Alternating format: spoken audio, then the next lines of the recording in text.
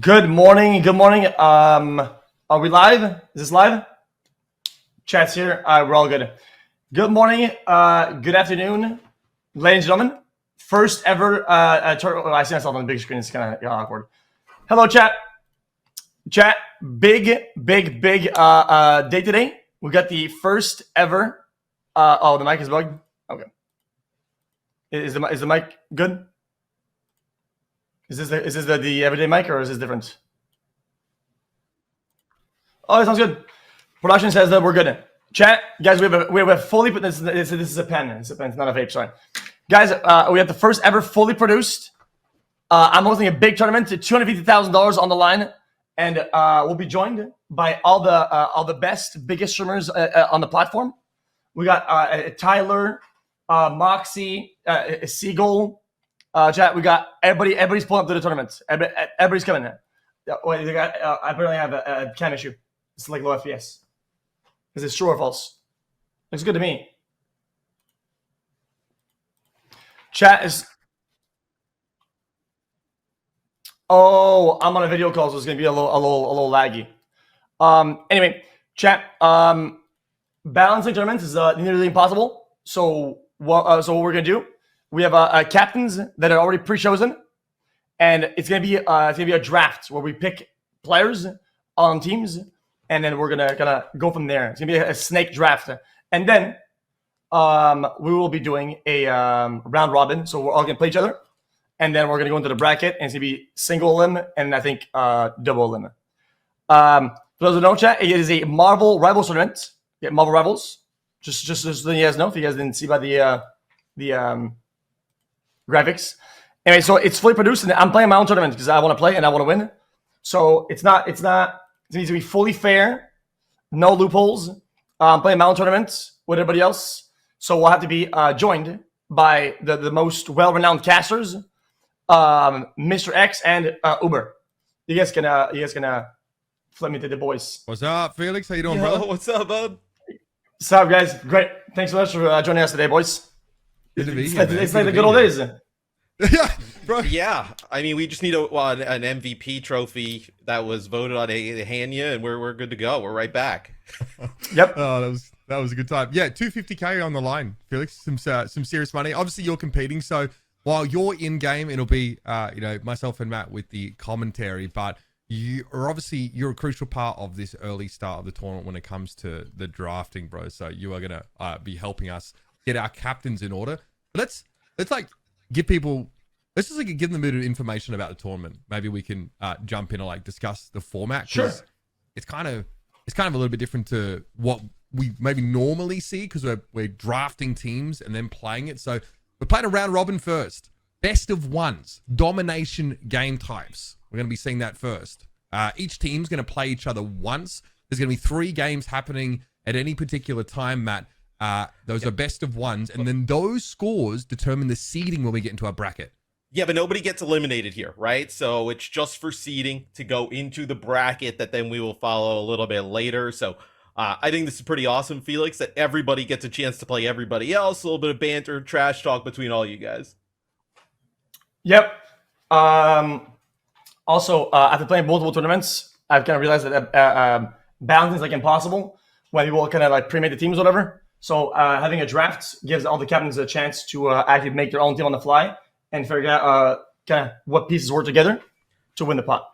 Exactly. I mean, so we're doing a snake draft, so Felix is going to pull captain's names out of the hat, and that's going to be the order, but it's going to go 1 through 6, and then the next round will be 6 through 1. There are players that must be picked in the first round and in the second round to ensure like fairly balanced teams, right? Like it's pretty face up. We know what everyone's ranks are. We know approximately how good they are. Each captain's going to have 60 seconds to pick a player. I don't think it'll take that long. They will be skipped, though, if they don't pick. So I do have a timer on my phone. We're going to try and enforce it. That goes for you as well, buddy. So make sure you've got your eyes on a bunch of these guys you would have played with, tons of times before anyway. But yeah, we're going to try and keep it moving through that part. Don't worry, I've been doing my research. Awesome. I got my... it is awesome. Yeah. No, awesome? I think you did a great job of making sure it's fair. I know sometimes the creator tournaments end up in a little bit of chaos in terms of teams and balance, but you and the squad have put together a really nice list of players with all different types of ranks. You got the captains thing right there. but I think you've separated the players out where this is going to be fun. It's going to be balanced. Yeah. Do you want to talk about the prize money? It's a $250,000 tournament. Oh my goodness. 125K for first place, obviously trickling down to 12.5K for 6th. And this is pretty even split. So, Felix, it's serious money on the line today. Massive. Absolutely massive. Just for full disclosure, the pot is basically I put a little bit of myself, a little bit of my own money down, just to make it more exciting. And a little bit of money comes from models themselves. And then, that's about it. I'm excited to compete. Awesome. I mean, that's dope, man. Making that contribution out of your own pocket to the prize pool. It's looking pretty hefty. It's definitely going to give people a reason to put the work in. That's why we're trying to keep it above board and as balanced as we can. So big shout out to Netties for their contribution, and of course to xQc. Let's talk about who's in this tournament, bro. Let's talk about the top content creators we've selected, because we have captains. We know who they are already. You are one of them, but alongside you, we've got Super, Shroud, Tens, Necros, and Summit. Those are the 6 captains that are going to be choosing their teams, and we've got a pretty sick pool of players. Let's show that now as well, so people can at least see. I know this is, I don't know if any of these players that you've got your eye on, xQc, but we'll show you that graphic in just a sec. Well, surely, Necros. I don't know how he slipped in there. I have no idea how he even got in this tournament. I'm not gonna lie. Can I show up today? I saw him as a captain. I was like, what even happened? Anyway, and we also got big names, big gamers like E-Rob and Anita and Mr. Ruff Waffles, of course, from Call of Duty. We got a massive name as well. We got Tyler One. You guys know Tyler One? Big TT. Yeah. I know. This guy's one of the best bronze players in Overwatch, by the way, by a long shot too. I mean, it's tough to get out of there. But some people, even from 1 to 2 are still stuck down there. I'm excited to see J3, Seagull, a lot of players that we've obviously casted over in the past. Yeah, you've got ex-teammates on that list, bro. Yeah, right. True. Yeah, true. Yeah. For those that don't know, a little bit of lore. Me and Seagull used to go to the office every day and practice for the Dallas Fuel back in the Overwatch days. But now we're kind of past it a little bit. Now we're on to Marvel Rivals, and we got a lot of other competitors that I've seen on the games. Lulu Lovely. Fan, big competitive role player. Nora, same thing here. Coconut B, super skilled, talented, a leader, a team lead in Rust. Maybe you guys know him. Rust player, yeah. Massive. Yep. Massive. And we got the best player of all of Rivals. We got lucky that he showed up. Moxie. Mox showed up. Number 1 player. That's crazy. Moxie, he's like what? Like T500. Like definitely top player. We're gonna bring the captain in just a sec. Have you got your special drawing hat ready? I had a little magic hat, but it magically disappeared, so I got this normal hat. Wait, can we tell the story? They tried to send the hat to you. There is a hat, but I'm pretty sure it got intercepted by your security at in front of the community. Wait, did they? Oh yeah. So weird. Oh man. They call me. We have it's all good. So I got it, and I got the names in it. Chill. So I'm gonna close my eyes and draw whenever the time is ready. All right. Let's drag the. We're gonna do the captains. Do you want to bring him in now, or do you want to do the draft order first before we bring him in? How you want to do that? You know what? We could probably do both. We could probably join them in the Discord. Yeah. And then draw while they're there. All right. Let's get him dragged in. We can talk some smack. So you need to unmute. We do that. The hat pulled up. Oh, the hat! Yo! Is that the hat? Oh, I was expecting more, honestly. Okay, that's pretty good. Yeah, it's not. No, that's pretty deep. That's a nice hat. You would never wear that. So now we'll have a fair draft now. Now that we got the magic hat, so we're chilling. All right, so what we're going to do, we're going to drag the captains into Discord. We're going to get you to unmute in Discord as well, Felix, so you can hear us in there. And then I'm going to quickly explain this to them, and then we're just going to get started. They should all have the draft sheet, so we should be good to go. Just to remind them also that they have the bucket of players they can select from. All right, so we got the suits here in Discord at the moment. just watching this, make sure we don't say anything sussy, but we'll get the captains dragged in just a sec. So I'm here. Yep. Okay, cool. So we get the captains in here. Oh, now the challenge is going to be to get them to cam up because their cam is probably on OBS right now, right? Oh, yep, that's exactly the challenge. Yeah, I would have to swap to my other PC. I could do that though if we need. I mean, you're kind of chilling. If we don't, it's all good. It's mostly formality that everybody's here while we're drawing. You know, make sure it's all competitive. Okay. Full. Yeah, I have 2 cams just for that because I was so tired of these problems. I just got 2 cams, so I was ready for the third problem like that. Are we chilling? So, All right. How's it going, brother? Thanks for the invite, man. Yeah, of course, man. Thanks for showing up. Who else we got in here? Is Super here? Yo, what's good? Yeah, how'd you get in here anyway? What do you mean, how? I don't know what that means. He bought in. I was asked. Oh, okay. What about Necros? You here, buddy? Yeah, I'm here. Sorry using the term buddy. I didn't mean to. It's Yeah. Shut up. You can get farmed. Anyway, yeah. So we'll be maybe you guys know or don't know. We'll be drawing like names out of the hat, just so we have an order on who's gonna pick first and last in the draft. But what we're not, the way it works, it's a snake draft. If you guys know what that is, like basically, it's first to last, but the last will pick twice, and then the order will reverse. Is that true? Casters? Yeah. So whoever gets the first pick, you'll get first pick. We'll go all the way to 6. The person who gets 6 is going to get 2 picks. And then we're going to work our way back the other way. So then 5 would pick, 4 would pick 3, all the way back to 1. Yep. That's it. So all we need to do now is draw the captain's names out of the hat. So you're just going to pull them one at a time. All that does is determine our draft order, nothing else. Once we got that, we're going to go straight into it. Captains, you guys going to get a minute to pick your player. I don't think it'll take that long. You have a document here, the cheat sheet, and it basically says about when you should be picking each player. So we've got some players that have to go in the first round, have to go in the second, and then down, just so we make sure like it's relatively balanced as far as we can tell. I think like towards like round 5, round 6 is probably okay, but we'll just make sure we get those first and second round players locked in so you all have pretty strong cores. I think that's really wants to have both Tyler and Europe on your team as like the brother combo. You can do that if you want to, but we're not going to. Super was talking about that. Oh, was he? Yeah, I was looking into that. Yeah. Might be a strat. I'm trying to get that big team chem. I respect That is it. not a strat. Aiming for last place, I see. Yeah, he's eyeing the 12.5K 6th place. Split 6 ways, by the way. Yeah. Split 6 ways, yeah. All right. Well, all right. Let's pull some names You out of the hat. ready? Let's You get ready? started. Yep. Okay. I'm gonna close my eyes and. So first captain to pick in the draft will be.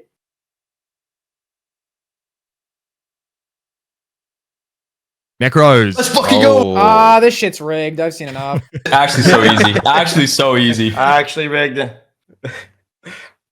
All right. Make sure you pick a support. Ready? We've actually got a lot of tank players. Yeah. I think we're gonna finish the order first, right? Yeah. Just Yeah. hold on. Yep. Okay. Number 2 player is Shroud. Ooh. Shroud. Shroud number 2. Nice. Let's go. 2's a pretty nice spot. Yeah. Sick. I mean, I'll take number 3. It's all good. It's no problem. Surely not number 3. Third place is Summit. All right. Third. Big Sun. It's not too bad. Not too bad. All right. I mean, I'll take 4th. It's whatever. 4th place is Super TF. Not Is bad. Super- All right. Not Not bad. Yeah. Damn. I'll take 5th. It's whatever. Yeah, 5th is sure. good. 5th is good. Yeah. I don't know, buddy. 5th place is Tens. Yeah, I'll take 6. No, 6 is good though. It is good though. You got 2 picks, right? Nice. No, it's actually Yeah. not bad. You get back No, to not back bad. picks. Not bad. Pull it out of the And, hat. At least give yourself the stat. Yeah, there you go. Oh, boom! All right. Easy. Okay, so now we've got that locked in. Captains, do you all have your list of players to choose from? I assume you guys have that in Yeah. front of you. Yep. Yeah. Yep. All right. Awesome. Well, let's get cracking. Let's start with Necros. You got 1 minute starting now. I'll take Guru. Guru it is. Shroud, you can follow straight after. We just move through this. Oh boy, there's a lot of pressure here. I'm gonna pick. Oh god, there's so many good options. But like You have Guru's 40 a tank, seconds. brother. Just so people 40 know. seconds Guru's left. I'm gonna grab Space. Space. All right. Tank players going Ooh. first. I respect it. I respect it. Yeah. I'll take Mr. flats. 1G. And there's Alright, a super. run on tanks at the moment. Yeah. A lot of them are in that first round, to be fair. All right, Super, you're up, brother. I will take Gale, actually. Respect that. Little field player. All right, we got 10s up next, buddy. Your choice. You have one. I will take M17. ML7. Good choice. Yeah, ML7. ML7. Yeah, All right. he actually fell for it then. That's a support player. It's all good though. Felix, Well, you get 2 picks now. This is rigged. Same. Who you choosing xQc for that first round, buddy? Tell me. Now, hold on. Now, wait. I get 2 picks, right? Yeah. Yes, I you get gotta a minute. choose- yeah. I get a minute Yep. each. Yeah. This guy's gonna use I- the full time. He's gonna milk it. That's crazy. Well, I'll walk through my thinking process here. I'm thinking Seagull's like a well-rounded, smart player. Mhm. There's no Mendo in here though, but I don't know how much he's been playing really because he plays a bunch of other games. I got bad news for you though. You have to choose the one remaining round 1 player first. Oh, that would Moxie's still be- here. Yes. Oh, Moxie. Yeah, because Easy, right? I hang out with Moxie so much that I see Yeah, his name, we know. and it's like it's like everyday business. So I didn't Yeah. see it then. So I'll take Moxie from the top, and then in the second bracket, I get J3, Seagull, Colazo, Mendo, Doki Bird, Noko. If I had to pick between Seagull and Doki, who would I take? Ooh. Mm. I'm just saying, get an ex-teammate in that bracket, brother. Gonna try and rekindle little Chem. Dude, I love Mendo. I will pick 15 seconds, buddy. Seagull. Lock Seagull. it in. Seagull's I been had to. gaming today. I had So to. that puts us on to 10s now. Your second round pick here, 10s. Go for it. I will pick Mendo. Nice. Good choice. That was what I was gonna choose, but I want to go with Seagull because we used to be on a team together. So Who do I want? nobody. Yeah, I mean, no, I'm You gonna could just wait get. the minute out and forfeit it. Yeah. I'm gonna get Doki. I think. Yeah, we'll go Doki. Mendo said saved in chat, but I saw that by the way. I don't know if that, bro. That's just weird, but it's all good. How'd you see it? That chat's moving quick. All right. Super locks in Doki. That means it's you, Summit. Oh, man, you guys are making this hard, bro. I wanted Mendo. Mm. Yeah. There's no tanks left in that bracket, in fairness. Man, should Well, I just double yeah. up on tanks right now? Just make sure I have 2 good tanks? Well, Jay is good. It's good DPS, but he's kind of a baby. So I'm just trying to give you Damn, full, dude. full disclosure. I gotta have at least 1 and 1. I'll take Jay. All right, I J3. need a good tank, a good DPS, no matter what. GG. All right, Shroud, your pick. This is just like just like how Summit was, where I'm like, do I grab 2 tanks, lock that in? Get him out of the way. Eventually, just grab 3 tanks. Rick. I'm gonna do that, actually. I'm gonna lock in 2 tanks here. Chat wants to see the chart, by the way, if you guys don't want to do like hot swaps. I don't know how to Yeah. say his name, though. Is it Coazo? Colazo. Yep. Colazo. There it is. All righty. That means it is Necros here with the last pick of round number 2. I mean, obviously Noko, right? No one else is left. Yep. Lock him in. No go for Necros. We're coming Why back you gotta to say you, it like Shroud. that, bro. The fuck? Yeah, but Okay. that's a good player. Do I pick anyone here? How does this work? Don't I pick again now? Because it's like, Yeah, Oh, it would yo, be my classic B, again, bro. yeah. My B. Yeah, Yeah. you got 2 in a row. Sorry, Shroud. yeah. I'm gonna take Yeah, I'm gonna take Aspen.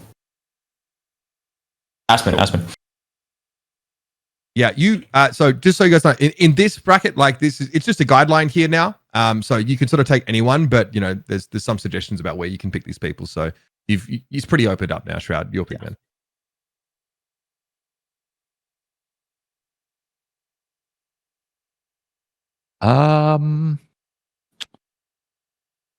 Lulu.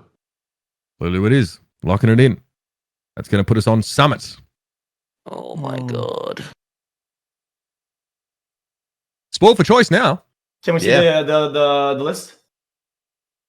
Yeah, Yeah, we can we'll go back flash to it the up for you list. guys in a People. sec. Yeah. Summit, you got 40 seconds. Okay.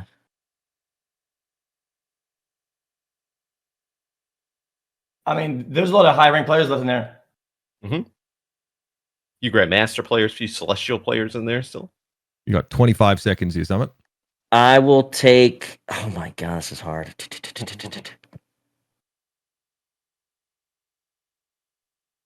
15 seconds. Oh fuck. 10 I'll take seconds. Dalt. Daltush it is. Oh, Altouche. that's what I was gonna pick. Good call. Gosh, All right, Super. It's up to you, buddy. You got a minute.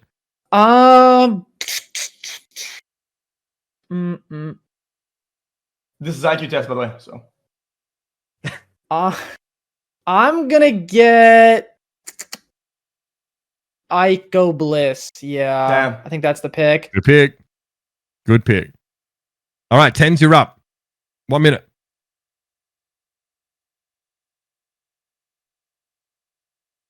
I'm thinking. don't think too hard here. I think is the Still got some strat. some GMs in here, some ex pros.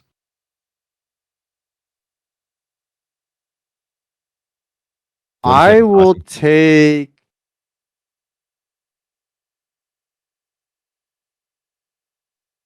Big Tonka T. Yeah. Hmm. Maybe I'll take Epic Whale. All right. Oh, Fortnite World Champion in there. I like it. Good one. All right, XQC, it's up to you, mate. You got a minute. So I have a minute. 2 picks. I gotta ask: is Sir Pineapple any good? Sir Pineapple. Let me know if this guy's good. Does he even match our comp? Chat. Is this guy good? Guys, surely, right? The chat Okay. seems split. I also they say no cheating. So I will pick. You can ask Chad. I will pick. How much have I had? You got 30 seconds, buddy. You can ask Chess, man. Okay, I actually will pick Sir Pineapple. I'll pick him up. I'll take a risk on a random play I haven't seen. Not random, but I haven't seen him play. So I'll pick Pineapple. Okay, And then- you got another pick. You get 2 picks. Yeah. Okay,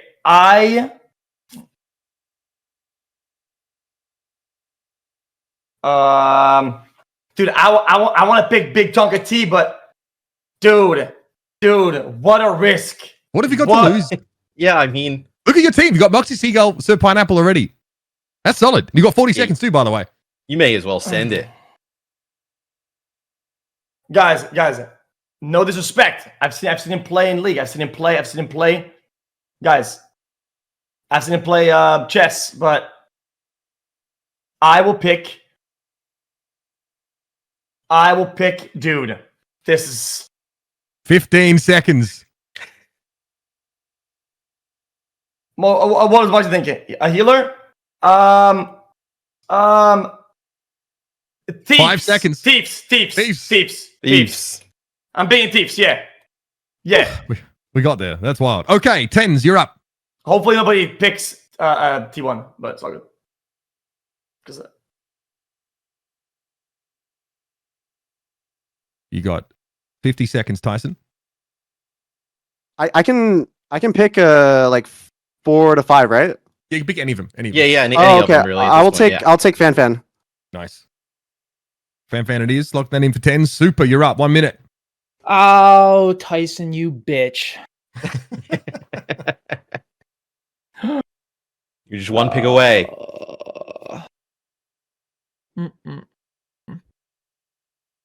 There's some talent in there. Shit. Oh, wait, time check? 40 seconds, big boy. Oh, God. Oh, jeez. You really fucked me over here, Tyson. You didn't have a backup plan? 20 No, I seconds. didn't actually. Who's Tyson? Tens. And Oh, sorry. I didn't know his 15 domain. seconds. We're skipping you. No, stop.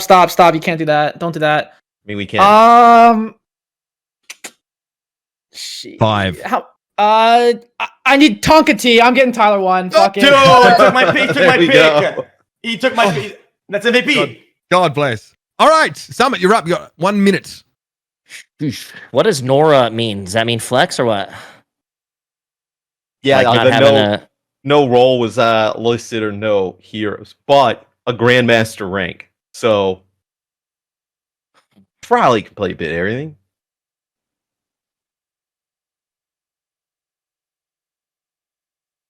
Damn, that's tough because I really need a healer. I might take a chance on Nora. I'll take Nora. That Grandmaster looks nice. All right. We're going to come to Shroud here. You got a minute? Oh boy. Okay. This is why we have a time limit. Yeah. No. I know.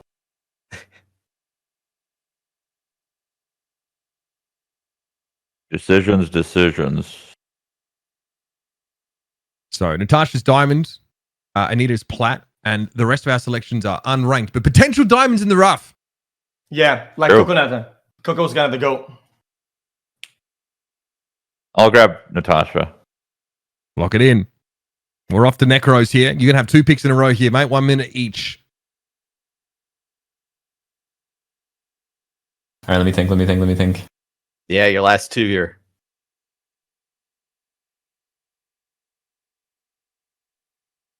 I'm gonna take Pika. All right. Lock it in. Peekaboo. And you got a whole Yep. minute for the next one, too. All right, let me think. So who's left that we know of? So we've got Lydia Violet, Coconut, Dean, E-Rob, Mr. Ruffle Waffles, and Anita. I could be wrong, but that's Mr. Ruffle Waffles here, right? From, Yes. from the tutorials? Damn. Is that the guy who trolled me, though, chat?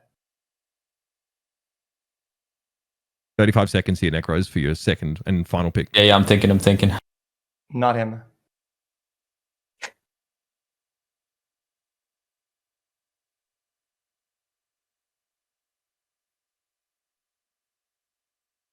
I guess I'll take Anita. All right. Locked in. Shroud, your last pick.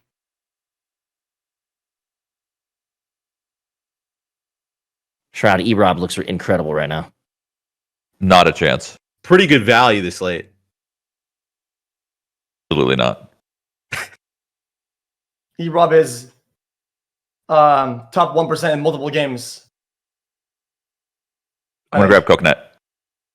Oh, I hate Coconut B, you locked in. so No way. much, bro. Stop stealing everyone from me, man. Okay, super. Sorry, where are we? We're, Summit. Excuse me. Summit, yeah. Oh my lord, what do I do?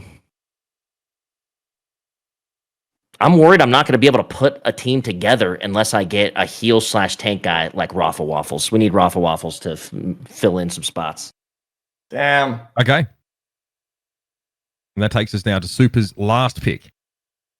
Oh, Soup. jeez. I mean, this pick, it has to be. I mean, Guys, all I'm gonna say is I don't think we're not gonna fat kid E-Rob, right? Guys? Well. Guys? He's all yours, X. 40 seconds. yeah, that's true. Oh, God. I think I gotta go. I think I have to do Lydia here. All right, we're splitting up the brothers. Lydia Violet getting locked in. Let's go to Tens, your last pick.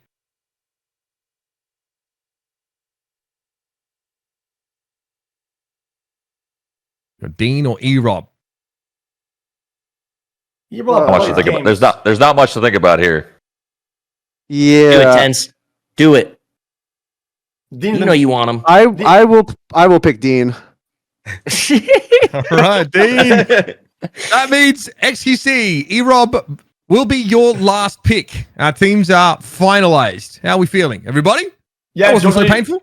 Jokes on you guys, because I was kind of like playing the oh no, he's so bad, but I actually want E-Rob. Actually, Marky said second Gonna pick bait it. E-Rob. If we could pick E-Rob first, we would have picked him, but we weren't allowed to. It's all good. Deceived.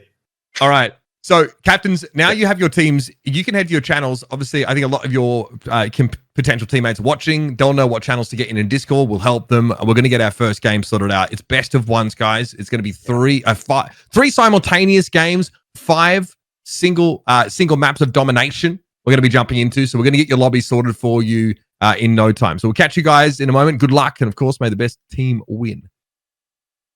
Like I said, I'm about to go compete now. Yeah. You Yeah, can go. Yeah, you Felix, if you're good, you go get your team sorted. Yeah. You guys all let me just meet up over here. You guys, yeah, thanks for hosting the event with me, guys. It's nice seeing you guys again. And I hope you guys have fun and I hope I win. Thank you very much. Yeah, we'll catch up with you we're later. hoping you Felix, go we'll let far as focus well. on the game. We'll be watching you for the most time, so no pressure. You're used to that by now. It's all good. All right. It's just me and you, Mr. X. Good to have you guys here, of course. Yeah, I'm Uber, by the way, joined by Mr. X, or Matt Morello, as he's otherwise known, Marvel Rivals commentators, a bunch of other esports as well around here. Though I must say, first time of casting this kind of event. But I mean, the prize money is kind of wild. What we got on the line. The prize money is crazy. Yeah, the prize money is pretty wild. And to give you guys an idea, our first round matchups will be xQc is going to go off against Summit. So we'll be following that game here on this channel. We'll be doing all the xQc games here on the channel. Super's going to play against Shroud, and then Tenz's team against Necros here to kick things off. But dude, the draft, it went somewhat how I expected. They were well behaved. I was impressed. I was fully convinced though that Super was going to take E-Rob. He'd spoken about it earlier. I was like, why not?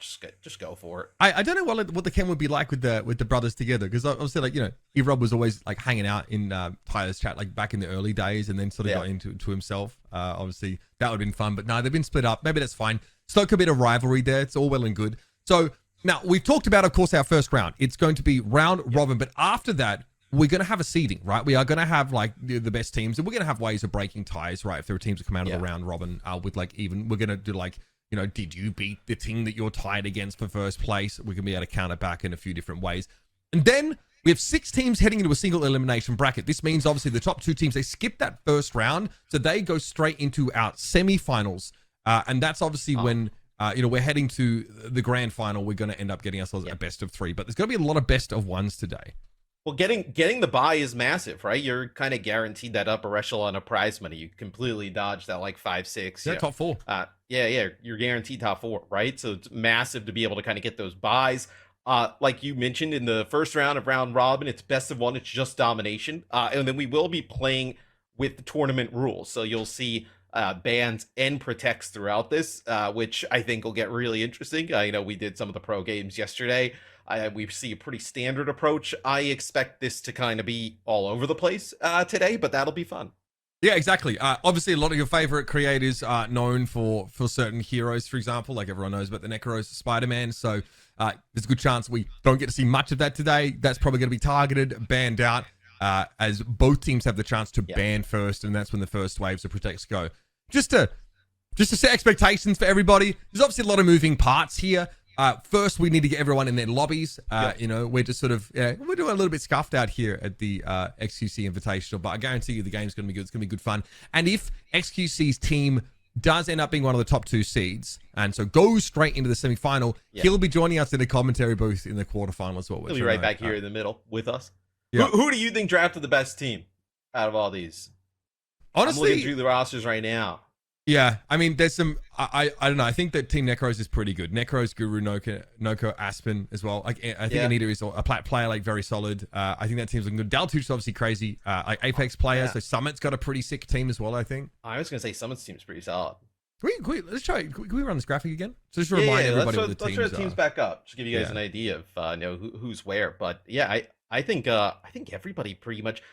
Like, there's no team that you look at and you're like, I'm worried about them. You know, sometimes the creator events happen and you look at some of the teams and you're like, yeah, that team's gonna get rolled. But I don't really see that here. I think everybody's got like a pretty solid roster top to bottom. Yeah, I mean, that's kind of the idea, right? And people wonder, like, oh, why like people have to be picked at a certain time? We sort of are trying to, build every team like with a core of like 2 to 3 like really like solid players, and then from there, there's like a lot more flexibility. So last thing we want, especially with some really great prize money on the line, of course, contributed both by xQc and by our friends over at NetEase. Want to make sure competition's solid. It's always going to be exciting. Just calling out Daltouche, by the way, because we're trying to add him in-game as a friend to get him in the lobby, and he has denied the request a couple of times. So that's also one thing. A lot of our creators have, a list full of friend requests. They need to accept the friend request from our admins to get into the lobby, so that's going to take some time to get through there as well. But just denying to play. Super as well. I think that team's pretty solid. No, with Gale, Doki, and Aiko. I think that's really strong. A lot of these teams, I'm excited for the first game, right? We got xQc versus Summit. Those are two of the teams that we thought were pretty strong.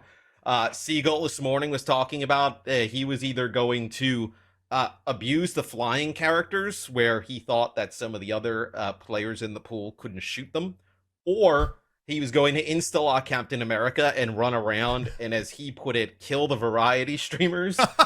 So we'll see if Team xQc puts that into effect. That was kind of his initial thought coming in today. Yeah.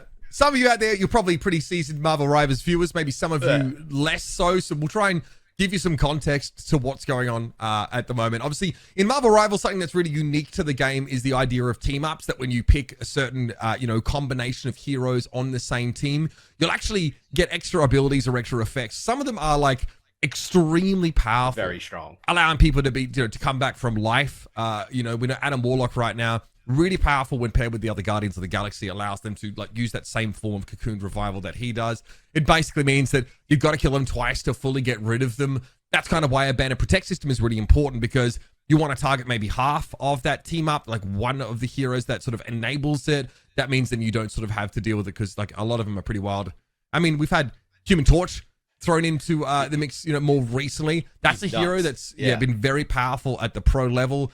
They're a flyer, something that, I think it was mentioned that some of these players want to try and gravitate towards. So a little hard to hit. There are a number, though, of other heroes that can counter them. Hela, for example, Punisher. Any of those hit scan-based duelists can really, try and knock them out the sky.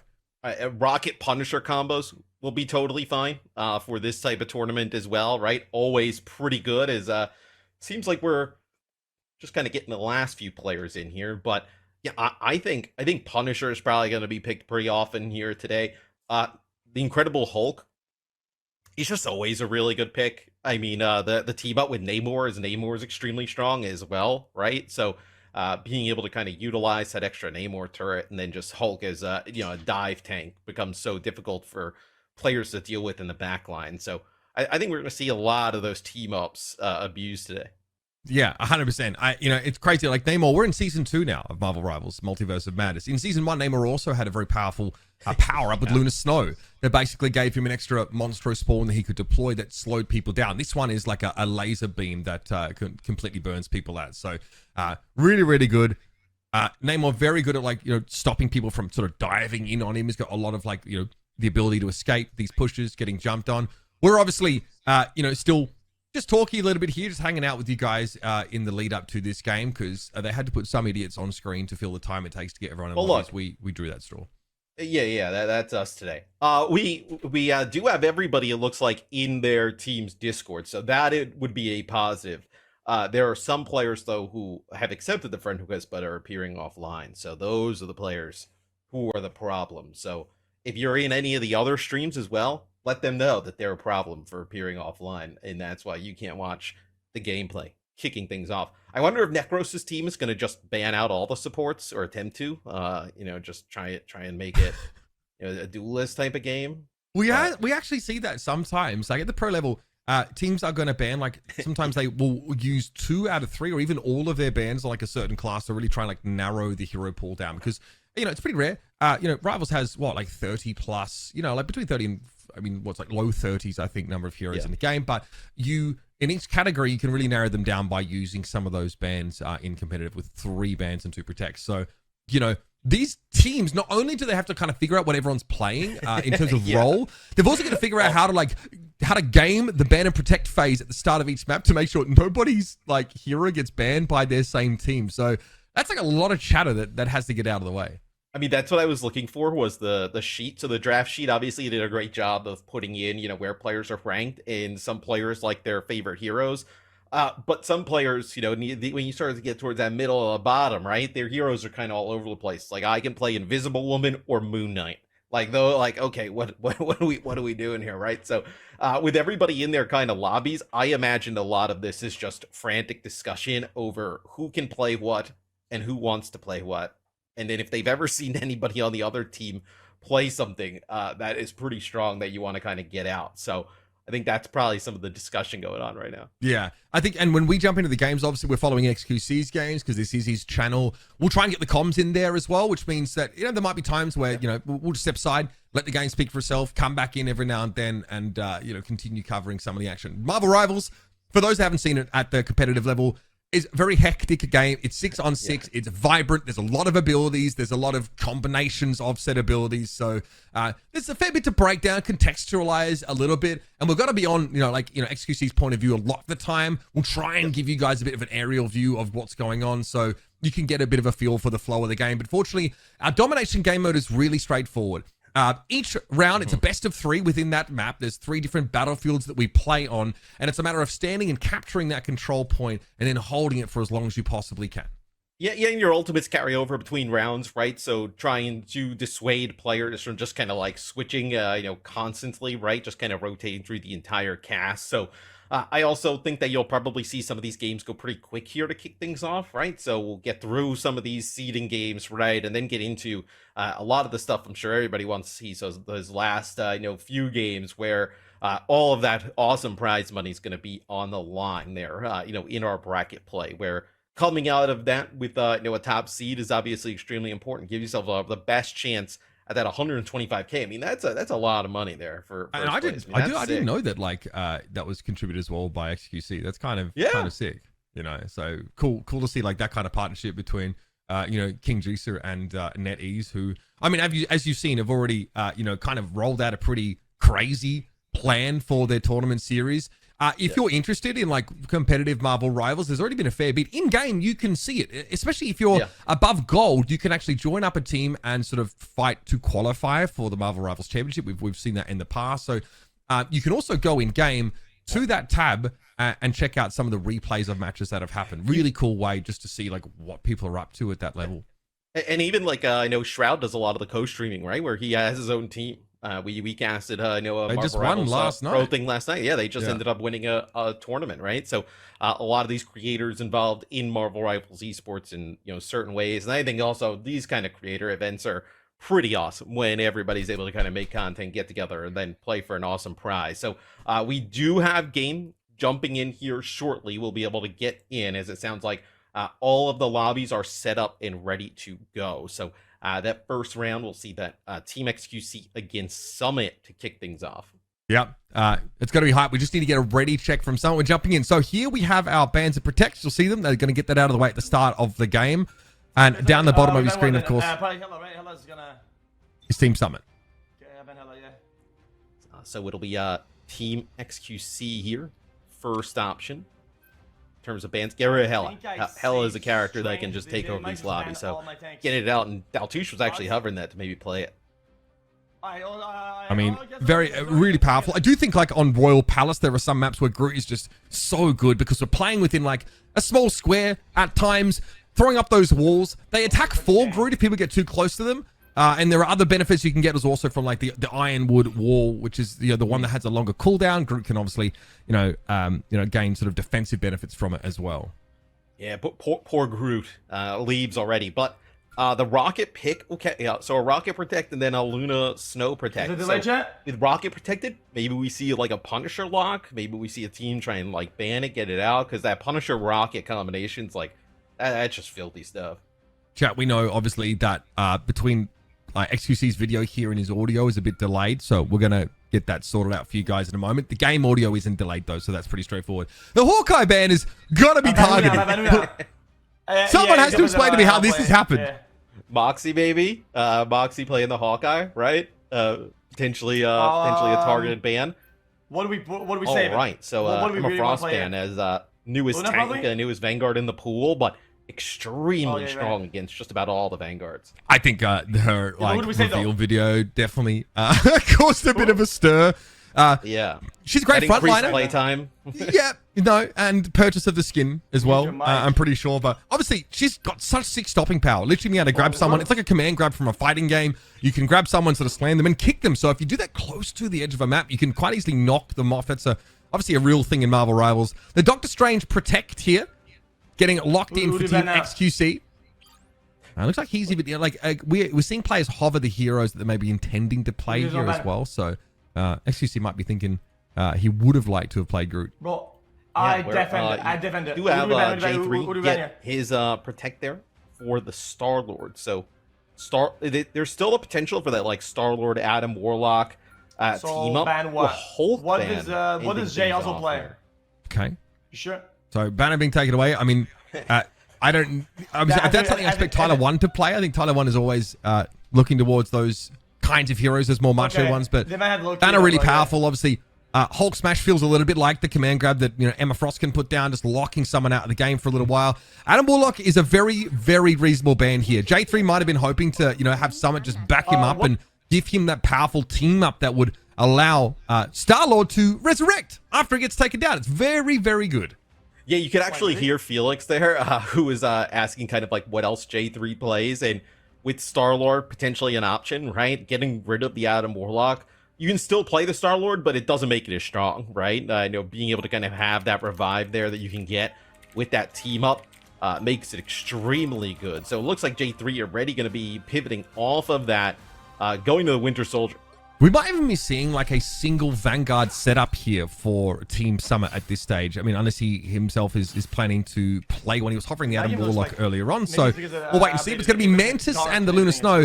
Team XQC. Okay, we've got Captain America, the Thor, the Seagull would be absolutely crazy. I like this. We so rarely see the Thor at the top level. Also, the Storm is much less seen at the moment, but Thor is sick, man. Such a good bruiser with a big nuke of an ult that can drop down and just blow people up. Yeah. Moxie on a flying character, XQC Seagull just going all out at the back line there. That's what I want to see. So gonna see the Captain America in the hands of Seagull, and Moxie gonna end up playing the Wolverine here. So gonna be a pretty nasty dive combo. So we're out to Bifrost Garden first, folks. It's a pretty open area with some high ground that you can use to drop down on, and we're got to be on board with XQC. Captain America right now, very, very good. Gets a nice little buff. Makes him feel like less of a wet noodle, and also he can deflect projectiles with that shield, which is big for some of the larger projectile-based ultimates in the game. And we are going straight on in here, Mr. X. Just chill. Yeah, look, I mean, I'll dive deep in, but a nice stun that comes in there from Mr. Raffle Waffle. And also, for Summit's team, interesting enough, they're going with a solo Vanguard setup, right? J3 in Deltuche picking up the Winter Soldier Punisher combination, and then you also have Summit playing the Star-Lord with a really nice play from Moxie there, getting in, pushing the tank back. He's hooking. Hold down. Seagull able to find that first pick here, but straight away, XQC knows he needs to go through these squishier characters. It's such a good matchup to dive into the Punisher like that. Captain America can close the gap, shield up, deflect those projectiles, and then get to punching. So Seagull is definitely the backbone of this team here. Very good at controlling space on that Magneto with splash damage on his usual projectile. Means that if you don't have a shield of some sort, you're probably always taking damage from Mag. And Seagull can give that bulwark over to XQC, right? So when that Captain America wants to use that leap, go on in, you get that extra protection from the Magneto, and then also get Moxie in there on the Wolverine. Going to be very difficult, especially for like Nora, right? Playing the Mantis. Mantis doesn't really have any mobility, so going to be very difficult to stay alive. She has to hit the sleep, and even then, it's not a guaranteed thing. Good pressure here being put. Deltu's trying to zip line away. They do escape. Summit is able to take E-Rob down. He had his ultimate, the CYA, ready to roll on out. And this is a bit of an over push here for Team XQC, but they've already got 60% now to work with. Hello, Windows. Kraken Impact comes in from J3. Sir Pineapple flattened, and unfortunately nowhere really for Seagull to go there. I mean, J3, I mean, how many did he get there with that Kraken Impact? It felt like 2 or 3 players at least, where that sets them up to be able to get control of the point finally. But Team XQC, they're going to come back here, Mitch. 6 ultimates in a great spot to be able to flip this. I'm going to use that cap ult to open things up. Freedom charge popped here, and it's obviously pretty powerful. You give an overshield to all of your teammates, and you knock people up when you shield up. Meteor M, though, could be dangerous. And Flats lost it. Got soaked up as far as I can see. If you don't deploy Meteor M in time, you lose it. Moxie takes Flats down with him. That is nasty stuff. Moxie sent himself off the side first and then just kind of pushed Flats with the momentum off as well. But that's going to be Team xQc getting above 80% here on the point. Meteor M here for Seagull, right? So you're going to be able to soak up a lot of the projectiles from like J3, Daltouche, Summit. Could get a massive one off. And Seagull actually gets a pick really early on a J3. That's massive. Someone goes in with a bulwark and tries to go for, well, I thought he'd go for a blasted barrage, but he actually holds onto it. He has his ultimate Galactic Legend available. Might look to pop it now. He's got a bit of air. Who are we looking at right now? Okay, Thief just taken down instantly. Looking for the Lunar Snow. Good target priority there for Summit, but unfortunately the rest of his team are absolutely crumbling. And Bifrost Garden, ultimately, not as close as they would have liked for it to have been. This is going to be cleaned up now. Seagull, of course, on the mag, trying to block the portal. No chance for any contest. Pretty dominant there from xQc's squad, being able to kind of use that combo with the Magneto xQc on the Captain America. We see as they go into Throne Room, if we have any type of changes going on, hey, that's us. We're still here. It's just our voices, though, now, most of the time. I mean, we can jump straight back into the game, basically, here, because there's another round, of course, still to play. We are headed in. 30 seconds before you Good start for Team Team Summit xQc. make any changes. So it looks like Team Summit, potentially here, you're hovering over 3 strategists, right? So Summit hovering over that Cloak and Dagger. Nora doesn't want to change because still has the ultimate here. Has that Soul Resurgence going into this next half, so doesn't want to move off of that. But potentially triple strategist solo Vanguard option here. That's, again, it's a little uncommon with this setup to go for the triple strategist, but still very powerful. Like having that raw healing output might be needed because Seagull's been a bit of a problem. Just that constant pressure coming in from the Magneto. The splash damage is not, like you're seeing J3, for example, get picked off at the start of that fight means maybe the healing leaves a bit to be desired. So here comes your gaming warlord at the front. xQc obviously using that third person look around the corner. There's the bulwark into blaster barrage combination, and straight away xQc's into the back line. J3 gets picked off, but great freeze from Mr. Ruffle. But there it is, the BRB deployable from Rocket Raccoon lets you res that first player instantly. He might as well just aim to go for the back line, right? When the BRB is up, you're able to get that cat back in the fight. As Flats and Co, though, pushing down from this high ground advantage. We'll see they're able to kind of make a good use of a nice bulwark, protecting himself here against Moxie. But it's just so much space taken here by Team xQc. Good healing, though. The Daggerstone comes down. That's what Flats is healing from. And great work there by Moxie. Takes him outside of that healing area. Okay, starting to see a bit of action, though, here. Looks like Moxie out of the game. We're on board with xQc, who finally brings Summer down. That's the Cloak and Dagger out of the game. That's a lot of healing no longer available. We missed that. So Pineapple with a massive eat spits Nora and Daltouche off the map. Oh, that is pretty nasty stuff. Nice freedom charge as well there from xQc, as it's going to be their team getting in control. And then, E-Rob's got that CYA here to be able to use, right? That extra damage for everybody. They're in a really good spot, already at 40% on the point. And they're going to push up now. A bit of a spawn camp. Seems like a pretty reasonable game plan. Right now, the strategy has been giving Moxie the bulwark, Matt. I'm just sending him in. With only one Vanguard, as soon as Flats is out of the game, it's really hard for Team Summit to break back in and even hope to gain control of this point. You see the natural teamwork between Seagull, xQc, and Moxie. They have this died down perfectly as Flats gets picked up. Nice bulwark being to keep himself alive, but the pressure's so much here for Team Summit to deal with. And it's creating zero space when he gets brought out of position like that. There's no response. It's hard. You can obviously try and hit the Wolverine with a bit of CC. Nice pick by Daltouche. That's one of the healers down on the side of Team xQc. He's still getting topped up pretty well. Looking to back away maybe towards the point. A good tactical retreat here. Thieves, looks like they got slept by Nora briefly, but they'll be able to pick themselves back up. Daltouche has a final judgment ready, though. Powerful ultimate indeed. But that is the perfect pick off that Meteor M. Mr. Ruffle out of the game, and you've lost 2 healers on Summit's side. Nora has it all to do. Yeah, I mean, Nora made a pretty nice play. Used Soul Resurgence trying to keep players up, but that Meteor M so difficult to dodge. As potentially Team Summit, they're going to have to get a touch here to keep this one extended. J3 taken out already. Star-Lord off the map. There's not a lot of stopping power left here for Team Summit. And a fate of both worlds. Lunar Snow's ultimate here popped by Thief. So a lot of healing, and there's an opportunity for Sir Pineapple to go for another eat there, but it may not matter. Team Summit can't get the point, and that is a very clean first match win here for Team XQC, just like that. This guy. All right, so 1-0 here for Team XQC in round robin play. That'll be a win here against Team Summit. So we'll get an idea of what's going on in the rest of our games, but they make pretty quick work of them. That strategy is going to be tough, right? When you get that Captain America into the back line and just putting so much pressure. They tried even 3 strategists for Team Summit. Just you weren't able to keep anybody alive. Yeah, we'll try and in the future get scoreboard for you so we can go back and you guys can make sure you clip the evidence of your favorite content creator either popping off or struggling there. But look, I mean, triple strategist is not unheard of in Marvel Rivals, even at the top level. It's done. It's normally done with like the healers that have like that highest level of throughput. Luna Snow's in there in the mix. Okay, awesome. We have our scoreboard. Let's see the scoreboard. Let's see what happened here, right? So Moxie doing a decent amount of damage. E-Rob just full support duty We have on the Rocket. We have more practice. Like Chat was kind of spamming that he was the MVP there. And, I mean, look at the healing output. Just a machine back there. It's actually sick. That's tough. Summit obviously, switches over to a healer after the first round, so don't hold too much against him. But it looks like he was definitely more in Cloak than he was in Dagger, if I'm going to be honest with you. I did see a couple Terra Capes thrown out from Summit there. Daltush and J3 putting down some serious damage. Just not able to really kind of find much of anything in terms of kills, right? Because it was all healed up there by, E-Rob and co. So... being able to come through there. The Rocket's so difficult because you can play so far away with the Rocket Raccoon and just spam the healing. And then you're always going to get some type of value out of the CYA and the BRB, right? So it's a pretty good hero. Put E-Rob on here through the rest of the day. Chad's pulling for an E-Rob Rocket Raccoon MVP today. I think that's what it feels like they're pulling for. Sounds like we already got like match 2 coming up. So I mean, if that's true, that would be crazy. Getting a lobby filled at that rate.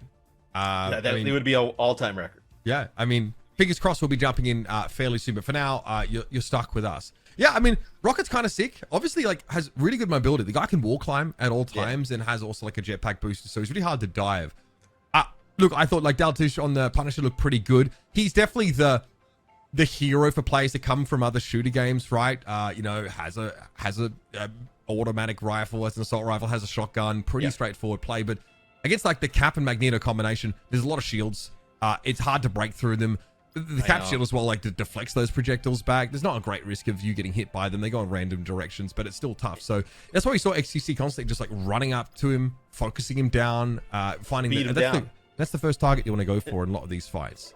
And then a lot of the times, even when you're kind of putting down big damage, right? Seagull's got building up that Meteor M of the Magneto so fast, right? So it eats all of those projectiles coming on in, kind of turns it into damage, going the opposite way. One time they put so much damage into it, it just kind of like overloaded. But the other time, he was able to kind of get a long distance kill onto Nora, where she was playing quite well there for Team Summit. So we'll get some score updates for you guys on some of the other games going on, but we'll be going into the next xQc game as soon as it is ready. Yeah, so still a lobby to build up here, so you're going to be stuck with us yapping just a little bit longer. I do want to say, I don't know if XQC thought he'd get that level of value off the E-Rob pickup there. That's worked out really well for them. It was pretty good value. I mean, look, Rocket, especially because they're playing solo Vanguards, right? He's not going to get dove like nobody. There's not Necros on Spider-Man flying above his head, right? So in that type of game, just E-Rob just pumping out heals from that back and just kind of taking orders there. Where I think like that Seagull Moxie XQC combo, being able to use those bulwarks like onto the Wolverine or the Cap, I mean, that is just going to put a lot of pressure on other teams here throughout the day. Where a lot of some of the creative tournaments, I don't want to say a lot of them, but you just kind of like, oh, let's just throw whoever on support, right? Or a strategist here in this case, where a lot of the times that's where like the teams start to fall apart first, is when the strategists end up dying, right? So, but you get 3 out there for Team XQC, you just kind of roll on forward and you're in a good spot. Yeah, I mean, I don't know how I felt about the DPS Jeff from Sir Pineapple there. That was he's slippery, Jeff. I mean, I've got to say though, it is used in like triple strategist comps, sometimes we see at the top level teams will pick like, you know, 2 more reasonable strategists, and then like Jeff ends up being like a flanking he DPS. can like yeah, I was gonna say he can flank. The heal has like unlimited range right on it, and then if teams start to just like collapse or, you know, put some damage into the Jeff, right, he just like goes underground, he starts swimming up walls, it's impossible to track him. So viable strategy, very annoying character to have to deal with. Any map that has like a ledge or like a place to split people off, which by the way almost all of them do, even some of the ones that you like wouldn't expect. We've seen it on like a Hall of Jalia, for example. You wouldn't think that map has like a lot of ledges, but they're off to the side. Like we've seen Jeff's like climb the buildings to get across to the other side to find a ledge. To obviously you want to make sure though, if you do end up swallowing any hero that has mobility, like Doctor Strange, for example, he can fly, so you need to sometimes jump off the map with them or get right on the edge. And basically, if you do swallow teammates, make sure you don't chuck them off as well. Yeah, you can release your teammates and opponents with different buttons independently. So it is kind of sick because there's a ton of utility there if you want to protect them from like a really powerful AoE ultimate. Last night we think we saw on Rivals Fight Night was someone eating in their entire team as a Meteor M came down to potentially below the. Oh no, it was an Iron Man ultimate. The Iron Man ult.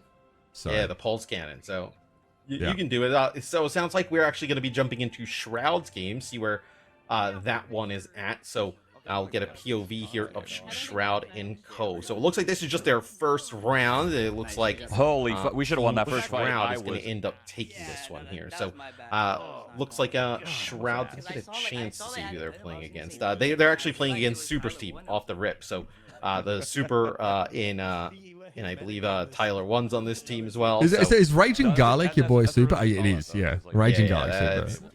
He's not going to He's adopted that name pretty much across the board. It's just amazing.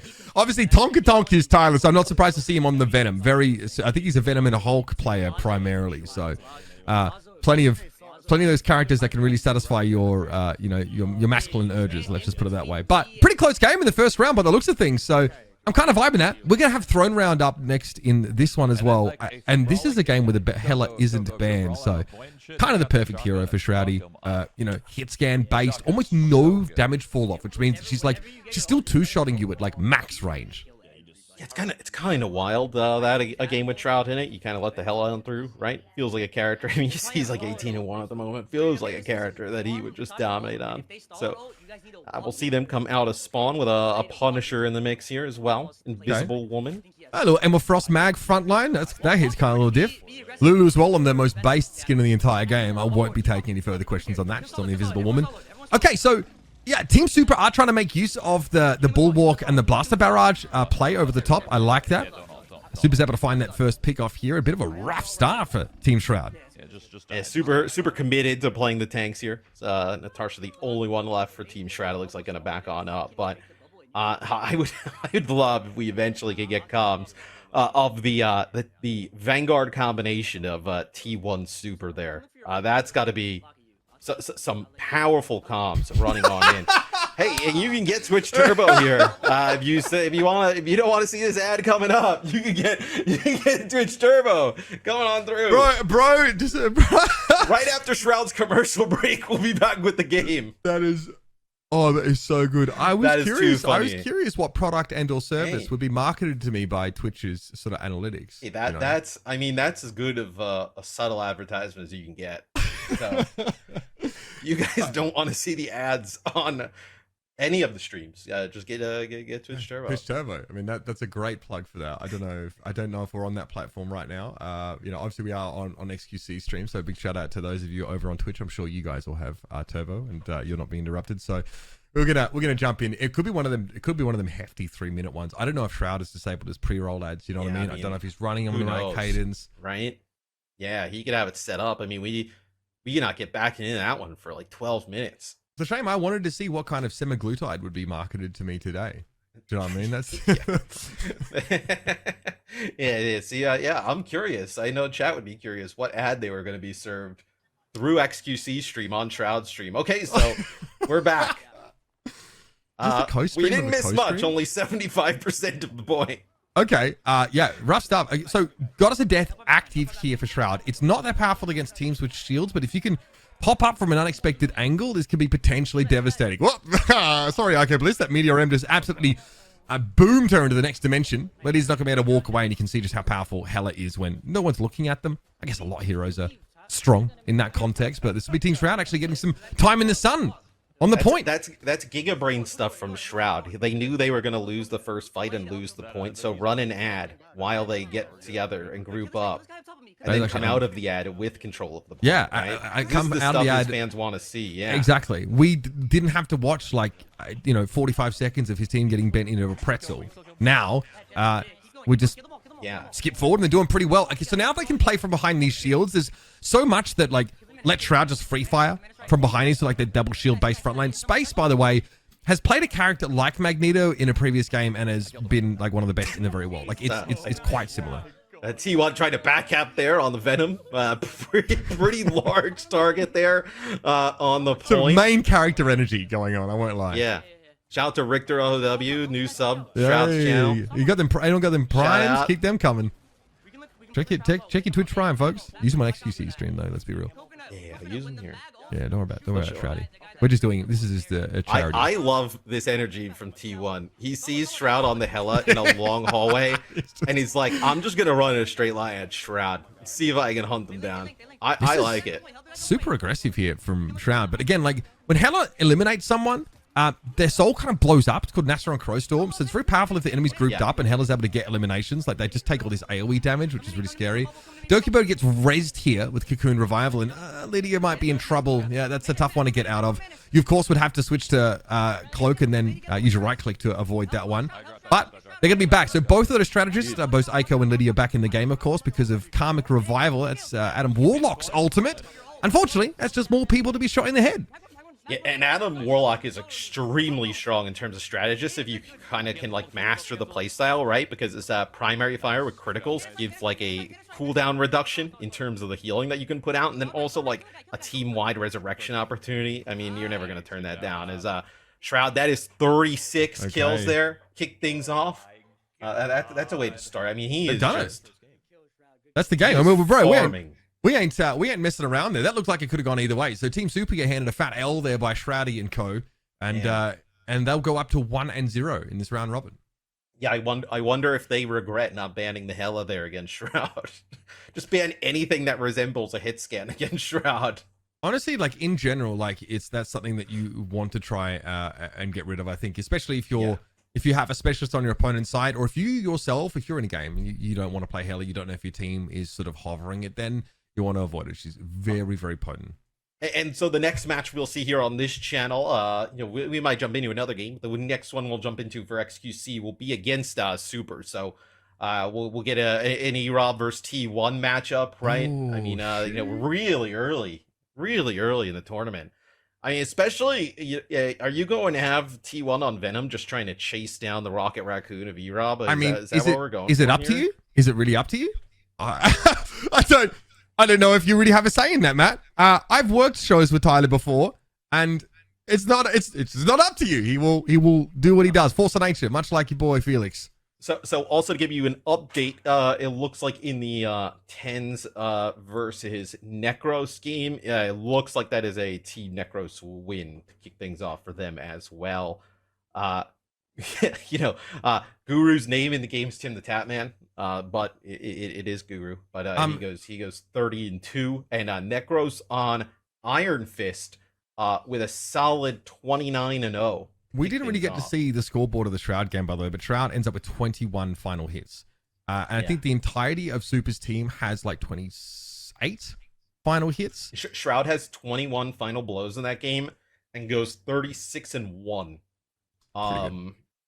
Yeah, not bad. I'm sure he's pretty happy with how his team kicked things off. I mean, Gale and Super had very good games respectively, but unfortunately, the backline's got pretty punished there pretty badly. So, okay, we're moving along, folks. Not too shabby, honestly. This could have gone either way. I'm just gonna keep it a stack with you all, but we're heading into round 2 in just a moment. And again, we're sticking with the top games there. So it'll be Super Shroud, Tens, then Necros that we're getting to cover here. So, relatively.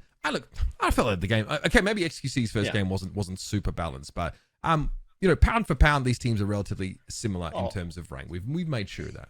I I think xQc's team had a really good strat though. I think they just kind of just ran at the back line, right? Just cause chaos. I think that's exactly what they want to do. They want to play fast. And they want to play aggressive. I would worry about Necros going back and forth between Iron Fist and Spider-Man, though. That seems like that would be a bit of an issue. I believe also looking at that one, Guru was playing Wolverine, right? So you have a Guru Wolverine Necros Iron Fist combination with 3 strategists. That seems like it could get pretty nasty, could get out of control there. But we'll see how teams adjust. So xQc is the only one that's playing Captain America at the moment, which is pretty surprising actually, considering he just is insane crowd control. So we're getting ready checks from our first game here, guys. It shouldn't be too long from jumping into our Bands of Protect for our second round of round robin. So we're doing 5 of these, and this will decide our seeding heading into our 6-team single elimination bracket, obviously with 250k on the line. Yeah, Team xQc at 1-0, Team Necros at 1-0, and then Shroud's team at 1-0, right? So those are the 3 teams that end up picking up dubs there in our first round. So we'll see in the second round we do have a matchup, right? It's Shroud it's xQc versus Super, right? So that is a matchup between some teams that have performed quite well. The xQc versus Necros game, which is the last one of the round robin, that one's gonna be tough. That may determine like who out of some of these teams gets a bye. That's true. Yeah, obviously 2 teams get buys, and we're kind of hoping that xQc their team ends up. I think so. In this round robin, 5 teams, you probably need 4. I'm gonna say you probably need 4 wins to secure that spot. There are like a bunch of ways we could break that tie, obviously, because there might likely be a team that's undefeated. If that's the case, then things get much easier for us. But if we end up with 2 4-1s that are top seeds, then we try and see like who won when they played against each other. Everyone plays against each other, so all of a sudden the tie gets broken instantly, and we're good to go. So Guru being called Tim the Tap Man, by the way, is going to throw me for an absolute loop. Like that is unbelievably troll. He who is obviously like a pretty notable streamer these days in his own right. I mean, Guru, fantastic Vanguard tank player in like all different types of games, right? So it is quite funny. Do you remember when we met him? I believe Tim actually just opened up his stream one day and like checked the leaderboard, and I think Guru was number 1, but had changed the name to Tim, so legendary. It showed that Tim was number 1. Pretty funny stuff. Yeah. All right. We are seconds away, folks, from jumping into our second matchup of this round robin. Hope you guys have been enjoying the show so far. If you haven't tried Rivals yet, I strongly recommend you jump on in. NetEase getting behind this tournament as well as xQc in terms of prize money. So big shout out to the 2 of them for making this happen. It's kind of sick to see our favorite creators go at it. I was really hoping for a bit more smack talk in our draft, though. Everyone was so I think they were so under pressure and didn't want to put together a terrible team that I think they kind of focused on that. A group ban off the rip. I mean, we can't. Are we ever going to see Groot today? Okay. If we're watching xQc stream, maybe not. That's definitely being targeted. Oh, the fingers are steepled. Deep in thought. I want to hear this strategy. Protect. I want to hear this draft. Yeah, Jeff. Okay, makes sense. So we don't hear xQc's team comps, just his. Oh, 2G. So they play for us. Okay, so the Jeff, the Land Shark Protect. A Jeff and Rocket Protect. Okay, I mean, E-Rob's going to be happy with that. To be fair, protecting the Rocket team up is pretty good. Punisher and Rocket now combo in such a way that Rocket can deploy a turret that gives the Punisher unlimited ammunition. So he obviously is using a machine gun, an assault rifle rather, and he never has to reload during that duration. And that's on top of the fact that Punisher can get into a turret and just spray people down as well. So lets you just basically vomit bullets, and the Captain America's been targeted already. I know. I was gonna say Team Super. They have watched some of the first game. They get rid of that Captain America, which was so good for xQc. So we definitely had Super versus xQc in like an actual esport game before, right? I'm thinking about a San Francisco Dallas matchup. We definitely had these 2 play against each other. Good old days. Hawkeye Protect. Well, I guess the Hawkeye got banned in the first game here. I mean, Seagull is that the guy he will pick the Archer character, folks. No. Hawkeye's really interesting. we see only very rarely, like at the I guess the top level, at the esports level, we'll call it. But is really good against flyers. Is one of the best at sort of grounding them, which makes him like a reasonable pocket pick. Okay, maybe Hella's a little bit better because she is hit scan, but Hawkeye is not to be sneered at. Like decent up close, but getting to slow people down with those arrows. Slow is really powerful, of course, in Marvel Rivals. Definitely something that is worth keeping an eye on. And his ultimate creates after images of people that he sees, and he can shoot the after images instead of the people. And the after images, by the way, they don't move, or they get like spawned at regular intervals. This could be pretty sick though for Moxie, right? Being able to potentially play like a Hawkeye here against some of the stuff that Super's team's going to play. It looks like Super's team going to run with that triple strategy yet again. I mean, what we got T1 versus E-Rob here, Ico xQc. We got Super versus Seagull. I mean, this is a pretty stacked match here for the second one of the day. Moxie Gale. This comp is very reasonable from Team Super. You know, Venom can dive in and have backup there. You know, from the Star-Lord. And of course, the Star-Lord can get revived because Adam Warlock is in the game. Adam Warlock recently got buffed now. And he gets like cooldowns on his main heal based on hitting critical hits. So he obviously wants to hit those headshots. Are they going to be able to keep the Venom alive though? Right? It will be really hard with this composition. You know, obviously, Mantis is able to give a heal to someone and they can just walk off. It gives them like a heal over time, like a little buff that they can have also to their damage done. So she's great paired with some of these divers. You just have to be in line of sight to them to heal them, obviously, you know, by throwing that blessing on them, so to speak. But it will be tough. I expect to see Tyler 1 get focused down here, but here comes Team xQc, folks, in the second game of their round robin. We're on deck with the man himself on Magneto this time. Yeah, will Tyler be able to dive the dominant force that is E-Rob's Rocket Raccoon? So oh god, yeah. He'll be going for his brother. Yup. See if he can get that dive. Get a little 3P angle here, seeing if anybody's around the corner. Venom, man. Right. They're already calling out there, Tyler.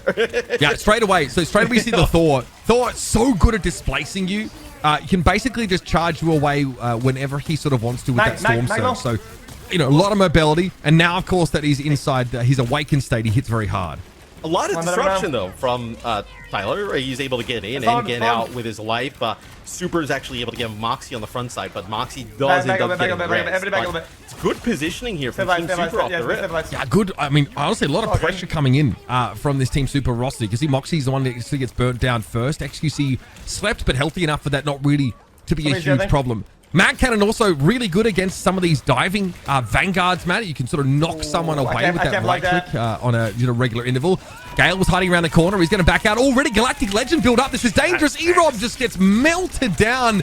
And that is 2 strategists for the price of 1. A very successful Galactic Legend. And Sir Pineapple, even if you're in the ground there on the Jeff, not going to be able to live through that Star-Lord ultimate. It's going to be a little bit of a reset here. For Team xQc. Yeah, agreed. Angles. Moxie on the Hawkeye, like, you can just pick one of these players off so fast, but doing a nice job. I mean, look at the space that Tyler 1's create. Yeah, and honestly, with the bulwark, he can be that aggressive. He also, is able to use the symbiotic resilience there to stay healthy. You get more shield the lower in health you are, so you basically have to kill Venom twice to get rid of him. Here's Seagull, though, in the awakened state.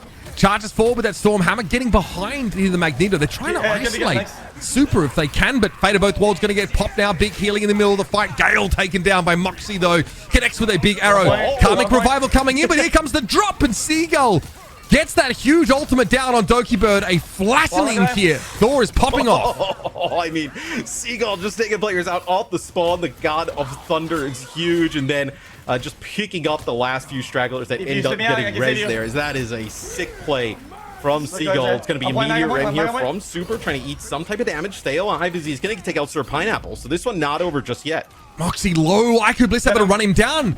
And at no point was there really a full cap. Only just now with Team xQc been able to flip the point, and Seagull's definitely helped them with that awakened state. He does a ton of damage, and all of a sudden this Mjolnir Bash turns into like these lightning clumps. Big game so far from Seagull. Yeah, Ico and Super were able to stay alive for a pretty long time, though. Got them like an extra, maybe like 10% there on the point. Yeah, what did that for supporters? How they try and set up Gale, not close to that Galactic Legend just yet. Back a little bit. This could be a Back huge a little bit. eye from XQC, right? My whole- Everybody gonna have to work through this choke. That's gonna be the bulwark used already. It can be blocked though. I have Agamotto with a Doctor Strange shield or a I'm gonna Magneto do one, Ziggle. so XQC. Positioned pretty aggressively, slept there briefly. Nice hit there from Ico Bliss. Thieves taken down. Galactic Legend from Gale. Yo, Collects they 2, no, both- 3 they kills. both- 2 of them again being healers. Nice eye of Agamotto there from XQC, though. Gets on in there, and the Maelstrom Guys, does do a it's ton all of good. damage It's on the all good. backside. Come Ico Bliss, they're going to be brought back into the fight with that BRB, and the round is done. Guys, this combo Team playing is a Super, lot better. get on the board And early. also, An eye there I think we're with winning the that, God so of it's all good. Thunder there from XQC and Super, but they push in, they get a few kills, but everybody else yeah. behind So one of them the ends up falling. one of the main problems is they're using like Star Lord on the way in with shield. I think we just gotta maybe like save a cooldown or whatever to like just not take too much damage from that because he's getting so much value off of that. It's kind of crazy. Yeah, I mean, obviously that combination, just the Magneto Bulwark with a Blaster Barrage, which is the E ability from Star-Lord, is like free damage for the Star-Lord. It affects in an AoE, and it's hard to punish him for that. So sometimes you have to wait it out or just save your big healing cooldowns to cover up the damage is kind of what XQC is suggesting here. Okay, I'm They're gonna gonna. actually switch here, so not play the Hawkeye. Moxie's actually gonna play this. ITB. Wolverine, so- This is pretty similar to like what they ran the first Really time, quick, but yeah. was the ban Come back. of the Captain TP, yeah, America, TPing, which TPing, definitely TPing. seems to have changed things up a bit.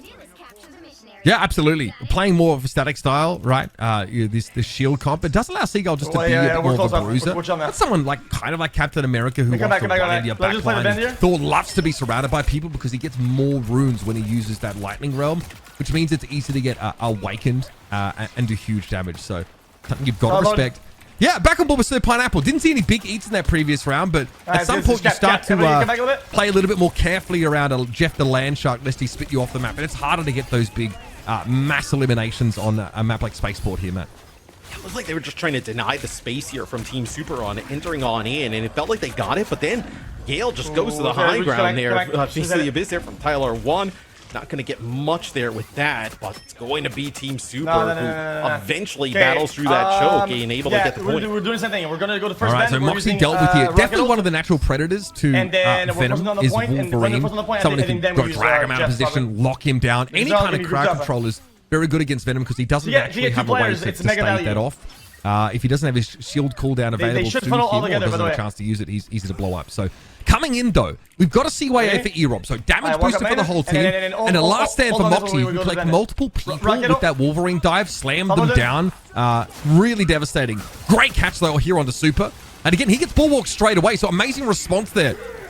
Coming on in, he just barriers himself, can't be picked up. CYA though is in play now, Matt. Damage boost available for Team XQC, but I think they would prefer some more healing.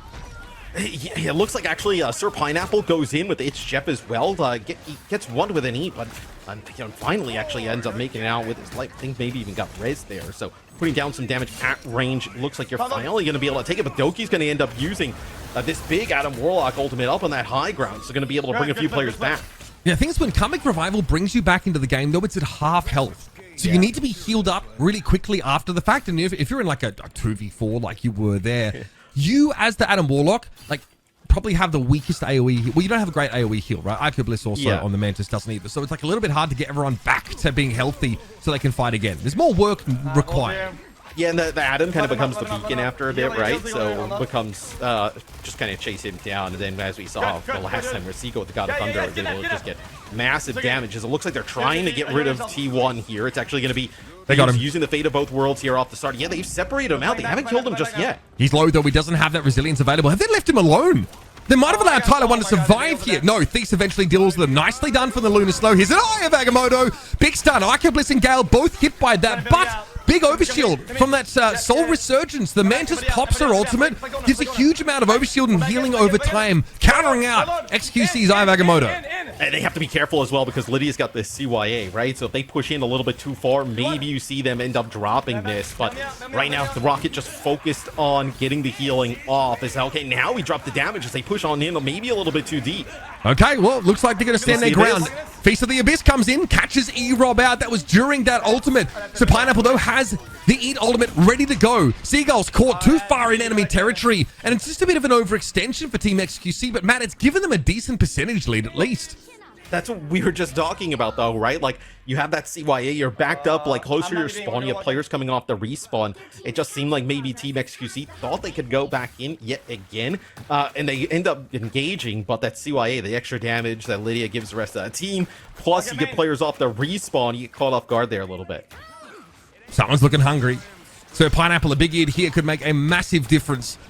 You see xQc trying to get forward there, make a bit of space. He's up on the high ground, now dropping. Here it comes. Biggest shot from Sir Pineapple. Let's see if he gets a good connection.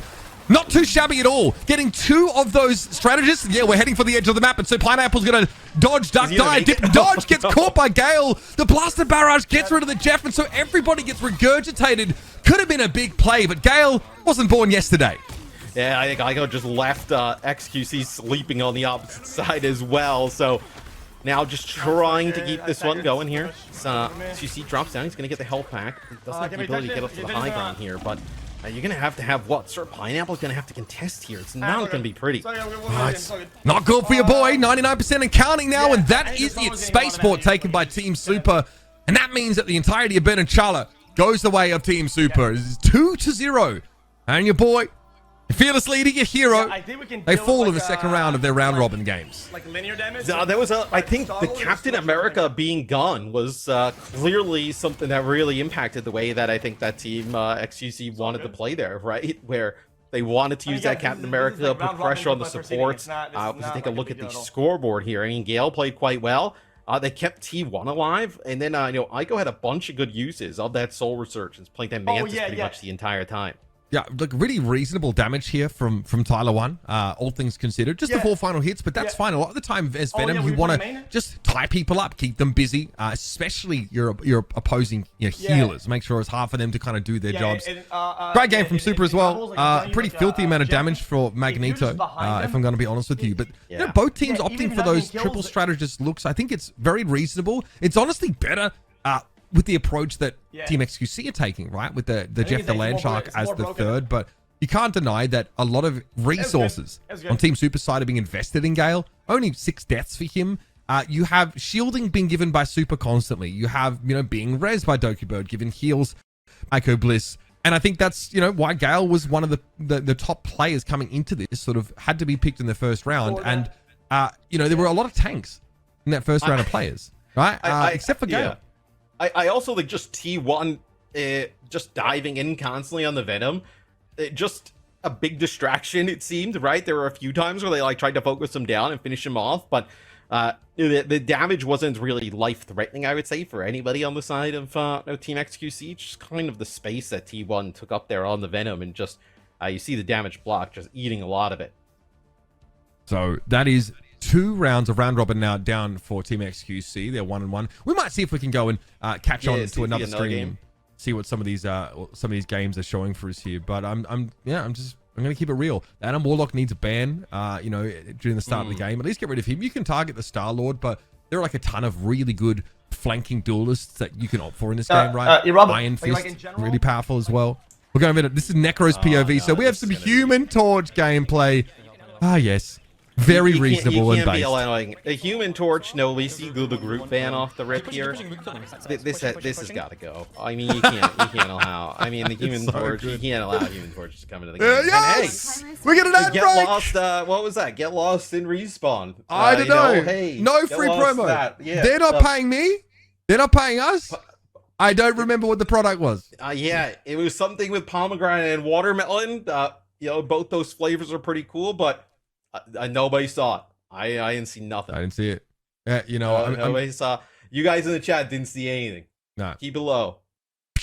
Like that Men in Black, like flash you out there. So that's something we haven't. While we got time to yap here, we have not seen a bunch of Human Torch today.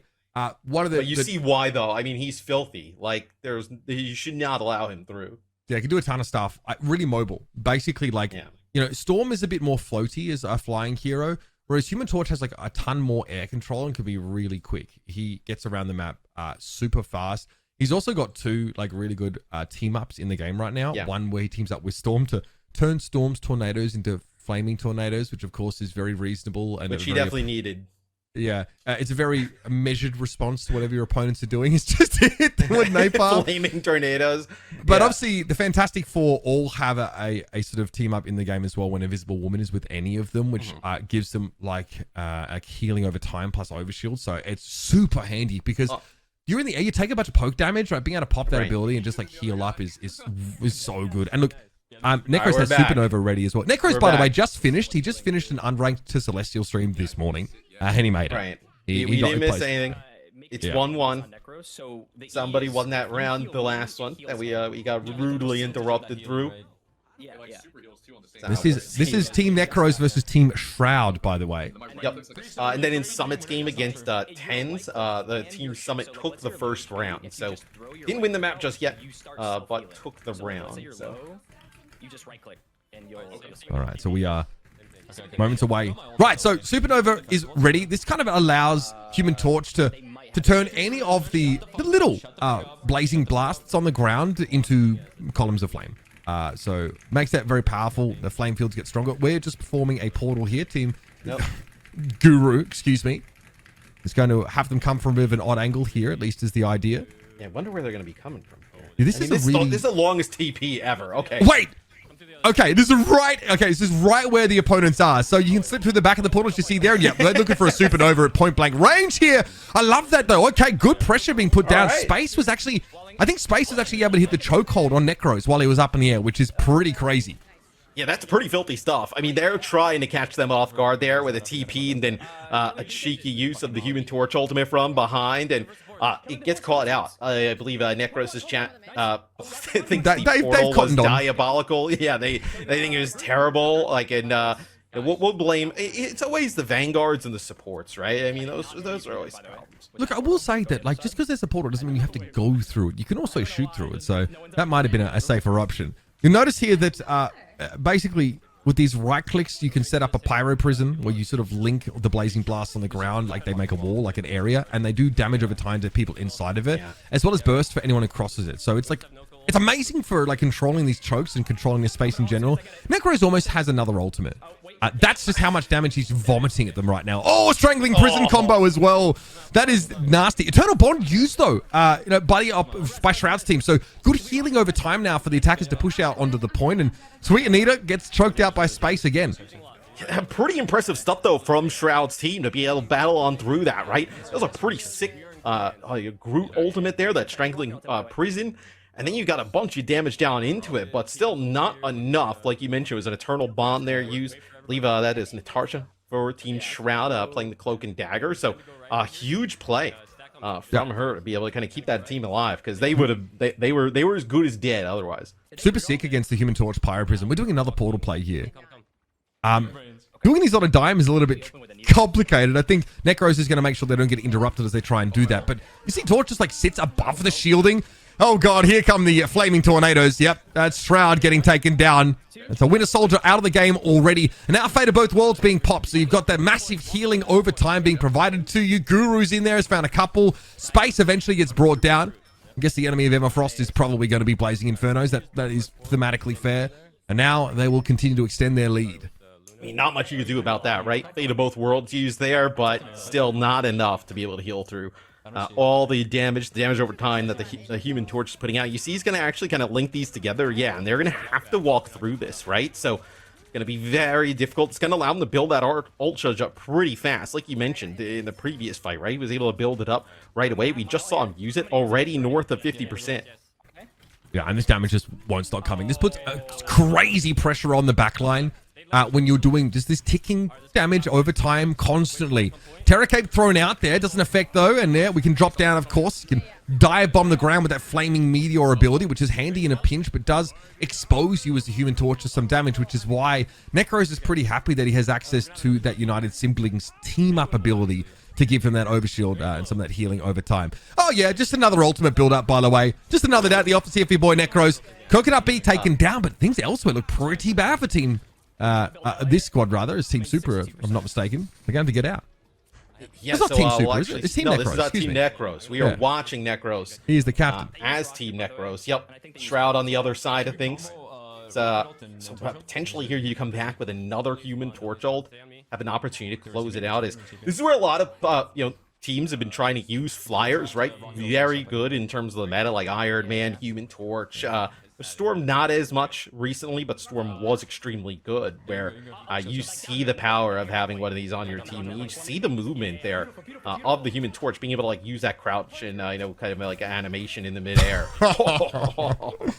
Yeah, he's looking at like a 25k game, and that's after 2 rounds. Yeah. So ridiculous damage. CYA active right now. Ayavagamoto's going to freeze them up, and yep, Lulu Lovely taken down. That is the Loki off the battlefield. Strangling Prison, an attempt here to get Team Shroud back into the game, but obviously that just doesn't affect Necros at all, and they get eat up. Good countering Ayavagamoto, though. It looks like Necros wasn't looked at through the duration of that stun at all, and Natasha and Shroud get flattened instantly. It should be a cleanup here for Team Necros. Looks like they're going to be advancing comfortably out of this round of the round robin 2.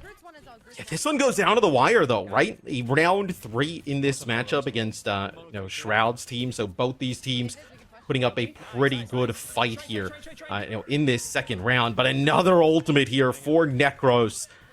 You got to ban. So this is the hardest part, though, because you're going to ban Human Torch, and let's say you ban Iron Fist, right? Then you just play Spider-Man, right? You let Spider-Man, you ban that, then he's going to play Iron Fist. Feels like you just kind of have to pick whatever you feel like the least of the worst options are, because, man, he's filthy on some of those flankers. Now, Matt's been calling for a break in Discord. You got a full bladder, buddy? Is that the issue? Yeah, I know the chat is as well, right? They're all full bladdered as well, right? All right. Well, we'll let you guys take care of that. We're gonna go to a quick break. When we come back, it's round 3 of a round robin here at the Marvel Rivals XQC Invitational. We'll see you in a sec. Mitch doesn't want to intro us, so I'll say, hey, what's up? What's going on, chat? XQC Invitational. We are back live in the action. We're figuring out which game we're gonna get into next. So it'll be Team XQC jumping in to the next lobby. We'll actually see. So in round 2, to give you guys an update in terms of scores, right? So Team Super beat Team XQC. Team Summit ended up getting the win over Team Tens. And then Shroud's team ended up losing at the hand of Necros. So that's what we ended up seeing there. In round number 2, Mitch over there. I mean, this is one of the rare opportunities you're not going to hear him, right? Because he just keeps talking all the entire time. So he's fixing his audio. That'll get sorted out rather quickly. What'd you do? What'd you do? What happened? Did you mute yourself? Unbelievable. No, I just informed chat that this is one of the only moments of silence they were going to get from you the entire day. So they still can't hear you, though, through the vmix, but I can hear you, though. I'll get him to let me know if we can. Yeah, they still say you're muted. So That's crazy. Let's just get him out of there. What he was trying to say. I'm back. I'm back. Are you back? Fine. For those at home, I just unplugged the cable to my mixer. It's fine. I don't think you missed anything. Saved. We're chilling. Saved. I informed people where we were in the tournament, who has won in round 2, who has lost, and then where we will be going here for this round 3. So the round 3 matchup, it'll be a XQC game. We already saw them play against who? We saw them play against Super's team already, and we saw them play against. We've seen them play against. We haven't seen them play against Tens yet. We haven't seen them play against Necros and Shroud. So the game against Shroud will be next. The one against Necros will be at the end of the day. Yeah, so that'll be the end of the day. It'll be at the end of the round robin, maybe at the end of the day if they both do well through the rest of these round robin games. But they're going to be going up against Shroud's team in this next matchup. Shroud's team, who we just kind of saw suffering at the hands of the Necros team. It does seem that the teams that have like superstar duelists are hold on. really I still think we doing well. Before we even get the screen up, Groot is gone. We don't even have a moment where we can pretend that Groot is eligible to be played. I mean, this is crazy. Space definitely not a huge Groot player, I think, so that sort of makes sense. I do want to hear what the draft strategy is supposed to be. Is it Emma Frost taken away? They might look to try and get rid of Winter Soldier. We've seen a fair bit of that, or Hela to take them away from Shroud. Yeah, it'll be though xQc's opportunity here to protect. Do you consider protecting the Captain America? It was so good for them in their Honestly, first matchup.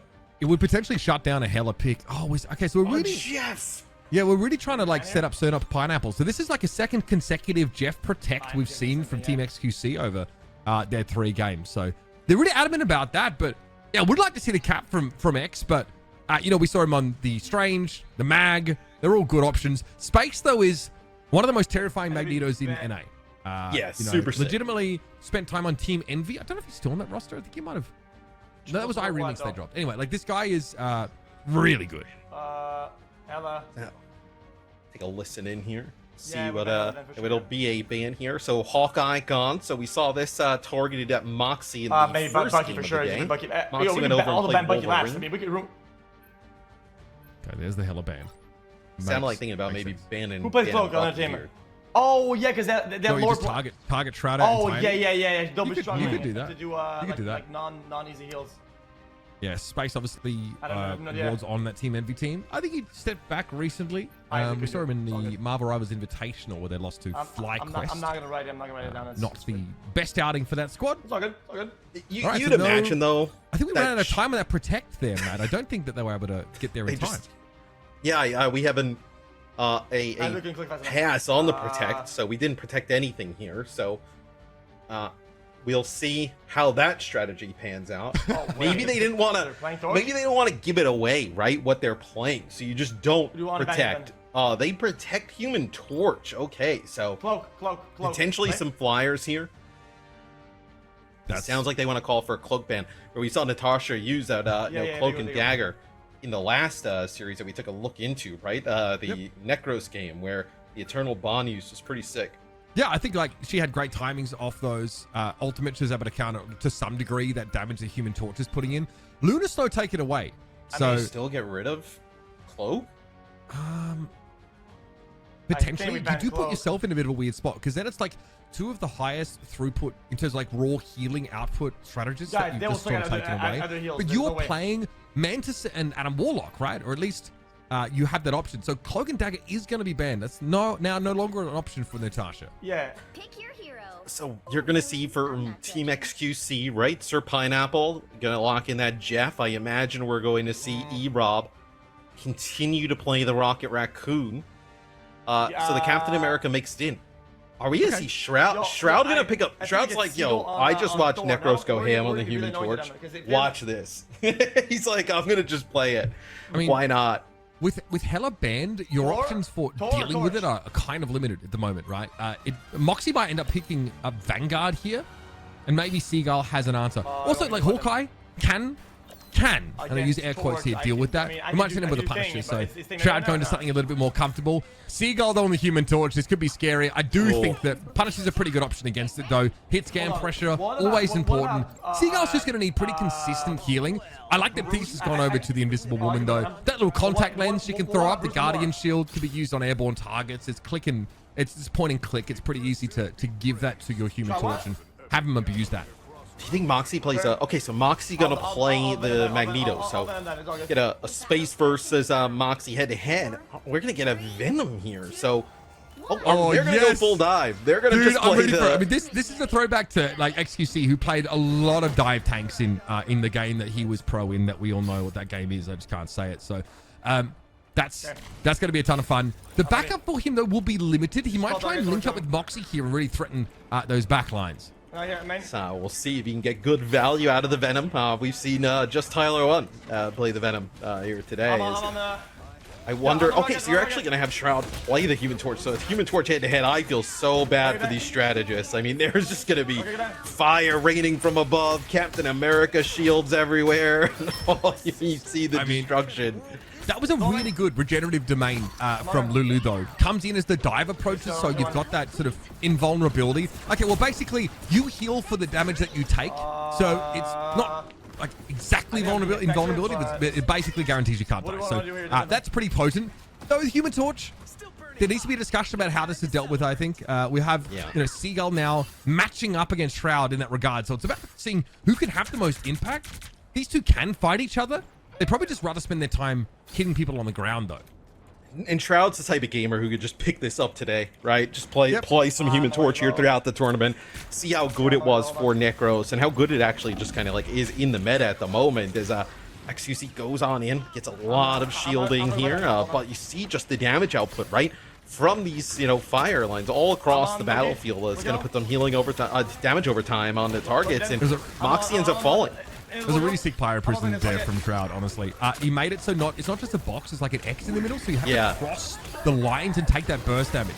Beastie, this is good. This is going to make xQc very tanky. 2,000 health, but, hits like a wet noodle sometimes. Definitely needs a little bit of backup, but notice he's holding on to the symbiotic resilience. So he'll have that extra shielding available once his current health pool eventually gets burned through. That means a lot of time in the fight without anyone really being able to get rid of him. He'll have to pop it now, and he does, but the Supernova is in play for Shroud. Massive damage over time, and E-Rob probably not advisable to move out into the eye of the firestorm. Yeah, not ideal. It just seems like there's a lack of like damage output right now here from Team xQc, right? Where Space is able to stay alive. I think Lulu doing a really nice job on the Loki, being able to just provide lots of healing. Now has a dupe available, right? With that, God of Mischief ultimate, being able to kind of like maybe dupe like an invisible woman, get another invisible barrier, but just seems like, Shroud just putting out so much damage here on the Human Torch. Very difficult to deal with. There are some edge cases for copying the ultimate of someone who isn't a strategist, but they're really, really rare. Very narrow. So here comes the Supernova, though. Seagull has his pop. Space with a Meteorium in play. Now comes the eat from Jeff. What is her pineapple cooked up? No, Lulu takes him down, so anybody eaten will get regurgitated back onto the battlefield. And Shroud's feeling the heat now, literally. Seagull putting the pressure down as an opposite number, but a great bulwark given over to Shroud actually turns the fight back in his favor. Now he rules the skies. Now it's getting a little bit scary for Team xQc. Shroud needs to double back to try and find a health pack and might not have its location memorized, but it doesn't matter because this might end up being a shutout. Moxie here, shield up, trying to stall as much as he can. Freedom charge even popped to drag this fight out a little bit longer. And if he can duck and dodge away, jump around, he will buy enough time for the rest of his teammates to contest this. Yeah, Lulu with that God of Mischief ends up using another invisible barrier, right? So you had Natarsis as well, and this is going to be Thieves using the one for Team xQc. So a lot of extra healing coming in there from them. No strategist ultimates available yet for Team Shroud, as Shroud, it still does not matter though. Takes out Seagull in that 1v1 yet again. Yeah, I mean, Seagull's getting gapped. The backup has been amazing from Space. Agamotto, we're up pretty high. Pops it. Big damage on the Maelstrom here. The follow-up should be good, and a double there for xQc keeps his team in the game. There's a lot of work still to be done though, as Lulu gets 3D printed back into the game, and xQc's alone on the point. Looking pretty brave, pretty brolic, but not enough to get him the round. Yo, that eye was pretty massive, though, right? If anybody else on the team was alive besides him, you may have been able to turn that. Shroud just kind of throwing down those tornadoes from behind, as gonna be with some trash talk already in the chat here, towards E-Rob, trying to get in E-Rob's head a little bit. I think he's good. I think he's probably dealt with slightly more colorful trash talk than that, considering who his literal family member is. But yeah, I don't think the "I'm better than you" is really phasing him. I think you gotta try a little harder with that. Honestly, I'm very impressed at how well behaved Coconut B is being, because you could have taken that in so many different directions. Either way, oh god, I thought we might get the magic from Seagull, but it will be a Thor instead. Moxie's going over to the store. In games like this, though, I feel like the magic can be pretty effective, right? When she starts to get rolling, very difficult hero to take out. Lots of good shielding opportunities, but they'll actually play a Psylocke. This is the first time we're actually going to see the Psylocke in play, at least on our stream today. So Storm provides an aura. One is a movement boost, the tornado. The other is a damage boost, and she can empower that aura to add extra effects to it, like, lightning strikes with thunder boost, and a slow with the tornado one. So she's very powerful, but she moves a little bit slowly, and she's more support-oriented than Human Torches, who really just wants to do damage. But the projectiles from Storm, they're pretty snappy. They fly pretty fast, and you can, punish another flyer with them pretty well. We just saw that happen. But Shroud pretty printed back into the game. Here comes a Jeff Eat by the looks of things. No, it was a God of Thunder. That was beautiful stuff from Colazo. 3 kills off that one. Just grouped up with Team xQc, and they all got flattened. Closet works through the choke with that God of Thunder, and they're trying to back up. xQc's shield is taking so much damage, and Space uses the Meteor M as well, on top of the CYA from Coconut B. I mean, there's just so much damage nothing you're really going to be able to do here as a God of Mischief available here for Lulu is Loki extremely good, right? Can take whether it's a teammate's ultimate or an opponent, and you see here it's going to be an invisible boundary here from Lulu. You don't have to use Natasha's. She's going to be able to build up for a second one here. That was perfect from Lulu Lovely. Copies the correct ultimate, just as the Omega Hurricane comes in from Moxie on the Storm. So there's not enough damage from the Storm. That healing over time and also the line of sight blocking that invisible boundary provides makes it impossible, really, for Team xQc to see into it, to damage anybody inside of it. But they are dominating. And I think you see the Human Torch just moves a little bit easier through the sky than Storm. It's going to be an Eye of Agamotto here from xQc. Pretty massive as well. Gets 2. Do you have anybody else here to follow it up? Okay, so you're going to have both your supports. It looks like E-Rob and Sir Pineapple are there. Z-Rob actually, did he end up using the CYA there? Yeah, I think he popped it. I don't know where it is right now is the problem. Seagull's back into the fight, though. Here comes Moxie. Wins the airborne duel, and xQc wants to portal onto the point. There are players there already, so you might think to save this long cooldown for another time. But Kalaza's been picked off now. And finally, Team xQc flip in their favor. We don't let him in. See, though, if they can hold on, right? You just have Sir Pineapples. It's Jeff available here at the moment. Where Team Shroud, they did a great job with this combination of ultimates before, right? You're going to have that God of Thunder in combination with that Meteor M here coming up right after Shroud's Human Torch ult. Okay.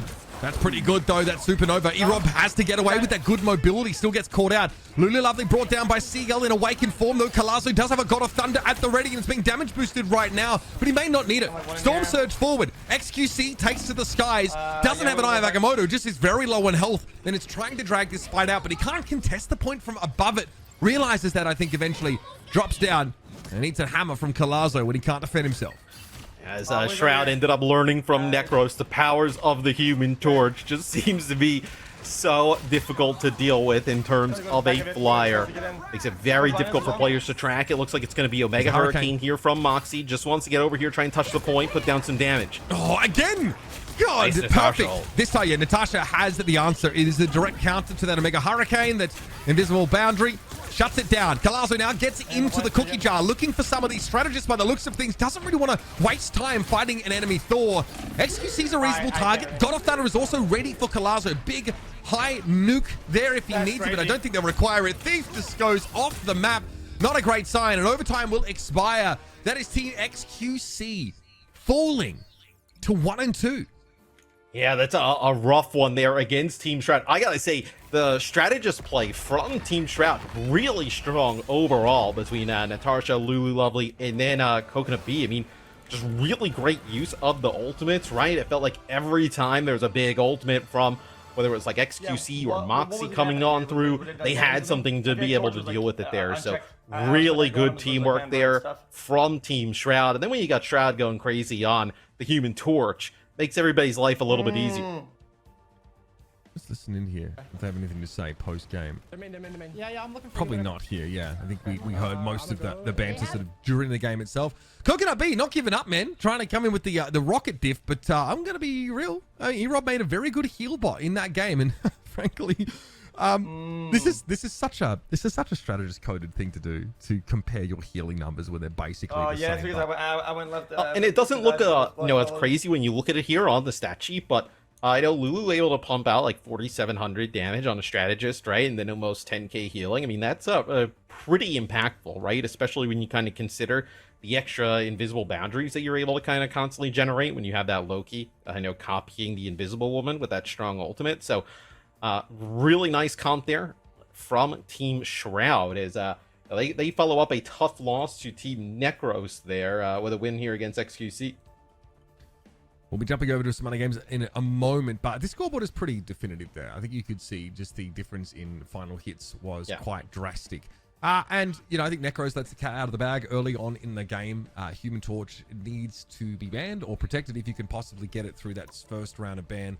Moxie tried to play the Storm to counter it. She is more niche right now.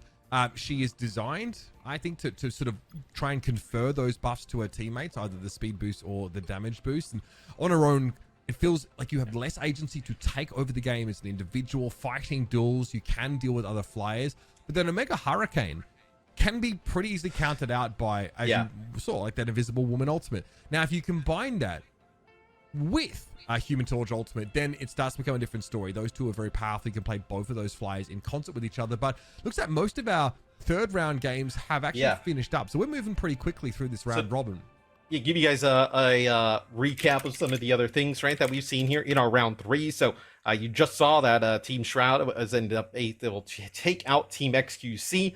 Necros beat Summit. And then to update us here, Super ends up winning 2-0. Yep, we can mark that one green there. That's a 2-0 here over Team 10. So right now, what do we have anybody sitting at like an undefeated? Okay, so Necros' team is 3-0. Yeah, Necros' team is 3-0. Shroud's team right now is a quick. They're what? 2-1. Yeah, 2-1. Yeah. Right. xQc's team at 1-2. So is Team Summit. They're at 1-2. And so is Team Summit. So this means that we don't get to treat you guys to some xQc casting potentially in that sort of quarterfinal, we'll call it, as they may have to play that extra round to get them there.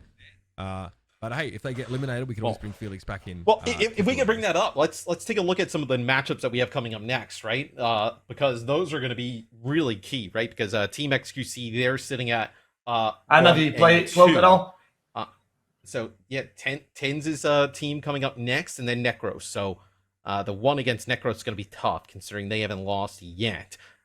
Team 10's, though, sitting at 0-3. So this should be an opportunity to get back to 2-2. Okay. I feel like that's going to be a decent look for Team xQc. We can talk about maybe some of the stuff that they might want to try and focus on, because they've got a really good team. Like, you've got a strong backbone in Seagull and Moxie. Like, you've got a tank there, and you've got a duelist, right? Vanguard and duelist combo that are obviously pretty experienced at the game. Looks like they're flexing around quite a lot.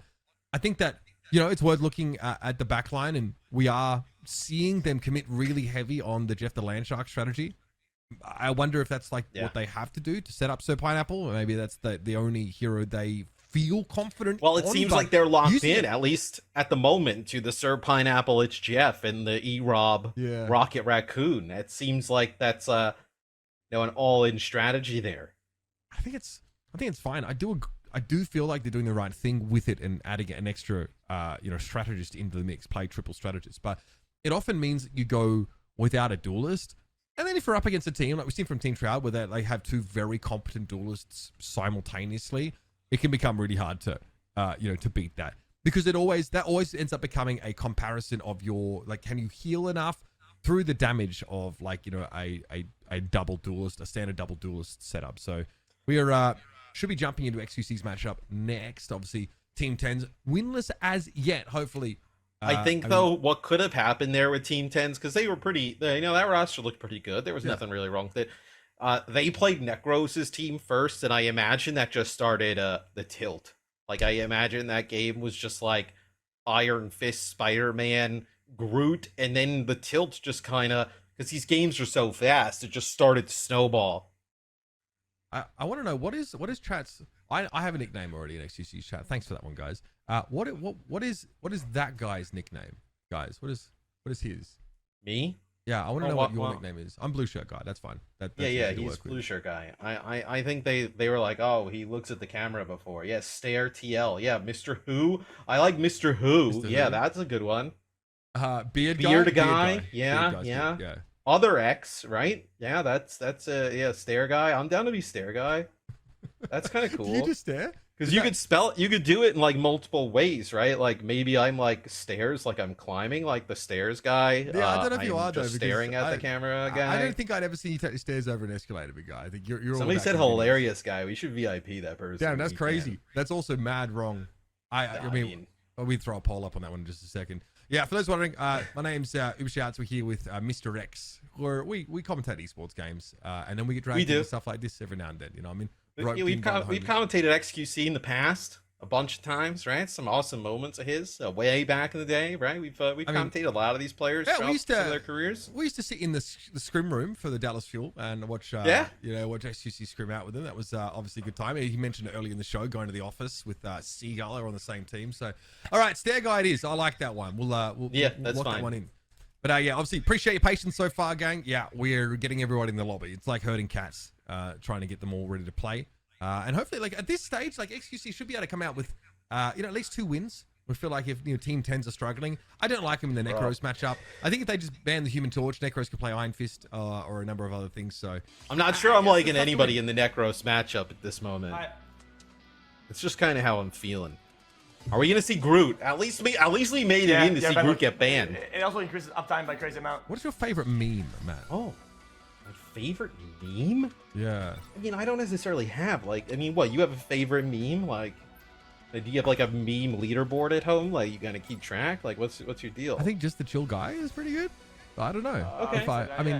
Gun in my head. I have to really think about it. Roll him over What do you think of? Oh, I won't say that one actually. That's a bit too political.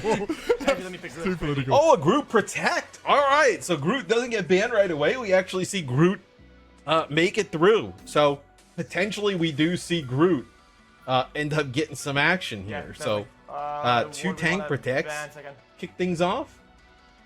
All right, I like this. Big shout out to the chill guys in chat. You guys know ball. Yeah. Unreal respect. So, Mac protect here. This is Tense's team. It's Groot time, bro. I'm sure I knew who Desert Years was. It's obviously is that Helavan? We'll find out who that is. We can just call him Desert Years, I guess. It's also fine. So yeah, Hela taken away. That obviously does allow for the Human Torch to feel a little bit more comfortable. ML7 was the first pick for this team. Tens went for him. Gotta protect the E-Rob Rocket Raccoon. Oh yeah, gotta keep that one in rotation. Cannot let that one slide through to the end. And they're gonna find out. It's gonna be a revelation for Team xQc. They're gonna find out that if they don't protect Jeff the Land Shark, it probably is not going to be banned anyway. Yeah, So I'm not exactly sure that Team Tens is sitting there, now freaking out that Jeff the Land Shark may make it through. It's got to be a mind blower, honestly. They're not going to believe their luck. That's the way it goes. Punisher protect. So, okay. All right, Team 10's making sure there's always a hit scan duelist at their disposal here. Well, you get a Rocket and the Punisher protect amongst both teams. So the Hawkeye ban would be some, like a 5-head play here to ban the Jeff the Land Shark here for xQc at the end. To force Mr. Pineapple to play Sir Pineapple to play Adam Warlock.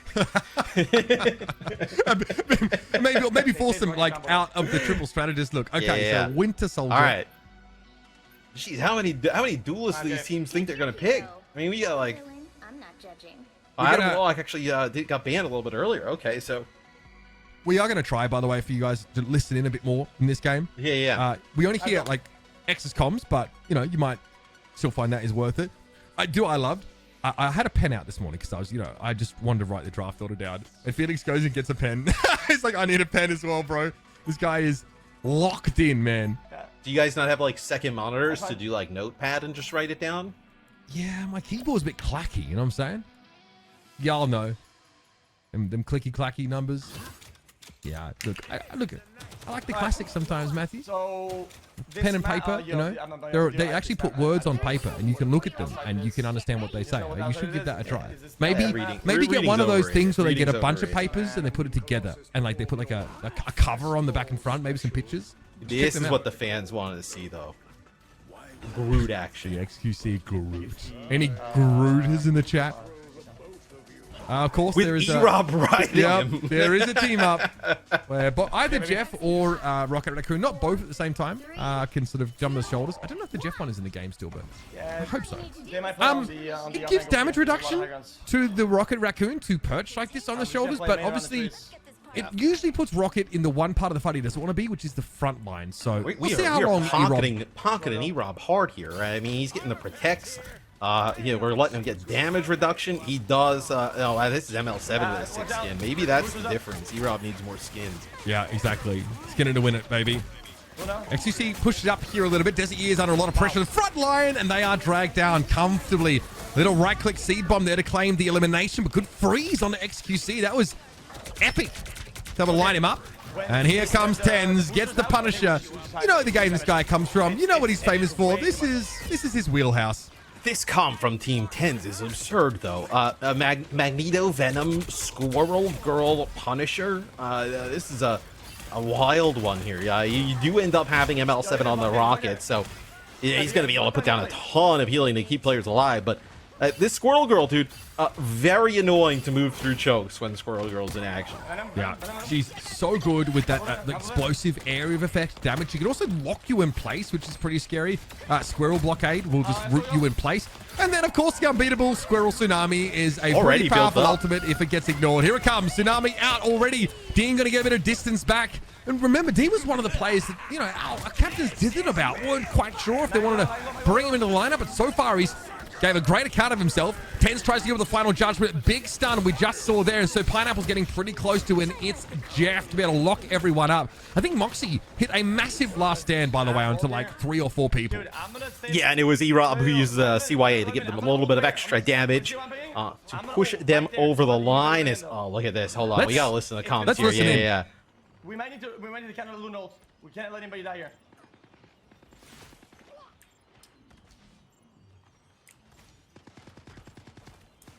Oh, they have no idea. Are you sure they don't see Thief just jumping up and down like crazy? Lune ult. There we go. We need Lune ult there. All right, straight away. It's going to be a Fate of Both Worlds pop by Epic Whale there. So healing to counter out this strangling prison. And I like the idea. I liked it. It was good, but was everybody on the same page? I'm not sure. Thieves is able to pop his own ultimate there as Lunar Snow. Great AoE healing, but it's after they lose a player, so they don't have any damage follow-up left. Eventually that ultimate will expire and Thieves gets pinned to the wall. I like the decision, though. I just think it's a really nice ultimate there by Epic Whale. Not really caught off guard. Maybe we were right where, like, seeing Thieves up there was like a dead giveaway, right? That there was going to be players coming from that angle, but the idea, the just surprise attack there, the strangling prison, made some sense. Just not able to get it. Let's see if we can get a big It's Jeff here. Opportunity to get some environmental kills for Sir Pineapple. Yeah, there definitely is edges to this map. Okay, I like this flank angle. Jeff is so good at taking these off angles and pressuring, but there's Dean with the Squirrel Tsunami, by the way. They chow down on these, and Erob going to fall to it as well. And guys, you can damage the Squirrel Tsunami. You can destroy it.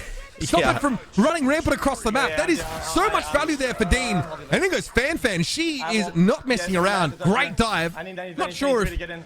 So Pineapple did that intentionally, but probably would have been a good idea anyway, especially with the final judgment in play. Team 10s are looking good, and they're looking to take away the round. These might try and touch here. Obviously, gets that speed boost after a short time. 10s to able to bring Seagull down with that shotgun. There's got to be a touch at some point. It's going to be a portal coming in. He's xQc leading from the front. Halfway to an ultimate. Big eat. He got xQc, though. He will be ejected unceremoniously. Oh, no! Come on. They spat him off the point. Brother, come on. Oh, you're kidding. Man. Yeah, I mean, I was honest because when he spit me out, they threw me across the map. Bro, that is... It's a losing fight. You've got to be really careful. Okay. With that, yeah, that you gotta be Jeff careful. Guys, okay. Now it's gonna be like Let's listen in. Here's what we're gonna do. We need to give up the first part of the first fight. We walk up. They're gonna use a combo with Rocket, the Rocket Z. Everybody hides. We all hide. We cannot. It's too much. We cannot find that. And then we go. Okay. Decent idea. Obviously, like, what he's referring to is the team up between Rocket Raccoon and Punisher, giving 10s limited ammunition, lets him just spit bullets out. I'd be more concerned about a Meteor M coming their way as well. They've taken a Moon Knight here, man. Yeah, they just can't end up, like, losing a player here early on, right? They have to get that ultimate out, even if they give up, like, 10, 15% on the point. But, yeah, a Moon Knight here for Moxie. So a little bit of a different pick. And Sir Pineapple going to go away. That was his last final stand there as Jeff the Land Shark going to go now and play Star-Lord. So now we have a bona fide double duelist look here for Team xQc.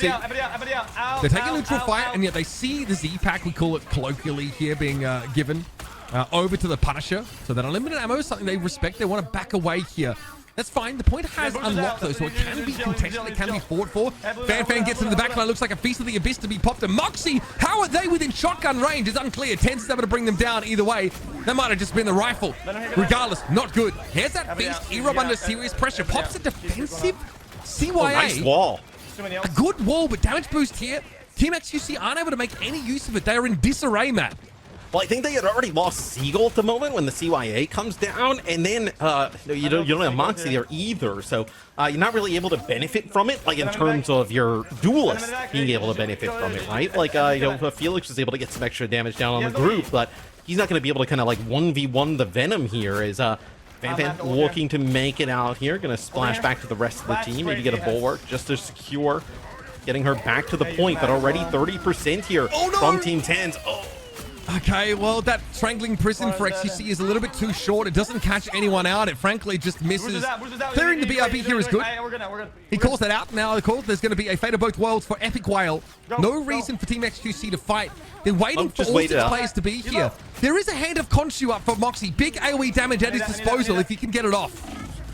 Yeah, it's just like the team of 10s, right? They don't exactly want to play close together. It'll actually be 10s using a Final Judgment. They'll push on in behind this. It'll be a Meteor M invested here, as well as also another CYA here for ML7. So it'll be Thieves just trying to keep everybody alive. The Fate of Both Worlds ends up running out, but they're not finding the kills. That was a Hand of Khonshu as well used there. Yeah, I didn't really catch anyone out. I think Moxie wasn't able to find the spot to use it well.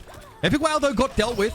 And Fan, she's a bit of a problem. She is a Giga Chad, hitting that back line. She's also built yet another Feast of the Abyss.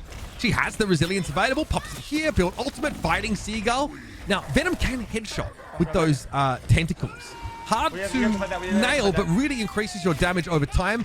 Good job by Tens trying to hide away from the Galactic Ledger, but eventually Sir Pineapple will connect.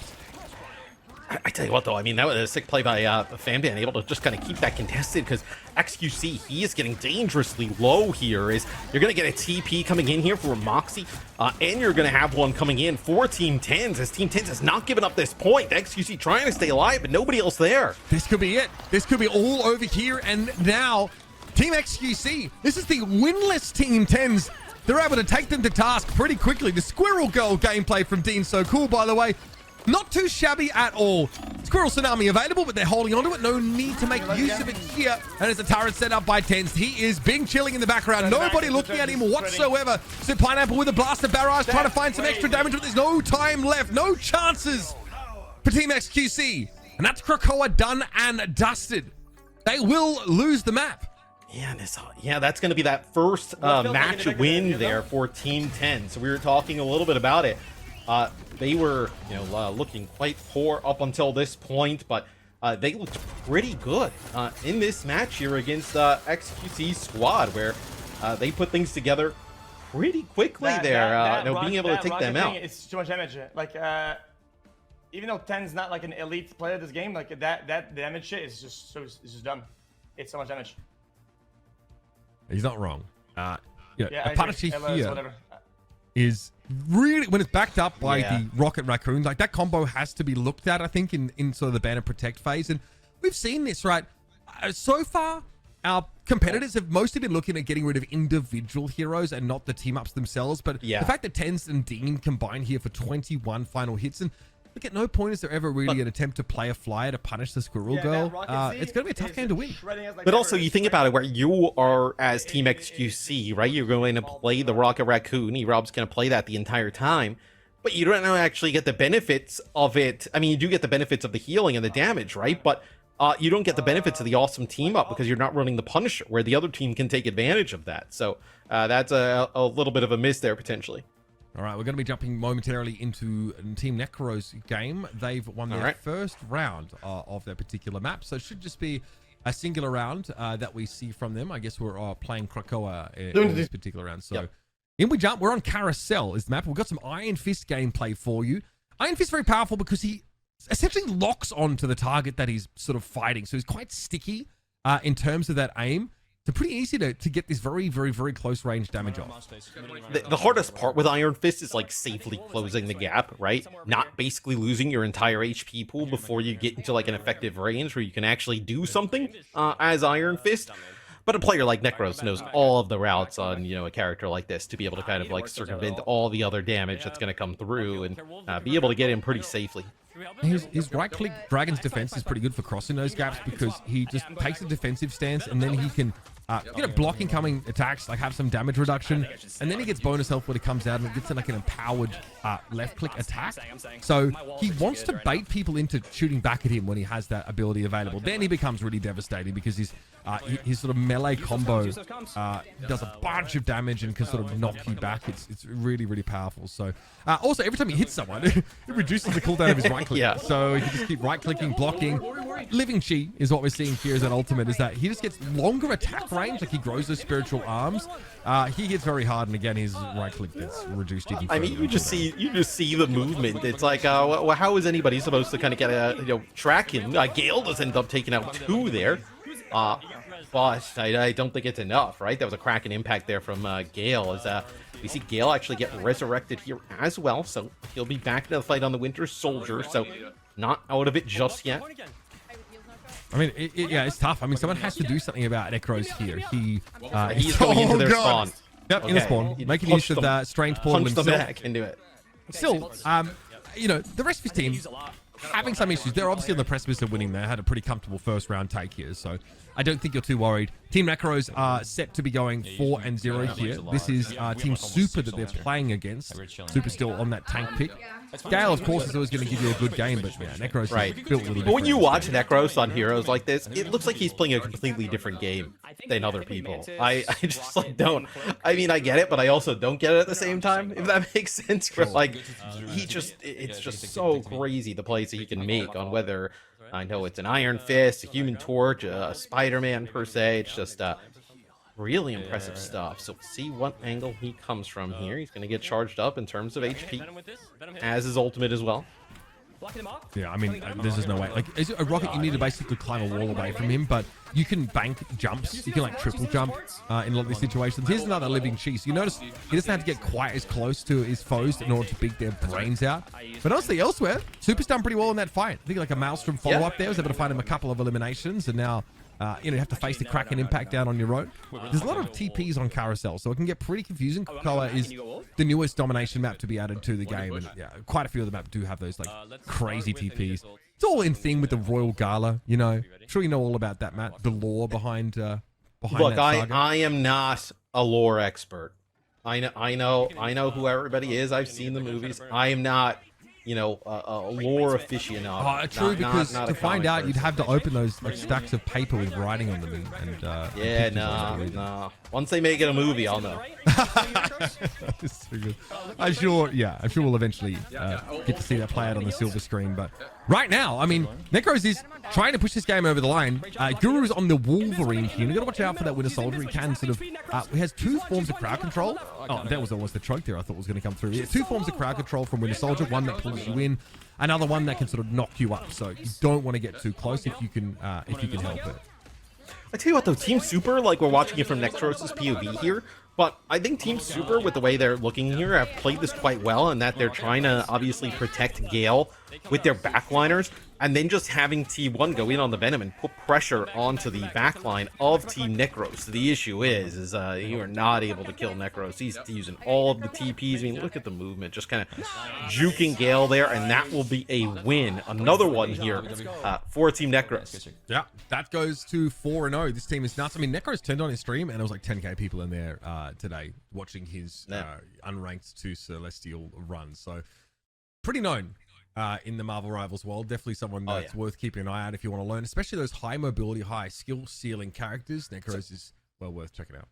So let's, I would love to take a look at the group and the standings and kind of where we're at, because this next round will be our final round of round robin play, right? So we'll have a good idea of where everybody is going to be in the bracket. I would assume at this point, with the Team Necros sitting at 5-0 at this point, right? They are pretty much locked in for a number 1, number 2 type seed, right? So we can see here going into our final one, xQc will play Necros. That will be a tough game there.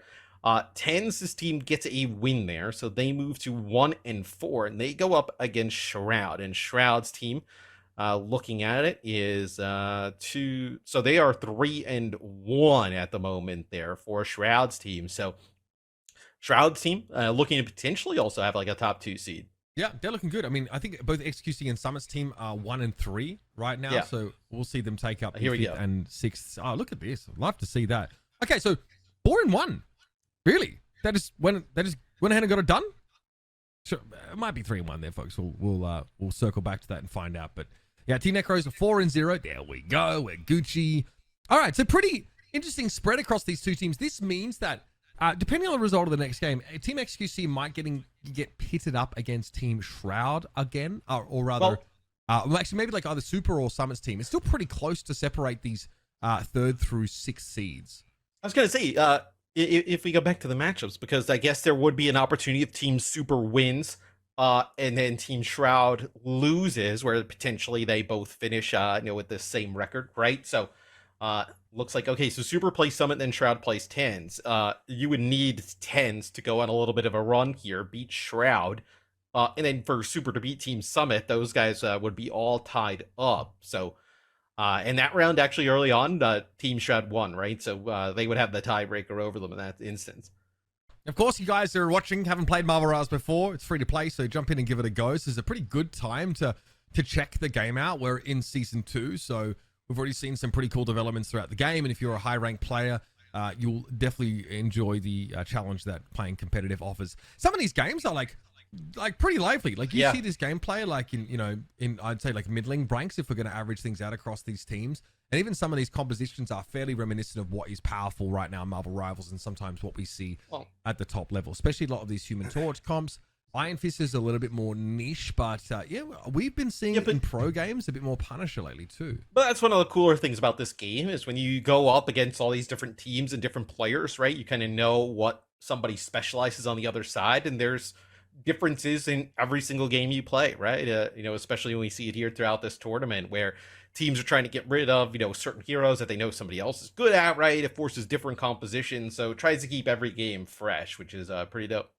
Yeah, and again, these are only best of 1 games that we're seeing so far. Yeah. I think our quarters are also, best of 1. So it could be pretty punishing. We're not at the elimination portion of the tournament yet, but we are seeding, of course, into that elimination bracket.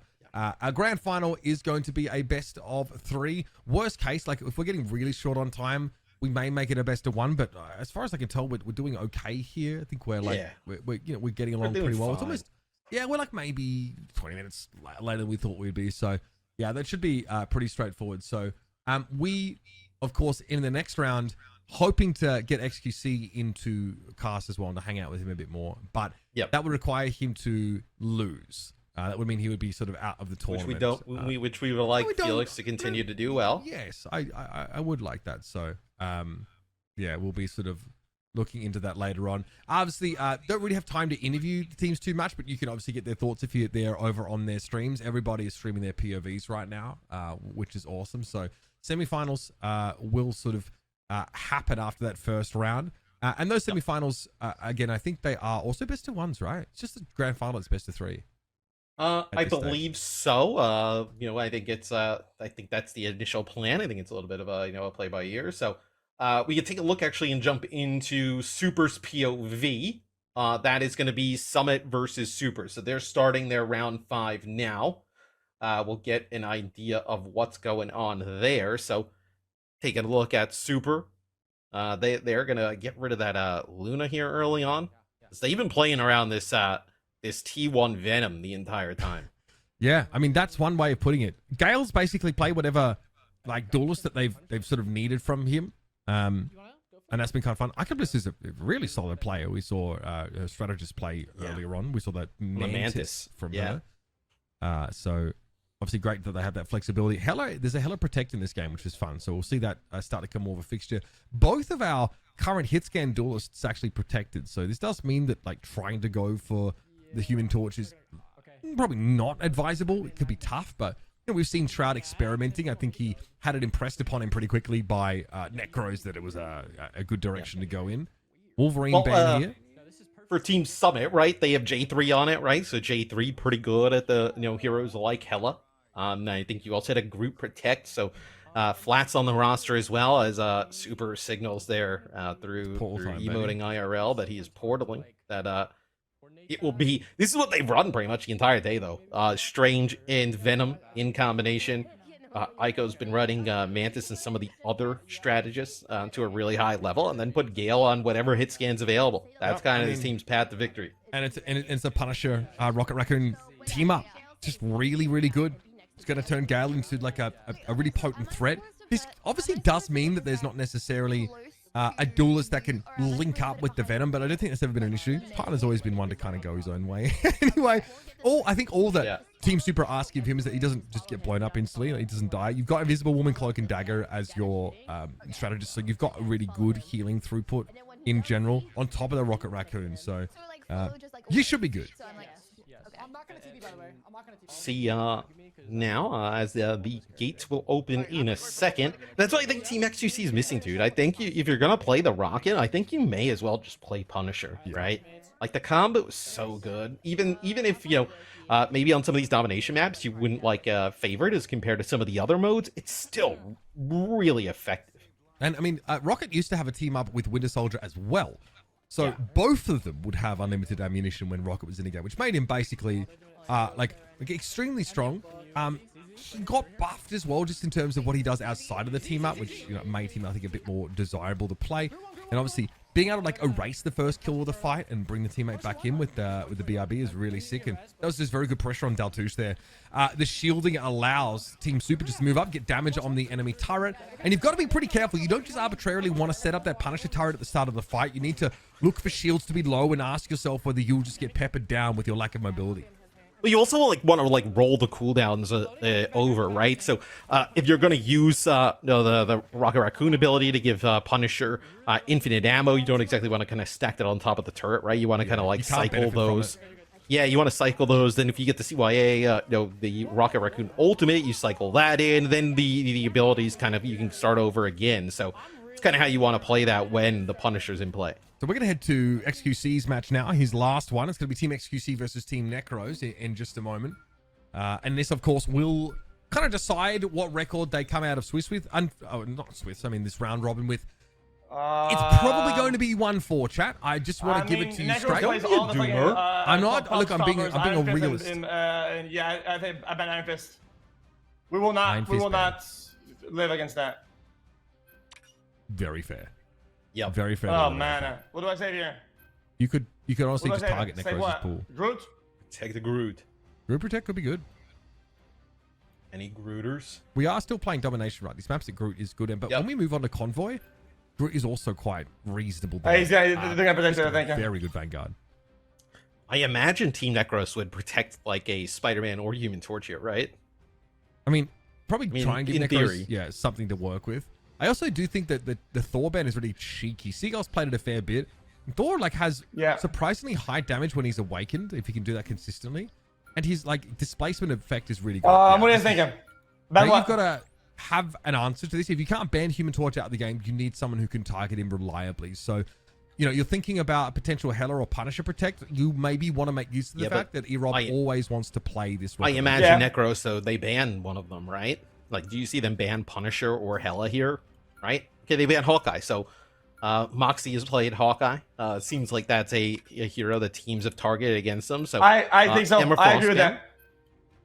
Okay, I mean, it seemed fine. I wouldn't say we've watched it take over any games. Ban what here? So that sometimes the Emma Frost here is, say what? If you're trying to play something that gets up in the opponent's face, she has a raw stopping power that basically no other Vanguard can boast. Here's the Protect, Hela Protect. So this is great. I mean, it's worth, very reasonable draft from Team xQc. They've made sure if they let the Human Torch through, they give themselves a consistent. We're on Ben for last, I think. We'll see. Yeah, I agreed. I'm not scared of Spider-Man. Spider-Man's whatever. Yeah, so it seems like they're gonna have to maybe let the Spider-Man go through potentially. A Mantis Protect here. So that's what I guess Mantis is a hero that if you're gonna go triple strategist, a lot of people pick up. So potentially that's kind of where Team Necros is looking to go. I've seen Aspen play it. I've just seen her play it on stream. It's not the only strategist that she plays. Dude, they get rid of Cap and Thor. That is rough. So it's not the end of the world because if you want to play Hela, definitely triple heals here. With Cap especially is guys, really. I'm not kidding. If we don't die, we kill. So maybe we've seen Team xQc with this Groot play more of like a static frontline. Could be like Groot Mag. It was very reasonable for quite some time. Groot Strange has also, got a lot of legs as well. It looks like potentially getting a change up here, though, for Team xQc, right? Strategist? Seagull hovering over the Adam Warlock. Obviously, still a ton of time to change. Does Sir Pineapple end up playing another Vanguard? Does he end up playing another Duelist, right? Okay, so yeah, looking like you're just going to play solo Vanguard here with the Groot. Okay, that is... fair enough. We still saw Sir Pineapple switch over to the Star-Lord on Krakoa, right? So that was... We've seen a departure. We've seen like an evolution. So I guess here would be the only thing, though, I would say, is that if you're going to play the Adam Warlock and you're going to play the Star-Lord, like, E-Rob may as well just play Mantis, right? Sure. Because you have the self-res, you have there's no like obvious team-up synergy with the with the Rocket Raccoon here. It's just a preference. We're going to now see how you have to play as a Human Torch player against a Hela. Hela is the natural predator to Human Torch, but doesn't just counter him by being on the same battlefield. Moxie, though, a very high-ranked player, so this should be a good matchup. If Moxie can kill Necros, this is definitely a series that Team xQc can come out on top in. So E-Rob rides xQc into battle.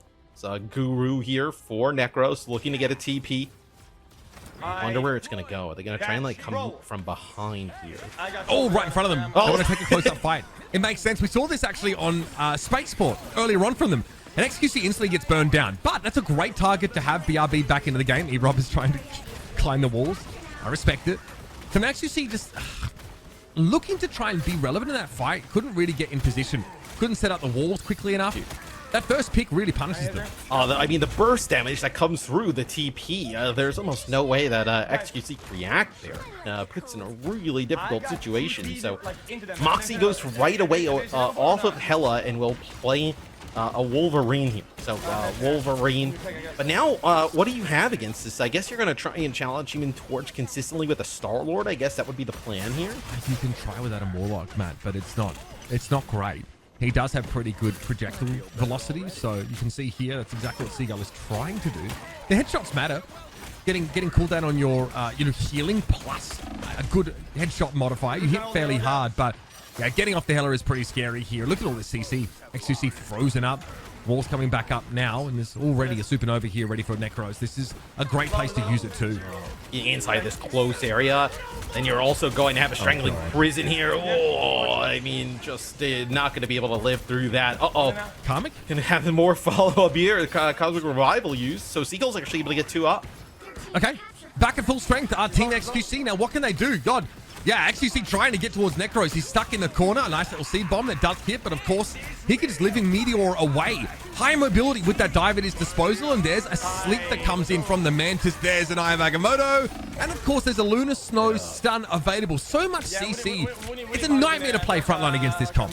The CC from Team Necros is crazy between like Aspen and Pika, and at that time it is Guru coming on in there with the Eye of Agamotto. Yeah, it feels like every time X starts to get moving, it's just some form of CC that comes on in.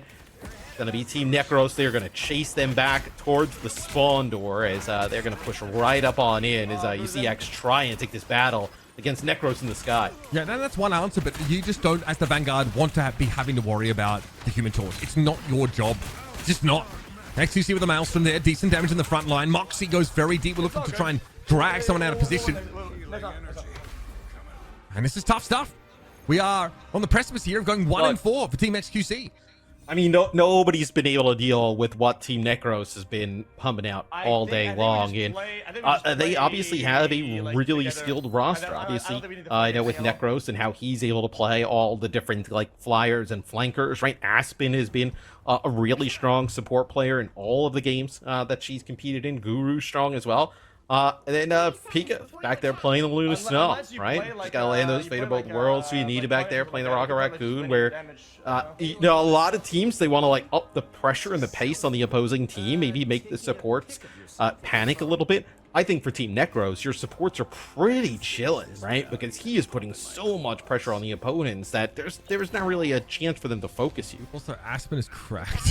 Yeah, Aspen's crazy. The Mantis gameplay.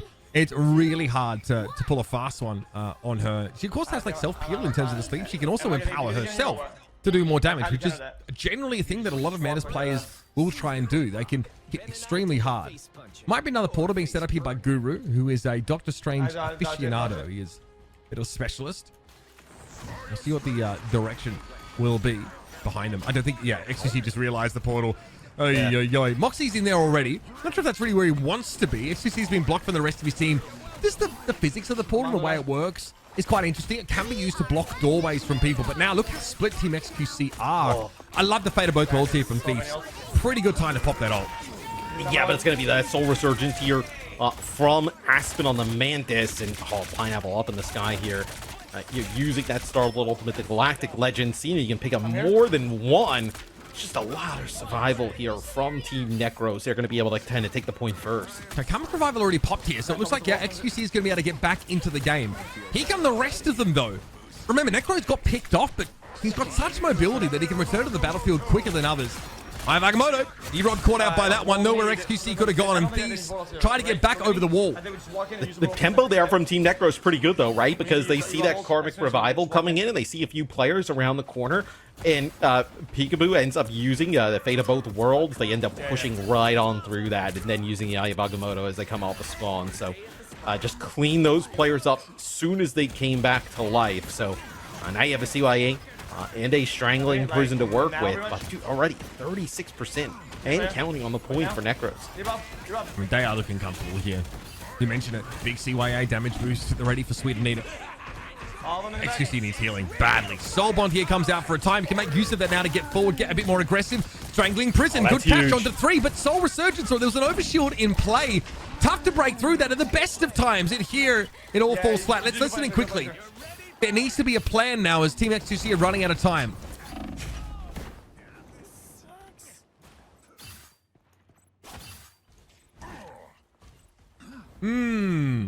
Watch out, guys. Much We're to down by one discuss. a little bit. I mean, look, I think you're in a rough spot in terms of you don't really have any ultimates to work with, right? Moxie getting close to a last stand, but it's going to be a supernova on the other side for Necro. So even though Moxie gets 2, it's going to get 1, is going to get res here. Noko comes back into the fight. Benefits of the BRB of Sweet Anita. And I mean, Necro's just cleaning everybody else up. Yeah, and xQc, you heard him. I can't do much here. It's really difficult for the group to make that space. You need something that directly sort of answers the threat of the Human Torch. And even when you have it like this, I think the Punisher is a good quick games. Holy shit. That response is so to lucky. it. Now, Sir Pineapple. These are best of one, Punisher so late. no chance to really recover here. That's the game. Already done and dusted, folks. We're at the end of round robin. Unlucky. No, I mean, dude, it's so difficult when you want to get rid of the Iron Fist, right?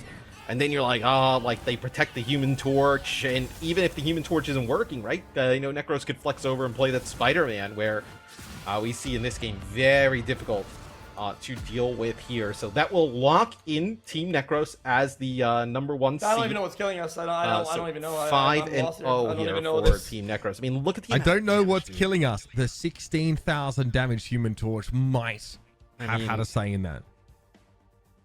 There's like, you look at the rest of Team Necros, and it's not like anybody's doing anything crazy. Else it's just the amount of damage that Necros is putting out in terms of the other damage dealers. I mean, it is just it's not comparable really at the moment.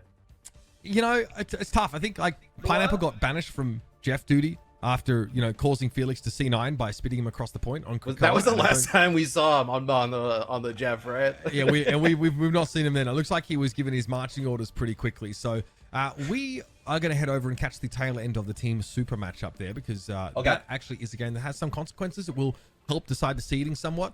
This, though, does banish Team xQc to 1 and 4 rather. So they are potentially locked for 6th seed unless... yeah, I mean, even if Team 10s loses their game, it will be 6th seed for xQc's squad. Yeah, and it just depends on who they end up having to go up against. Potentially Team Shroud or Team Super. As right now, I believe the game at 10s. That game, 10s team won the first round. Get an update, see if they won the second one. But this is the final round of this game between Super and Summit. So this one going the distance. Yeah, these guys are really evenly matched. So I'm not surprised. I think they were both at like 2-2 coming into this game potentially.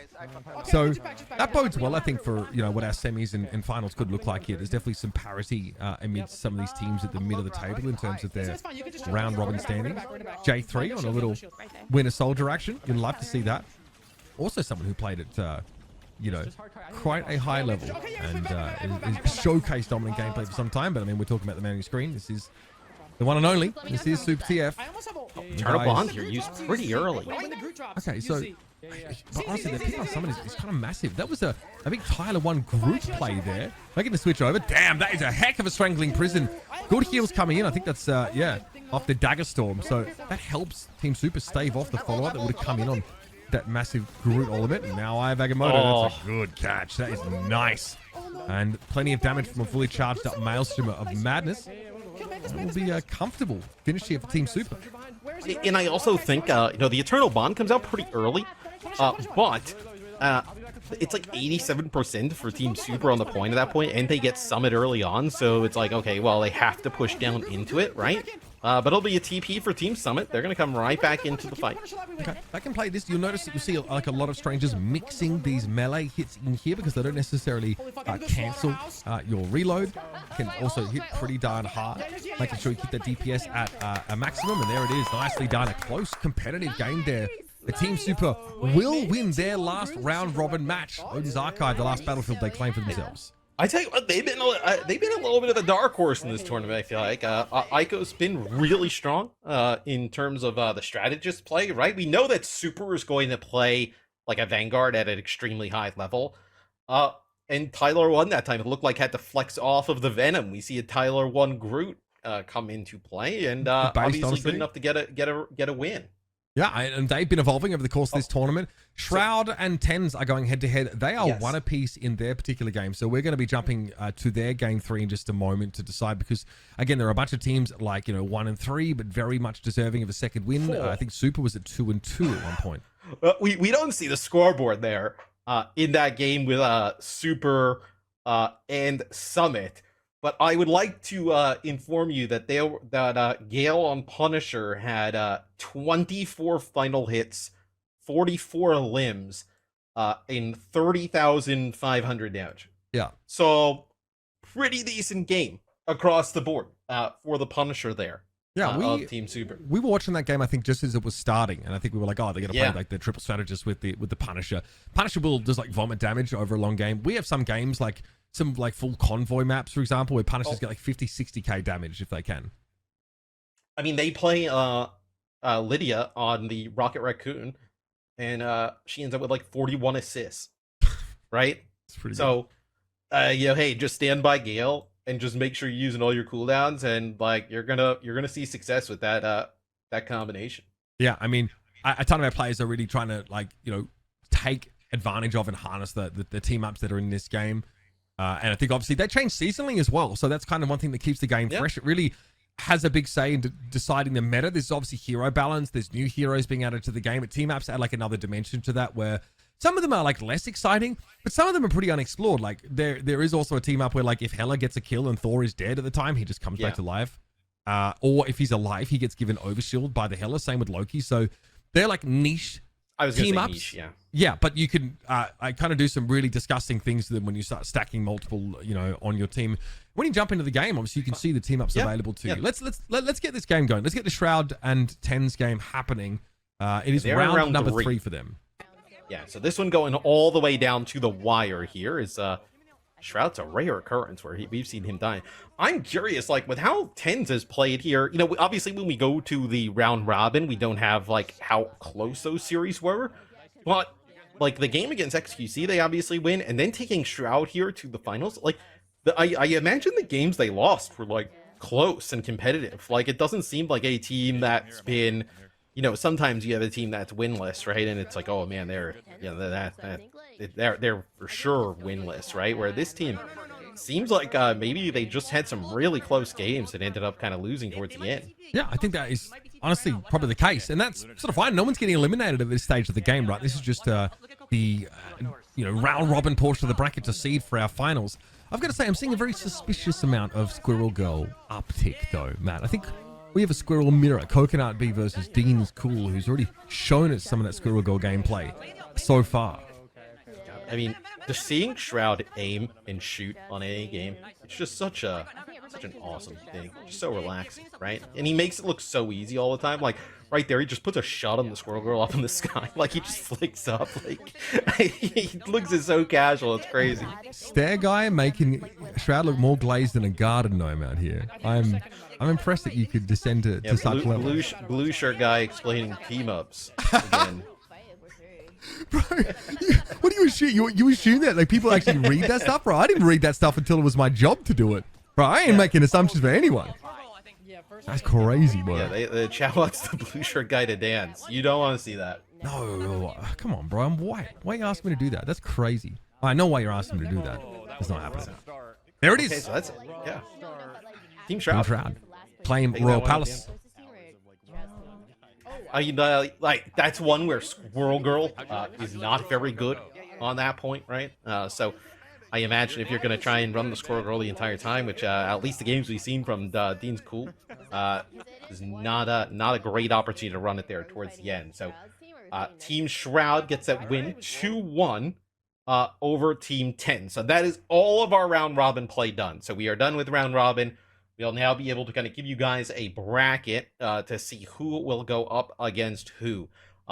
Because X is going to be playing in these early rounds, we'll be watching his games. He won't be able to join us. And well, obviously, if you're rooting for his team, you hope he doesn't join us, right? You hope he just runs all the way to the end. What do you think the odds are? Do you think he gets through that first game? Because obviously the way seeding works is that no, seeds 1 and 2 don't compete in the quarterfinals. So it's just 3 for, but it means that seed 3 plays seed 6 and seed 4 plays seed 5. I'm curious on who they're gonna end up playing. I assume it's either Team Super or Team Shroud. You know, just off of the score lines, potentially Team Shroud, right? So potentially they can get through that one. Right? Were there any close? Was the Team Super game a close one? I'm trying to think back to that. It was like a second game of the round robin. I don't. It was 2 over Team Super against yeah. X. I think they were all X's team beat 2-0s. Team Summit 2-0. And then the Shroud game, so they end up losing to Shroud there. So I'm pretty sure. Waiting on confirmation for this. We're gonna have a 3-way tie for our last 3 places in the bracket, which is fun because it obviously does determine how our seedings are gonna be looking going into the graphic. This does happen in round robin play. There's like a whole question of like whether you'd have them play like a map again to do it, but I probably typically I don't think so. You would take the map kind of count between all teams or map win percentage, right? The team that has the lowest win percentage would then be the bottom, and then you would just take the head-to-head between those 2 other teams. Yes, that's how we've done it in the past. Right? In theory, with those metrics, there shouldn't be any situation where you have to those don't work. Right. Like one of those is going to be able to total round count win percentage with those teams against each other, right? And then going to the head-to-head. So we are going to take a break while our masterminds behind the scenes work that out. When we return, hopefully we'll be able to catch up with Felix, see how he's been feeling over the round robin stage so far. We'll have a seeded bracket for our 6 teams here with seeds 1 and 2 advancing straight to the semi. Yo, chat. Hello, chat. You guys are just figuring out the brackets. I didn't want to leave the screen on the AFK screen. We need like 5 minutes. We're trying to script the comeback of how I will come back from the loser side and then go to the winners bracket and then win the whole thing. And it's just hard. All the components putting it together for me to win. It's like almost impossible right now. But we'll figure it out. Maybe like 2-3 minutes and I'll be done. It's not GG. It's not GG. You guys, we can still win the game. One of the problems that we have a guy on heals. Maybe we put him on DPS and then began DPS onto heals. Right? So that why check saying copium. Also, some people were talking trash in chat about my performance. Guys, I am only a piece of the team. It's a team game. 6 players coming together, making strats because I can't do them by myself. I'm doing as best as I can. And sometimes with the Z combo with Raccoon, we're just getting one tapped. But next game, I think. Next game, chat, just watch. I made some swaps on the team, and you're gonna see cinema. Prepare the cinema emojicons in the chat. That's all I'm gonna say. Anyway. Also, chat, even if let's say I'm knocked out, it doesn't matter that much because we're going to I'm gonna cast probably a little bit. I'm gonna go them in the catcher booth and cast a little bit, but we'll probably win the game. And if not me, it's probably gonna be Aiko, let's be honest. But anything for Tyler not to win, it will probably make me happy. Or Necros. Or Summit. Yeah. Anyway, chat. That's yo, production. Do we have a ETA on seeding? Do we know who's gonna go against whom first? Sorry. Yeah, 3 minutes, chat, and then it'll be done. Chat, I thought about doing Cloak and Dagger, but am I muted? No, it should be fine. I was muted for a couple seconds. Oh yeah, because production guy was talking to me. It's all good. It's all good. What else? Do you guys know where the bracket? Oh, sorry, production. Do you guys know where the seating is at? So I can see who's winning and losing. Oh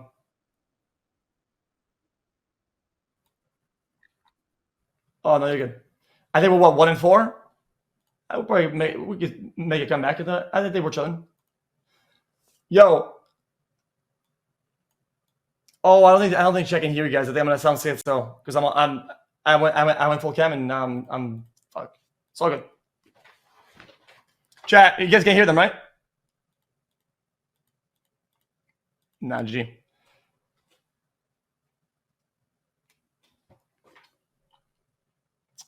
Today you're the best. A thumbs up. Yup. Paranoid schizophrenia. It's all good. It's all good. I think even if we end up last place, I think we get some prize money for surely, right? I think like 15K. That's not too bad. I mean, I'll take that.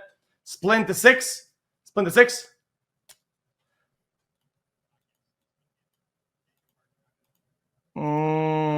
Interviews. Yo, production, can you guys put me? Is that possible? Can you guys drag me into voice? Would there be a duel like in the catcher booth? I can do interviews or what? Yo, hello?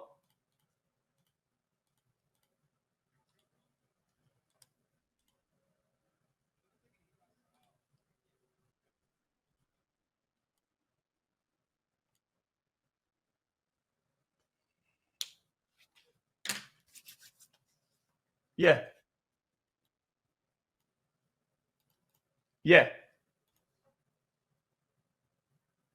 And then we'll just need well, I'm getting feedback from Uber.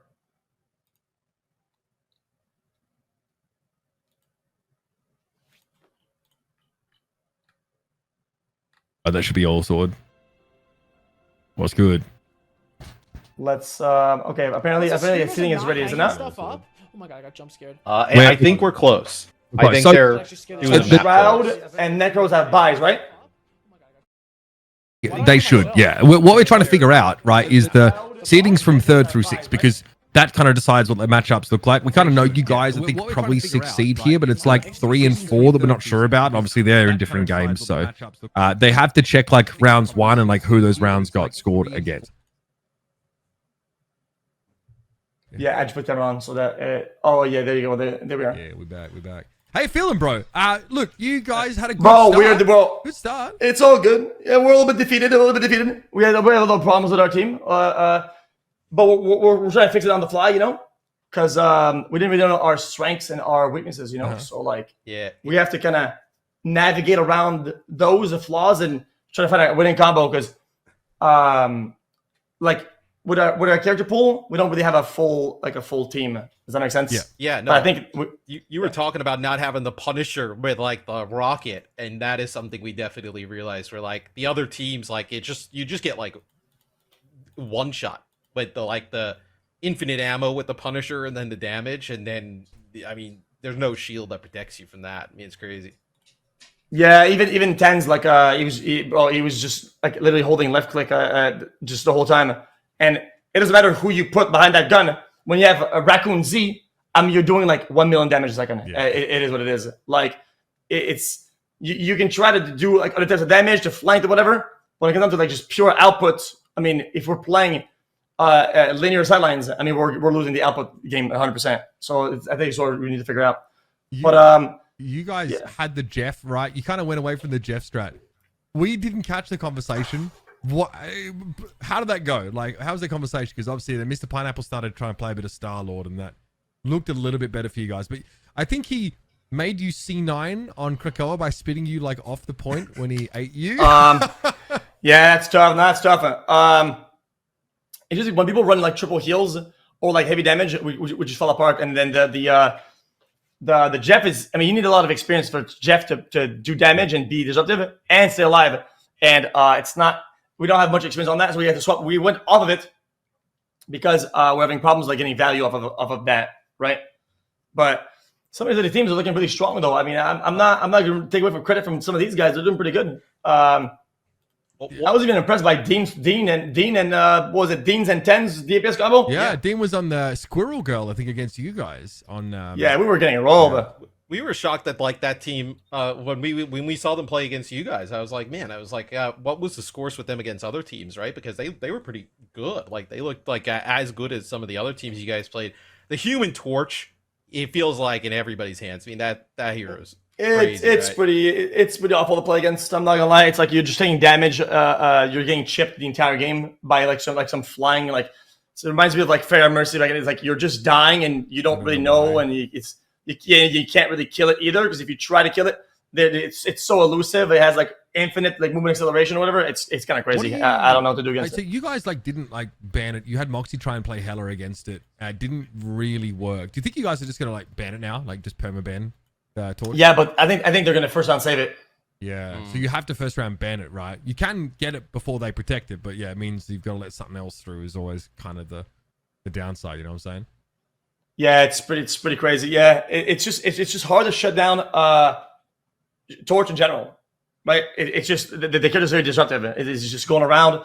It distracts everybody, and it's like doing like 1 million damage. It's just hard. Like we'll probably find a solution, but for now we're kind of at an impasse. Yeah, I mean, especially against that team, because if you ban the Human Torch, then like you're gonna have to deal with Spider-Man or Iron Fist or something along those lines, and like the Iron Fist is just so tanky and annoying, especially It like sticks to you. You know what I'm saying? yeah. We were equipped against that. We were equipped against all that, but anyway, I guess we'll want to find out. I think the seedings are completed. Yeah, I mean, I can tell you. So obviously, at the top is Necro's team.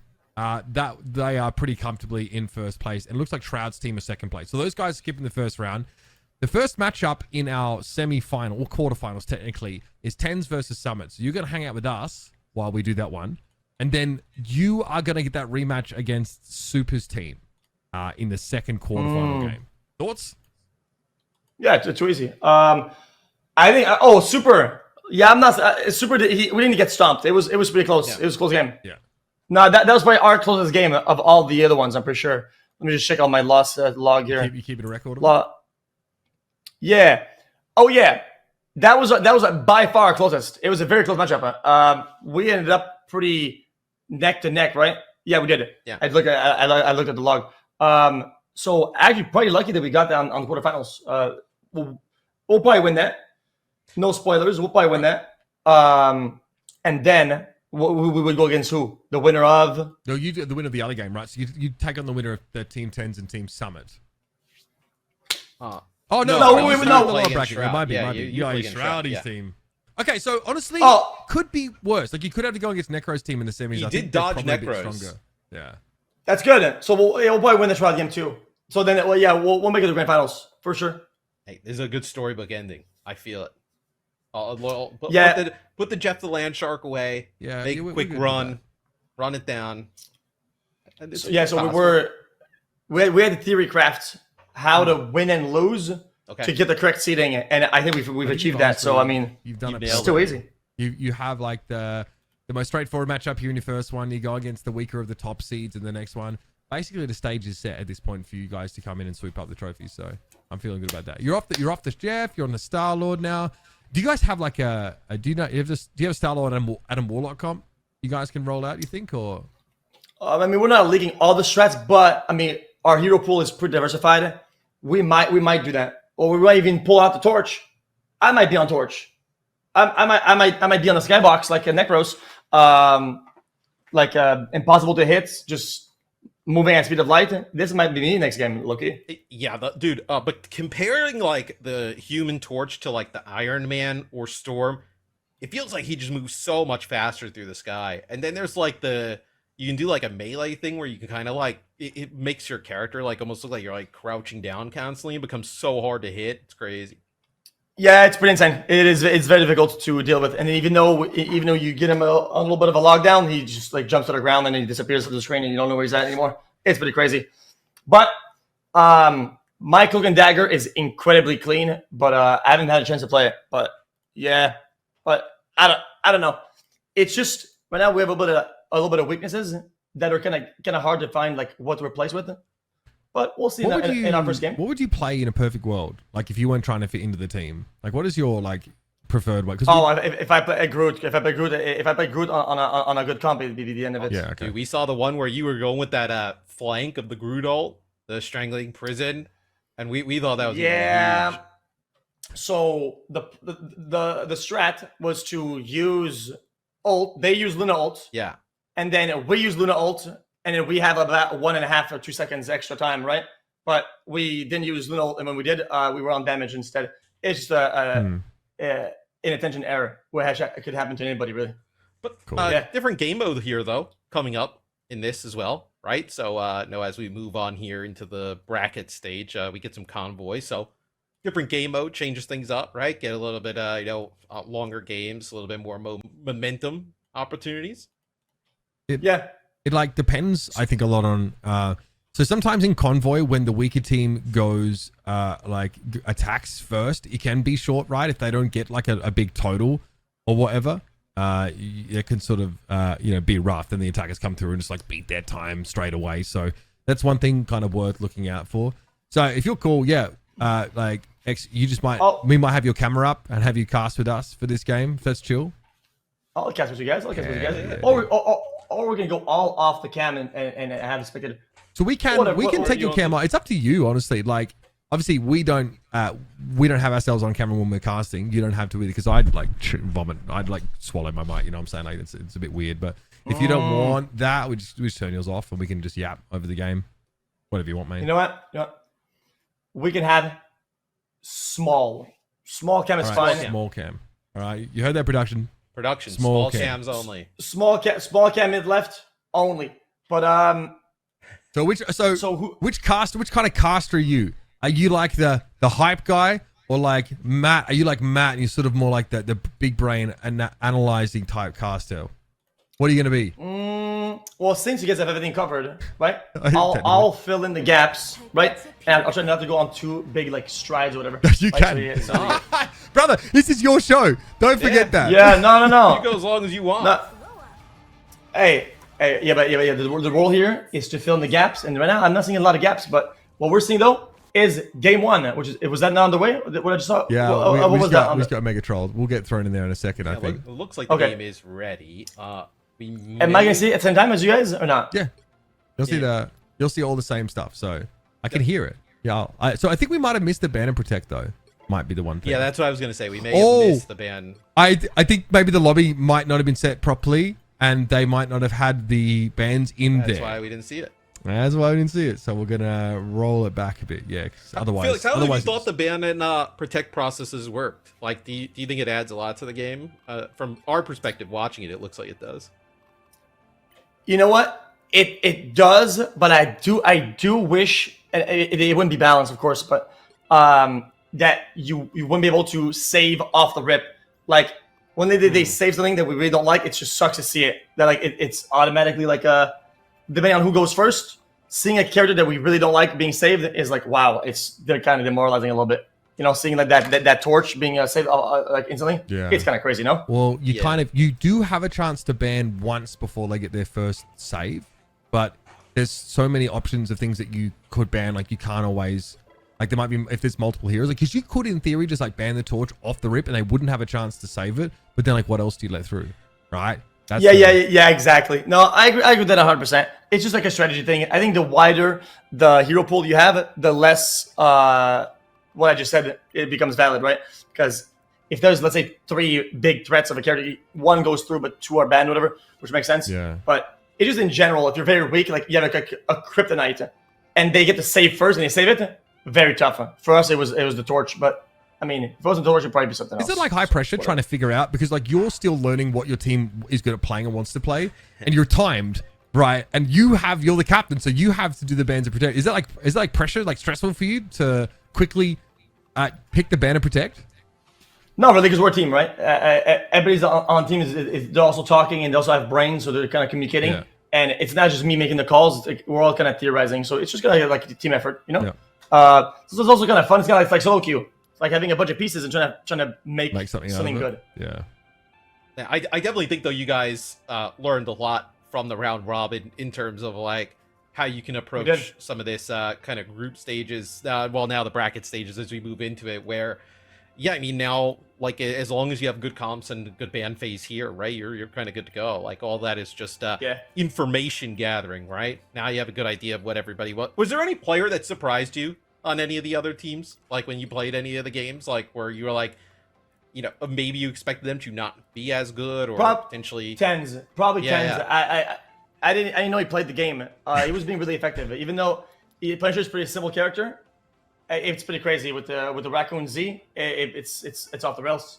Also, production just said that they are currently good to go. We're ready to jump into game 1. Game 1 is going to be between team guys Tens and team Summit. Are we going head to head here first? That's it. I'm kind of hyped. Like these guys also gave us a pretty close game. Summit's team I feel like Summit's team took a while to warm up. They played against xQc first, and that was like, it was a bit sussy. We've got a Midtown as well.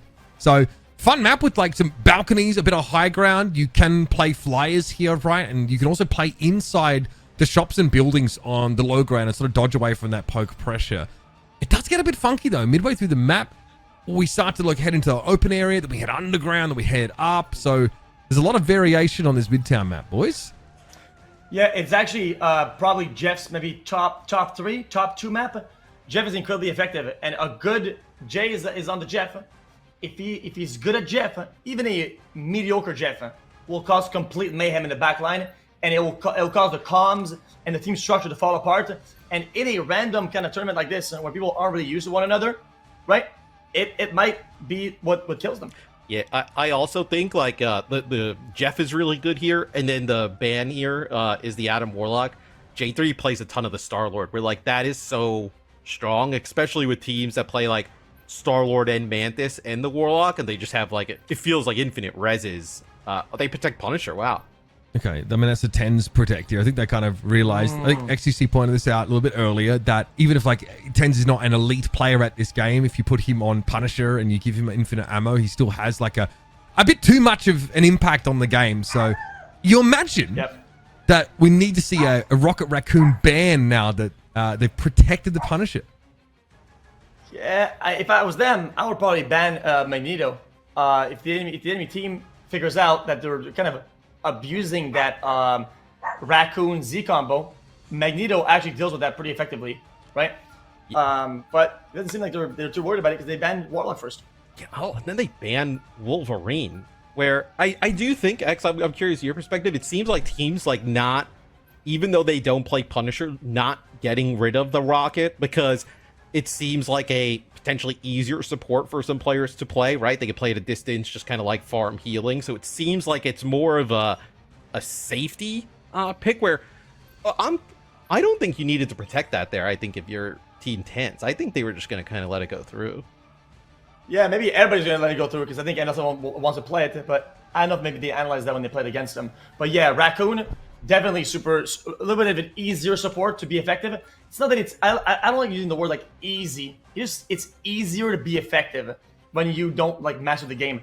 Being at the back and doing a lot of right clicks that kind of pierce through the entire team, you're being extremely effective. And surviving it is not that difficult either with how mobile the character is. I do want to return to the Magneto point you made, Felix, because it's obviously quite important. Because not everyone realizes Magneto like sucks up projectiles that are fired at him and makes his like meteor stronger. But what can happen is that if the Punisher gets damage boosted, his meteor can burst if it gets too overloaded, right? You have to actually throw it really quick with all that damage coming in. Literally insta. I think you have to spam left click as soon as possible because literally a singular second and it'll break. But if you're boosted and you're using a Punisher ult. So I mean, dude, Dean gonna commit to the Squirrel Girl, dude. How odd is this comp, Felix? They ran this against you guys 10's team where they play like Venom Squirrel Girl. Like it just feels really like, because FanFan does a really nice job of like getting in and out, like staying alive, and then just like Dean is just in bizarre places. It's not a common thing, right? You know what? That's a good point, because the Venom, right, is naturally gonna funnel the players kind of to ball up a little bit and to be more kind of centered in one place, and having the Squirrel Girl spam the nuts across the map and having the linear damage from Punisher really wears down your team.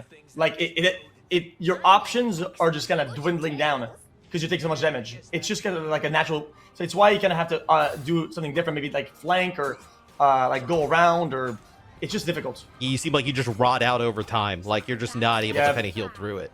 Yeah, we saw that with sometimes with like the Human Torch comps, but it's like more upfront burst with an ultimate that like you kind of got to shoot and turn around.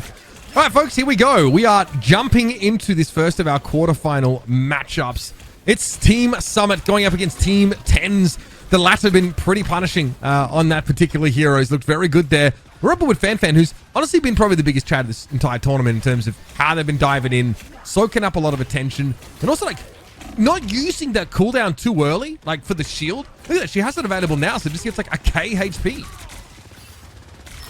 Yeah, also they're already down by 2. It's going to be probably just a reset just off the rip here. It seems like the Venom isn't causing what he's trying to cause. It's just he's dying too fast. The damage output that they have is even stronger than the one on defense right now. Yeah, I mean, they have the, you have the Punisher shotgun. You're able to kind of grip the Venom back in with the Winter Soldier, and then also even like Summit able to kind of trap the Venom a little bit. So a lot of CC here. I mean, yeah, you see the stun right away, has to use that barrier, and I mean, how do you even live through that? I mean, you're asking for a lot. I think xQc points it out very well. You need really quick burst healing if you're going to go in like this, and the problem is that your rocket doesn't necessarily give that to you, right? It's sort of a healing over time. It just doesn't give it to you instantly. Now, of course, Kraken Impact going to come through. J3 pops it, resets, come through finally. Now able to get that onto the Squirrel Girl. Immediately she gets a Bulwark. Dina's trying to get away. Squirrel Tsunami gets popped there, and that's a fair bit of damage to come at the attackers, but they're still looking strong. They've got overshields ticking. And once again, Team 10s are going to have to give a little bit of ground, but the Mag is keeping the cart contested. They finally lost the Squirrel Girl, though, and their damage is still coming back into the fight. And the whole time, the payload is still moving. The payload has barely stopped, right? And as you can see, they're just kind of slowly falling apart. It's just a little bit of an engage, dead, have to back, staggers. Not much is happening. They're just kind of losing over time, right? Yeah, and like you mentioned, X, the Magneto really strong. You're playing solo Vanguard here for Summit's team, right? The Magneto is able to just kind of take space with the shield, and also just like really good poke damage as well. I mean, you see Flash pushing right into this room, no fears.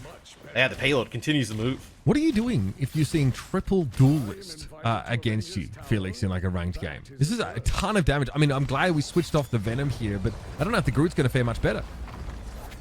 You might have to go triple heals. Triple heals is extremely effective, but I don't know if these guys have the character pool to pull that off.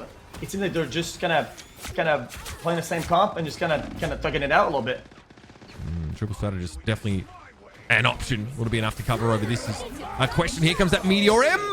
I think it might have burst immediately, stunned up. Not sure what happened. Yeah, I mean, They're still Daltush alive. is in the Punisher ult, so it just evaporated. Yeah, everybody's still alive. 6v6 still ongoing. Daltush sets up on the high ground and is going to do a lot of AoE damage here with the turret. Turret's down already, up by 2. All right, here it is. Tens back in the game, though. BRB brings him into the fray. Now CYA deployed damage boost for the defenders. They don't have their Squirrel Girl, but a decent amount of upfront damage. And you'll notice Desert Ears is making a lot of room up front to allow the rest of them to take advantage of. Tens now, of course, going to be coming back with a final judgment of his own. He's found an off-angler now. He's going to go to work on them. But the Lunar Snow Ultimate, Fate of Both Worlds. Good healing for Team Summit. It's still not enough. They lose to Hella, but it's a trade. J3 fires back with the Twisted Voltage. And Yeah. Dude, this is impressive that they're able to keep flats up. Just being able to just kind of keep that solo Vanguard up. X, I'm curious, what you're seeing right now, I'm wondering, at least here at the start, it looks like it's actually a little bit easier maybe to get some value out of the rocket on Convoy, because you were talking a little bit about it in the one game that we were watching, we were listening to your comms about like kiting the damage amp that comes in from the rocket, where in domination you can't really do that, right? Because you're just giving up so much percentage. But here it seems like there's a lot more angles on these maps to be able to kind of kite some of that damage amp maybe. Yeah, it really it's unfortunate that you have to give a lot of time on domination, but on payload it's kind of the same thing. You have to be very disciplined. You just have to get away from that that Raccoon Z. The output is just too much. It's worth it to just, when you see it out, just go to the side, wait, and then go in. But forcing the issue is not helping anybody. You're just asking to just get eliminated instantly. Daltush already picked off the start of this fight here. Epic Whale briefly stunned up. It's going to be another Meteor M. Going to have to let the one go quickly this time, and so they do, but in the hastiness, Desert Ears doesn't really find a good target for it. Here's the Goddess of Death coming up now for Summit, and everybody on the defense side trying to back around the corner. You've got to respect that splash damage. And Felix, your boy ML7 has got that right click held down, buddy. Yeah, of course. Also, it's worth noting that Summit's team is actually being really effective at causing a lot of pressure with a lot of the turrets from Punisher, the Hella ult, and they're just gonna repelling them, always backing, always giving ground, giving space, and they always have to kind of surrender a lot of stuff that they want to use. Yeah, I think you're just trying to put a lot of pressure on the front line if you're Team Summit with like having the Bucky. Oh, that's a nice grab there from J3, but. Like you mentioned, like having just like the almost hit scan type of damage that comes with like Hella and Punisher, like just right up front, and just making the healing resources just extend a little bit too far for the other side. I think that pressure is a lot for Team 10s to deal with, and specifically ML7, right? I mean, he's healing a lot of that up on the rocket. Yeah, and also we're kind of hitting a key moment here. This is I think their first full reset where now the defense is actually sitting on the payload and they're positioned. And they have all the space, and now it is up to the Summit's team to walk in and make the play in order to be able to attack and get the payload and secure the payload. So it's gonna be interesting to see can they actually do it, because when this happens, you never know if they're gonna get full health now on that corner. Now, there's going to be another Meteor M coming up here for Desert Ears, and they're going to have to pop it quickly because we might be looking at a damage-boosted Punisher ultimate fight. Daltush has it ready. Mr. Ruffle Waffle also at the ready. See the turret set up. Desert Ears is using the Bulwark to try and get some space away, but it's filthy. Unlimited ammunition. Hold down M1 for the boys and go for it. Squirrel Tsunami's going to come on in. Big damage there on towards Flats. He's got to give the space up, and oh, the rocket goes down. Looks like he was able to deploy the damage booster at least, Felix, but the attackers are now down to 5. Yeah, it seems like they're just a defense team. Like whenever they're fully settled, they're being more effective. And I don't think they're finding ways to really get out there and gain the space. And they're just kind of being shut down right now. Yeah, like you mentioned before, Felix. Go ahead. Because they're now trapped in this choke. The Squirrel Girl actually becomes really good at this point, right? I mean, especially when you're playing solo Vanguard on the other side, like you just get rid of that mag shield and then you're just walking right into this.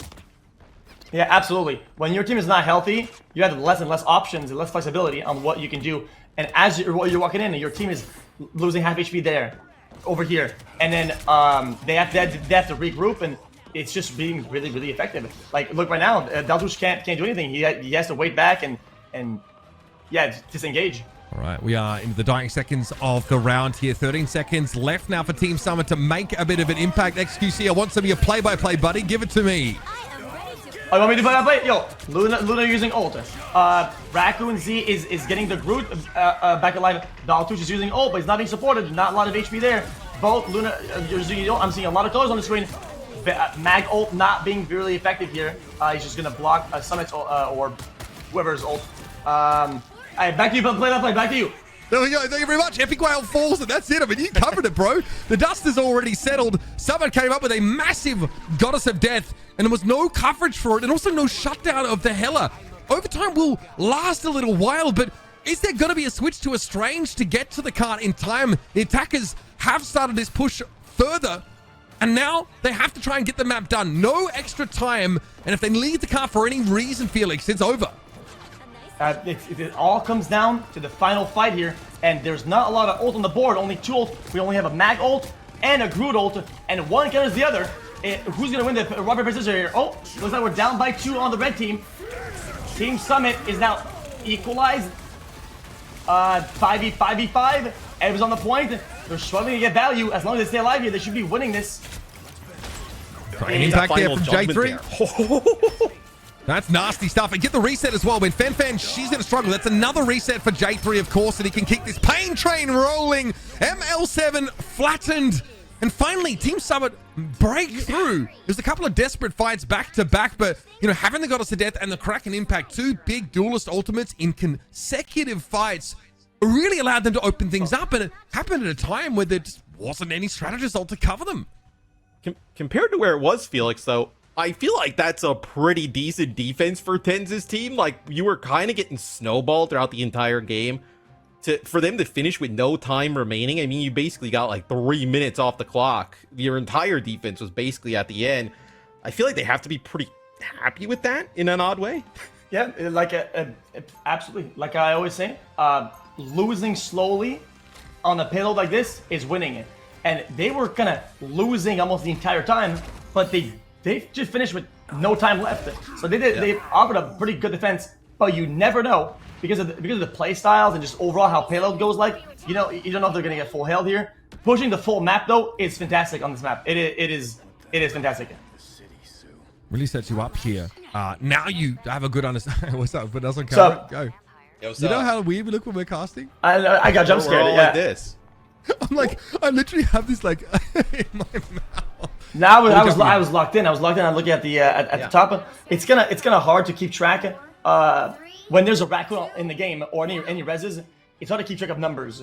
Even when you're in the game, it's kind of difficult. Yes. You try to do +1, -1, like you're counting cards at the casino. Yeah. No, exactly. And you sort of do that while keeping track of like the ultimates as well. It's like a bunch of stuff to look at, but you're picking it up pretty quickly. You just get ready. I'm going to drop you more play-by-play because I thought it was kind of fire. Daltush getting pretty low inside that turret, though. It's a bit of an issue. Force physics they're used to draw flats down to the low ground. Magneto under some pressure, and the healing's got to come from somewhere, and there's not enough of it. He tries to bulwark up, and he gets completely railroaded by this attack side. Team 10's Felix are off to a hot start. Yeah, it seems like they're just being very aggressive off the gate, just going very aggressive with the Groots and the Magneto, being super oppressive and just walling them down and just running it down. And it looks like they're gonna be putting the hill pretty effectively here, just gonna swollen in. Yeah, I think on the defense, I really noticed when Fan switched to the Groot. That's also when they started to get some nice holds and success. Summit ends up dying here late. What is it, Felix, about like a Groot plus like a Magneto combination in terms of like shielding allows him to take so much space? So basically, Magneto's shield doesn't have any limit on how much it's gonna block. It only has a timer, right? So yeah. Groot is gonna using the first bubble and the shield to kind of walk up and secure his position, and then they can wall them off from his team, and then really just run it down and secure at least 1 kill. And once that first kill goes down, when a tank goes down, the team structure just completely falls apart, and it becomes a lot harder to start withstanding some of that pressure. God, that's a huge biotic arm. Nicely done by Jay. This is really going to slow the attackers up. They had a pretty good fight set up already, but that Groot just gets yoinked out of position. I got it's even scary when you combine it with the Invisible Woman, but that's not here. Dean has to be careful now. Kraken Impact's going to come in. J3 going to go over the top, but Invisible Boundary comes up, and Tens from within it explodes with a final judgment. The payload hasn't stopped. It seems like the the train's still going forward. They're taking all the positions. Dean, I didn't know if he plays this game that much. That was a really good ult. He just causing a lot of pressure, causing a lot of discord in their comms, making them disorganized. Chaos, and choose here. Big ult here from Nora. Looks like they're gonna keep pushing it. Not very effective with the Punisher ult here. He's not getting any value. The Luna ult is up anyway. It's pretty huge from Team Tens, right? Because the Fate of Both Worlds from the Luna Snow comes out for Team Summit, and they still end up losing flats, right? And you see where the cart is. It's so close. It's going to be a strangling prison. That's going to get Desert Years and Fan in position to get this second checkpoint. As, like you mentioned, Felix, I mean, this has been non-stop here for Team Tens. If you were Summit's team, what are you changing up right here? You're scared. 5 minutes on the clock for the last point. They need to make a heroic stand here on the first bend to at least get a second foul and second bend. There's not much to do now because they have no ult on the board. They only have Magneto and Hella ult. But on attack, I don't know how they're doing a good like ult tracking, but it seems like everybody's gonna dry right now. It's gonna be a little bit of a dry final on first bend. Yeah, you're dead right. I mean, a bit of an odd moment, actually. You find yourself in an ultimate trough like this in Marvel Rivals. But ML7 does have the invisible boundary, which is going to be important, especially if you're trying to run away from this Meteor M. Here comes Summit, though. Invisible boundary comes up straight away. The damage is still significant. And with the Meteor combined, it could be more than they can handle. Still, Meteor goes without a trace. Hard to see with that found value, but Tens is able to bring Nora down, and now the defenders are getting run over yet again. BRB, sure, brings the Luna Snow back into the fight, but you need more than just that one healer in the mix, and there's a risk of a reset here with the Kraken impact. J3, Felix, has kind of been popping off every time these ultimates have been up. Yeah, Bucky's been overrunning the entire game. It seems that all of his ults are hitting, getting a lot of resets, getting a lot of value, but they are finally stabilized. The same thing I said earlier. Once the pendulum swing, once the tables flip, now they're on real defense. Now they have their full setup. Now they're in the driver's seat, and it's up to NL7's team to figure out a way to get in there. I do like, though, for Tens' team, you end up dropping the Rocket Raccoon here. I think just picking up the Invisible Woman and playing it this entire offensive side, especially if you're not going to play the Punisher, the Invisible Boundary obviously offers you a huge advantage in terms of just support output, as if you feel like you have an advantage in terms of like the healing pressure here, then you can like up the tempo behind the Squirrel Girl and just some of the overall damage. But it's going to be Tens actually going for a Kraken impact here. He's going to connect with one, but take it out really fast, as that's going to be that CY8 from Mr. Raffle Waffles. That damage output too strong. It's Raccoon Z forcing Luna to use her ult, and now it's up to them to find value here, to at least get one kill. They need to find something, anything at all, while the ult is up, because otherwise, like I said, Summit's Luna ult, now it's their turn, they're in driver's seat. Now they're looking for value here. They find one for two, I think. 1 for 2 for a blue team. Deltus realized that they were in trouble. Meteor M came in, strangling Prison only on towards Nora, and Ice Art's being used to keep flats nice and healthy. He dunks one on top of Tens. An important kill here for the defenders, but the attack is still with numbers to work with. Flats, despite this, clearly wants to negotiate from a position of power. He is sat on the cart while the fight is occurring off of it, and he's kind of ignoring the Squirrel Girl, just shielding up. It's going to be about Summit here, trying to maybe find an off angle to pick off some of these squishies. Yep. Well said. What about you? What do you think about this, Mr. X? Well, I think they've done a pretty tremendous job already getting like 3 minutes off of the clock. If you remember, they get here with about 5 minutes, right? So being able to hold up until this point, pretty strong. Another Kraken impact. That's going to be a stun there. So Fan and Desert Years gets marked, but it's going to be Dean with the Squirrel Tsunami yet again. And this is where the Squirrel Girl can be really effective. These narrow chokes that you're going to have to play in with a solo Vanguard. This could be it. They're all low. They're all down in numbers, and they're going to finalize the push here. I don't see them getting out of this. Maybe Magneto stall a little bit. That's all they got left. They're waiting for spawners here. Luna ult, make sure nobody's dying here. J3 can't find anybody. Raccoon coming in, and that's it. That's a full push. A minute and a half left. Coming to 1 minute. It's going to be 230 against what, 1? Yeah. At this point, it's anybody's game. It's almost a full reset, because on a payload like this, one push can be instant by 1 minute, or it could be like 6 minutes. It's just it's very snowbally in nature. I mean, that last corner is pretty treacherous, because there's no like natural high ground for the attackers to take. Like, it's really like just a drawn out fight across the map. But I'm kind of honestly, I'm kind of impressed to see the game go this close. Obviously, like we mentioned, both teams get a time extension, and there's really only like a minute and a half between these guys. And we said it. This can absolutely snowball out of control, especially if you start to like chain a Bucky ultimate into a Punisher ultimate when you're, have those multiple duelists just getting ults up at the right time. And I mean, we talked about it so much, but the Rocket Raccoon getting to, empower the Punisher. It used to be worse, Felix. It used to be the Winter Soldier as well could just shoot for days. Yeah. What I'm seeing here is that if I'm in a 10's position, if I'm on defense here, right, I would really want to negate the fact that I wouldn't want to get snowball in the first corner. I would want to play back. I want to use Raccoon Z, get value, stay back, do a lot of damage, because you only really need that one fight win. If you win that one fight, you win the round, because once you're done to push, you're probably going to do better. Yeah, with a minute on the clock, it puts it right into junk time if you end up winning that fight. I think one thing also to point out here is that at the, for Team 10s, when they were on defense first, they were still running Fan on like that Venom. And I think that's where you were actually seeing Summit's team take advantage of it. But now with the Groot in the mix, I definitely think it swung more in favor of Team 10s. The Groot's going to be very difficult, Felix, here to get through this choke, right? I mean, you see all the walls and just the pressure on the cart. Yeah, absolutely. But I have to be honest with you. Defending, attacking second, in my opinion, is a little bit easier, just because you know exactly where you have to end.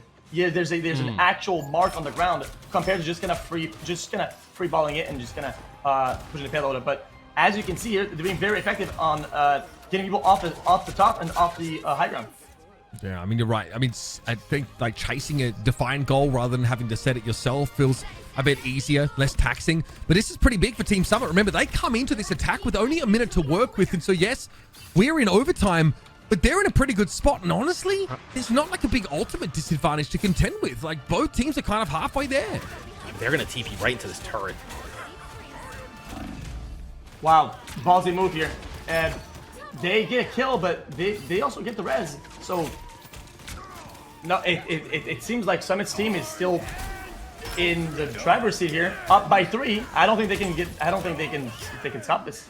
No, I think you're right. I mean, look at that crack and impact there from J3 is enough to get them through. And yeah, getting pretty close to this checkpoint now. You can see now they also want to push ahead. I kind of like this idea. Get into their backline, stagger them out a little bit further. Staggering definitely still a big thing in this game, but we're staying in overtime now, Felix. So one mistake for Team Summer and it could be over. Exactly. It all comes down to a singular fight, but it looks like Summit's team is not really allowing them to really set up and even get that fight. I don't even think they're going to get a single fight on second point. That's brutal. I mean, the Meteor M, they actually get Fan even before the Meteor M comes through. And just like you mentioned, I mean, Flat's taking so much space with those bulwarks and the shielding of the Magneto. And I mean, now you're going to get Epic Whale here, as well as it seems like Tenz's team is just kind of like funneling out. So any type of advantage they had seems like it's completely gone at this point, unless maybe Tenz goes big here with a Kraken impact. It absolutely is. And it's worth mentioning that the spawn's now 14 seconds. So now you have to really acclimate to that increased spawn time when you're thinking about staggering and trickling back in, because they weren't even able to get a singular fight on point 2, but now they stabilize it. They get Luno on the way in, but they're down in one number. All right, Epic Whale is still able to at least get this Fate of Both Worlds up. The defenders are struggling to hold up under this level of pressure. Daltouche gets to come back into the fight. The attackers seem to keep on coming.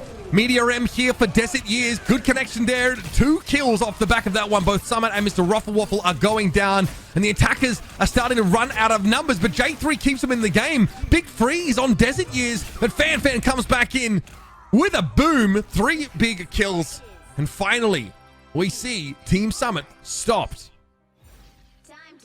If you really think about it, this also all comes down to a singular fight, because even if nobody is defending here and they're all on the payload, right? After 2.5 minutes, you should be at the exact same point that they are right now. So it's up to them to figure out if they want to fight early, save ults, prompt their ults, and then use their ult as a response when they want to win the fight, or if they want to force the issue and really fight to win early and just get those fight wins. I've always been of the belief, like, if your Team Summit in this situation, you obviously know where the end line is, and you know that they have a time advantage.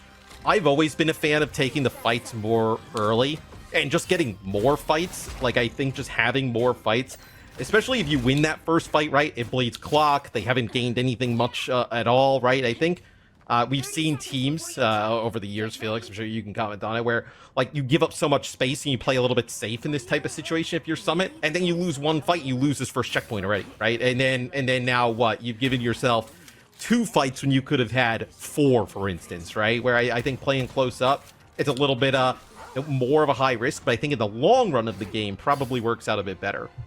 That's very accurate. And sometimes even you'll get 0 fights because you never really get to stabilize, especially with those OT spawns. 14 seconds is kind of crazy. Now, if I'm Team Summit, I'm fighting on the first corner right there, right then, and I'm doing a face-off here, and I'm trying to build ults. I'm trying to get all the ults up so that maybe later on you invest 1 ult or 2 for the opponent to use maybe 3 or 4 to really secure that last fight where you have ult advantage. Big defensive pick there, though. Good start for this Team Summit team. Saw the force physics pull Summit towards the low ground, but ML7 wasn't able to help guarantee a kill on them. That's another pick there for Summit. This is tough. It feels like these attackers are really struggling with the low ground disadvantage and don't have a good way of getting up there. Unfortunately, they don't really have a play. They're playing very linearly, right? They're all playing on main. Nobody is using that little library on the left side there to cause some pressure or discord in the back line. And it seems like they're losing that linear fight right now. But as I say that, Ten's fighting back, up by 3, Luna's gonna go down here unless nope. It does feel like, though, a little bit where that's somewhat of a win for Team Summit in the sense that you win that first fight, and then for Team 10s, right, you feel the pressure that, like, okay, now our clock's dwindling down. You have to use your Invisible Woman ult to get out of the spawn, right, and just get that first corner. So now you can come back, I think, here, if you're Team Summit, right? You end up with, like, you know, this Punisher ultimate. Maybe you can get some high value out of it. Yeah, and now we're seeing Luna using ult on 10's team. They really want to get that 1 fight win over here to get up to point 2. Maybe get some staggers here. Maybe cause them to trickle. I'm surprised that Team Summit didn't play more aggressive to actually get over onto the cart there. Like, because they end up using the Fate of Both Worlds there from Team 10s and pushing on out. They don't have any ultimates at the time, but still you can't give up that first checkpoint and then get staggered out here, and now you lose Mr. Rafa. I mean, this is going to be a scenario, just like you mentioned, Felix, where we're going to get 1 fight here on the second point that basically determines the game. Which looks like it's probably going to be in the advantage of Summit, because 10's team, they did use that Luna ult, and Luna ult on Summit is coming up, and they don't really have a response. Yeah, they have the Invisible Girls ult, but it's not as long. It might be not as effective as a support ult, and I think if they use their ult properly here, they should be winning this. Summit's trying to take a flank angle. CYA is in play. Meteor M for Flats, though, to try and find an insta-kill somewhere in this fight. Summit's got a bit of an awkward spot. He doesn't have line of sight to them, Felix. He's trying to get this damage done, but everybody's in the other room. Summit is a little bit out of position for sure. It looks like they're really pushing the issue here, and they don't really have a response. Like I said, they don't really have a support ult to sustain the damage here. They're stuck in a corner, and they have to connect the payload. Only 1 meter left.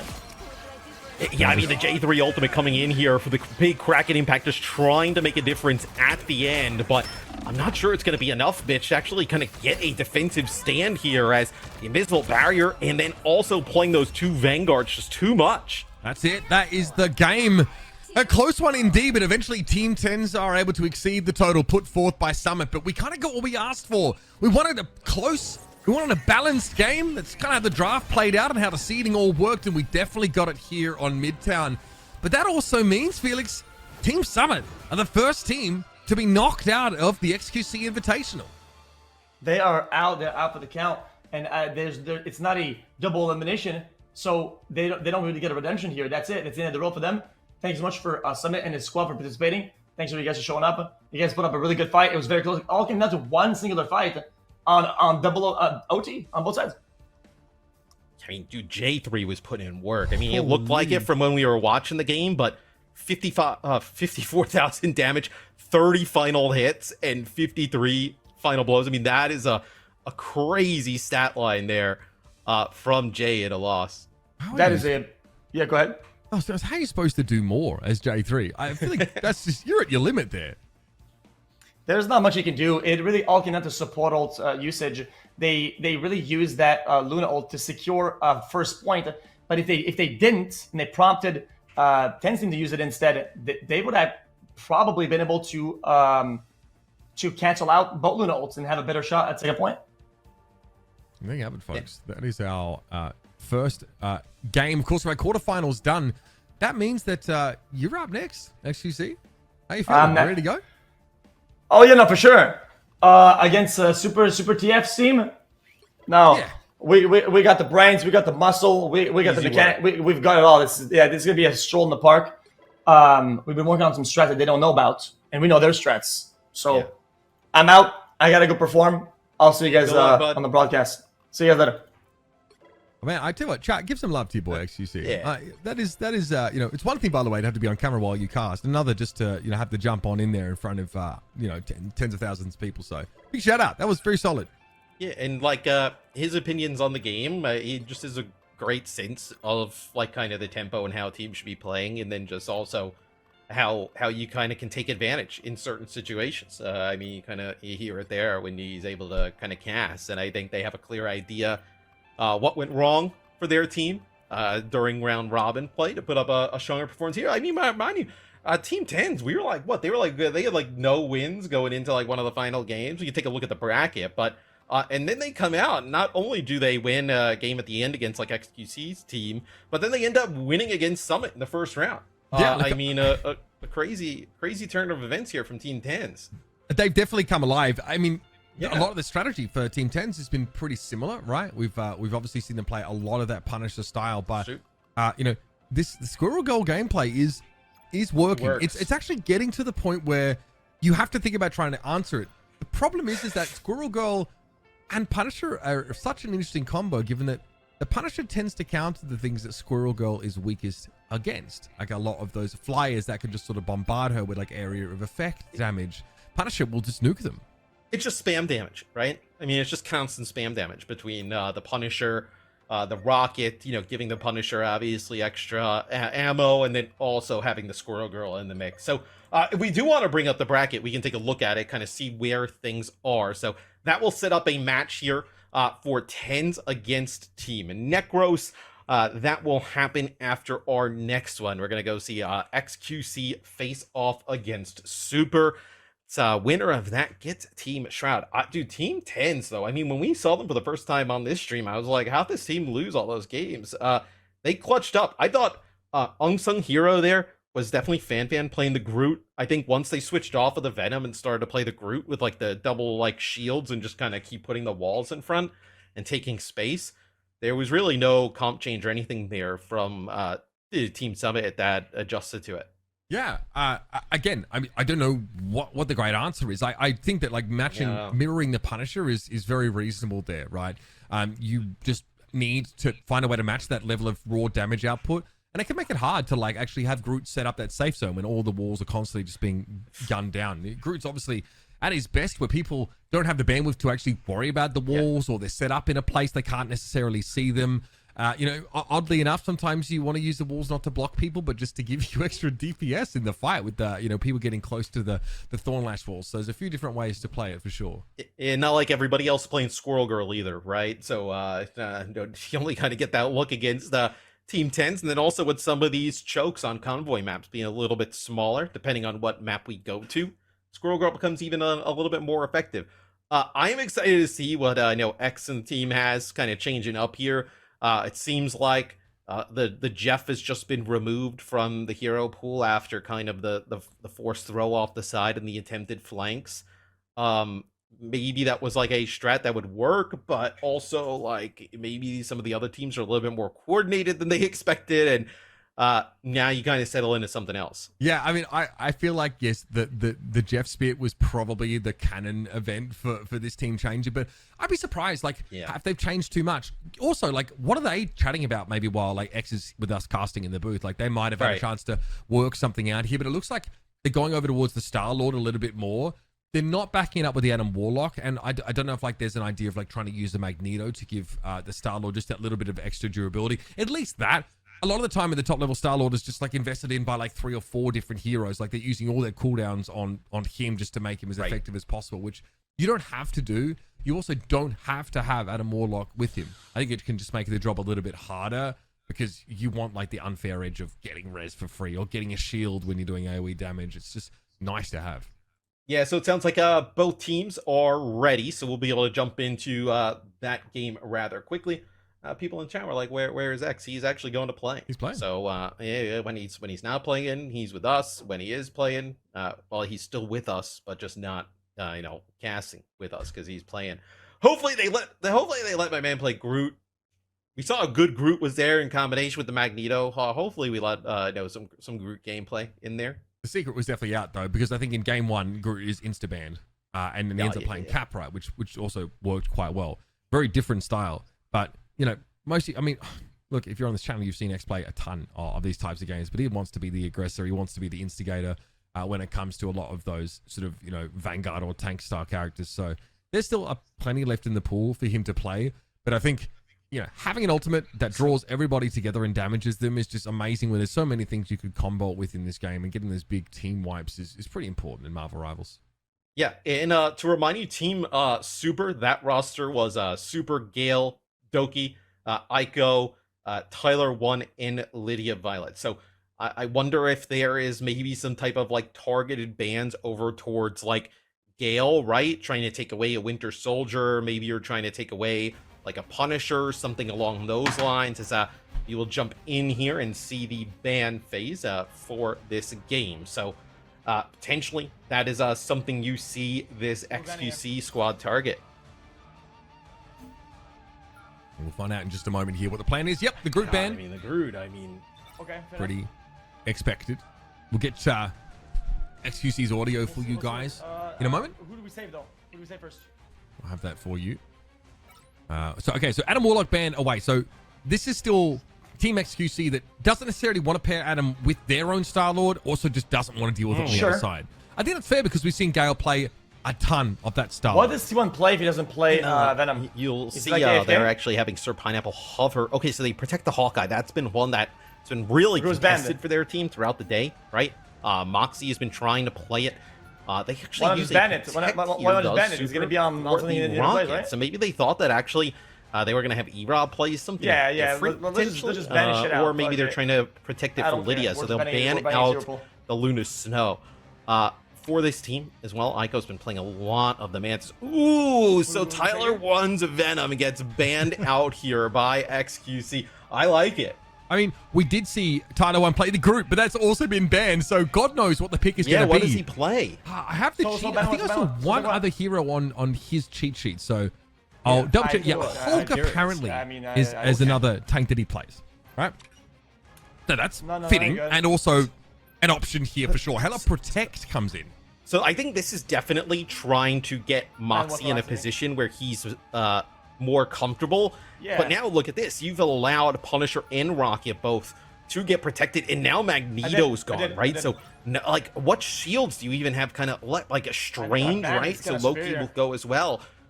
Strange, Emma Frost make it through, right? But not having that Groot Mag combo. And then also the Venom gun, it's kind of like dwindled down pool of Vanguard. Yeah, if there's going to be Punisher pages, look out for these shields just disintegrating in a matter of seconds. We do Hawkeye out off the rip here for Moxie. Would kind of expect to, maybe see the Hela, given it was protected for that. But like you mentioned, there are shields, right, that can be used between, Emma Frost and, Strange. But with Tyler 1 being a Hulk player, or at least Hulk is the only one of his heroes that are left in the pool, you're always going to be missing one. I just don't think Tyler plays shield tanks at all. Unless you go triple Vanguard, you're not going to have it. Yeah, it would be very difficult to kind of make that type of thing happen. So we'll see if for Team xQc, right? Can Tyler 1 deal with the pressure, right? He was able to do with it on the Venom, right? But can he deal with the pressure that will come in while he is on Hulk? And we also have Seagull playing the Penny Parker. So that will be quite interesting here. We have not seen Penny Parker at all on any of the defenses, so we will see how this kind of pans out. But Penny Parker could be a nuisance for teams to actually walk into. Yeah, you see Seagull hiding those arachnomines inside the spider nest so they can't be seen. This is not used, at a pro level.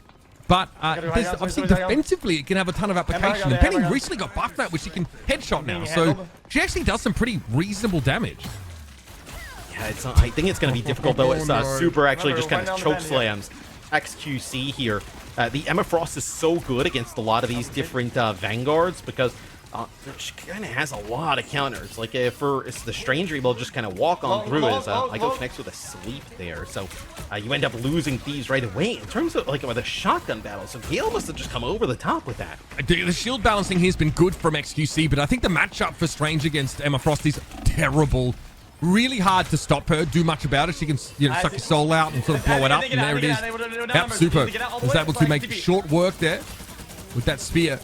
And there's nothing Penny Parker can really do about the damage that comes in. She's got great mobility. It'll allow them to give a little bit of space here, but this is looking a little bit scary.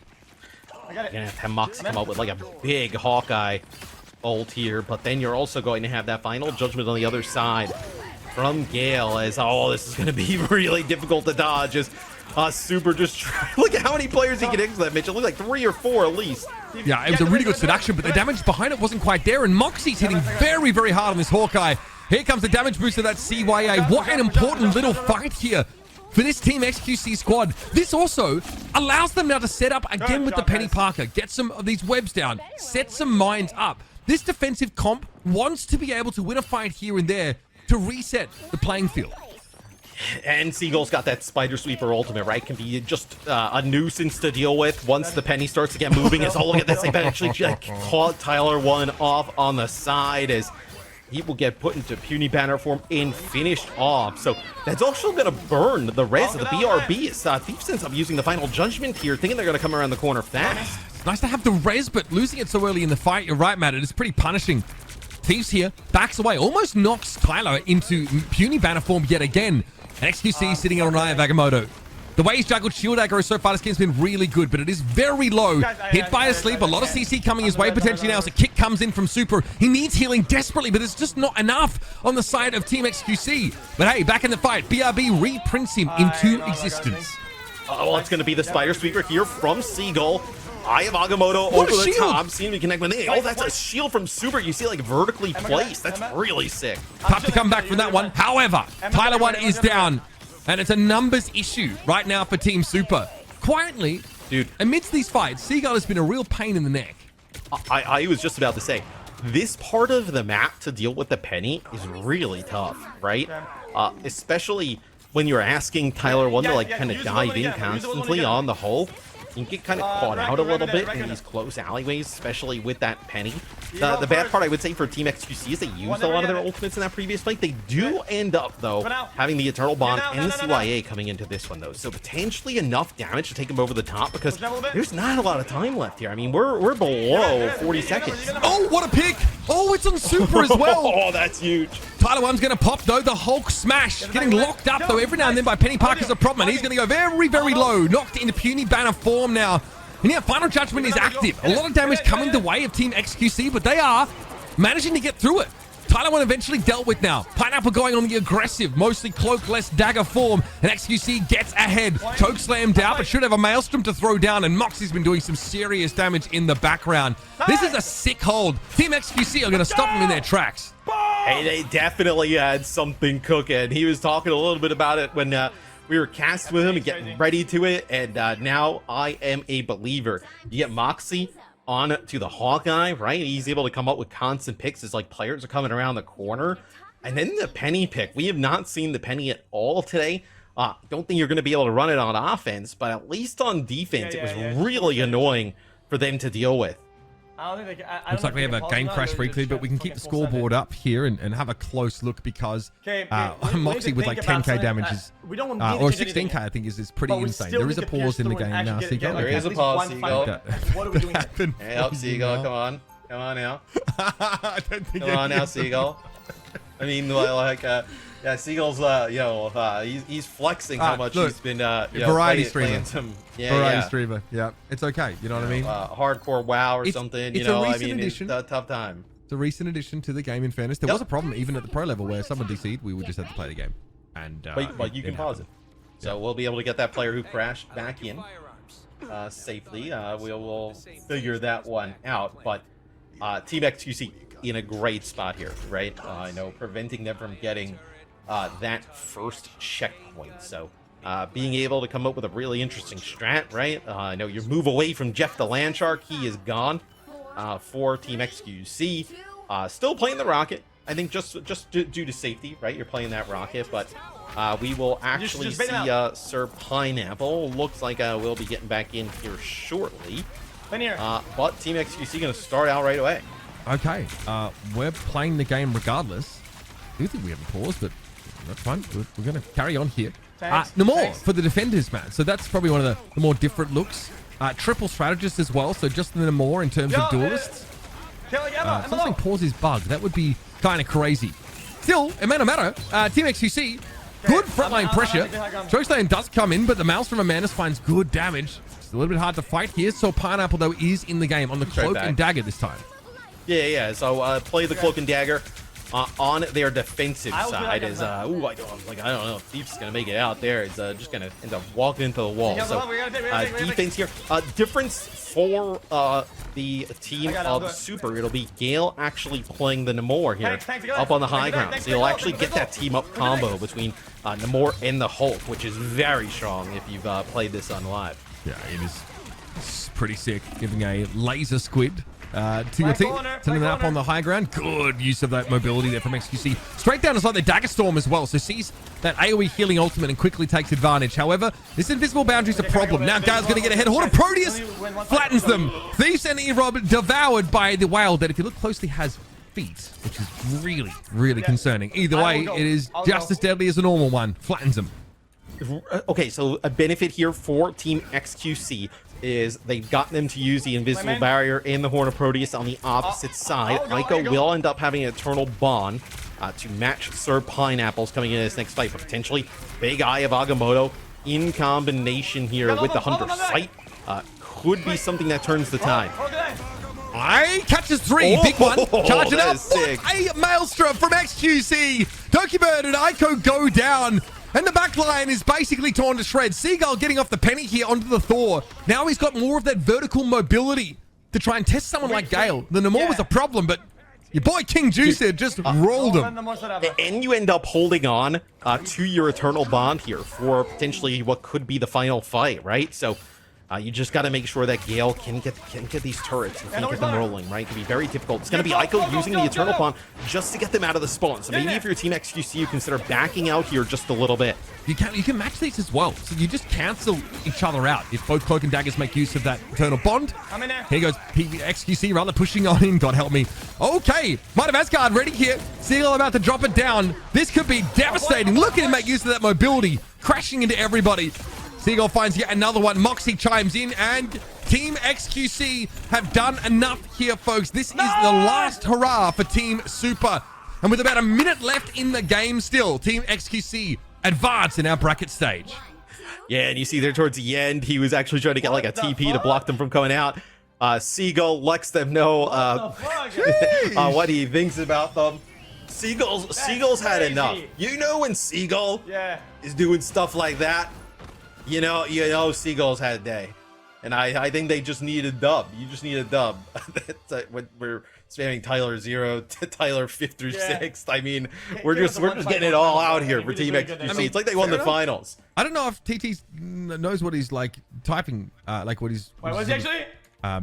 Chat button is. Yeah, I think he's happy. He's chilling. He came. He saw. He turned up. He blocked 23k damage. He did die a lot trying to flank solo as Banner, but outside of that, has ever had a pretty good impact on the game. But Moxie carries on this Hawkeye. Yeah, sick on the Hawkeye. You see why a lot of teams try and ban it out early Guys, against guys, this I'm team, not kidding. This bracket XQC. is, like, built for us. I I'm gotta not say kidding. as well, It's actually a for bracket for us. Tyler 1, I the don't performance even know here how we got this probably not bracket. indicative of what we saw most of the day. His Venom was actually pretty good when we saw it go through for a lot of teams, but you see Team XQC ends up forcing him off of that here in this game, so made it really difficult on him, forced to play the Hulk. Then you're trying to make like a team up work with that and the Namor, and they just never had their footing. They didn't look the same after that.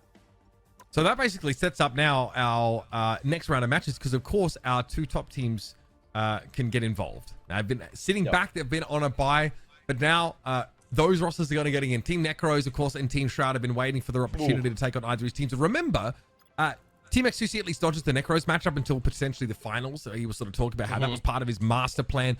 However, Team Shroud are going to be no pushover, considering they pretty handily dealt with X's squad when they matched up in that round robin. Necros' team has made it look so easy, but I feel like, at least from what we've seen, Team 10's is like kind of like on the rise a bit here, right? They're starting to kind of like a lot like Team XQC, where both lower seeds actually win in round 1. Where they're starting to kind of feel get in their groove a little bit. Like maybe that series could be quite interesting there with Necros and Tens. I'm thinking it will take a fair bit, a bit of a step up there for Team 10s. I think you make a good point. I think they've got what they need to counter them, but Necro's the kind of player as well that if he's on the torch or anything and there's like a hard counter, he can switch or just find ways to play around it. For Necros' team, right, you obviously have him as a duelist.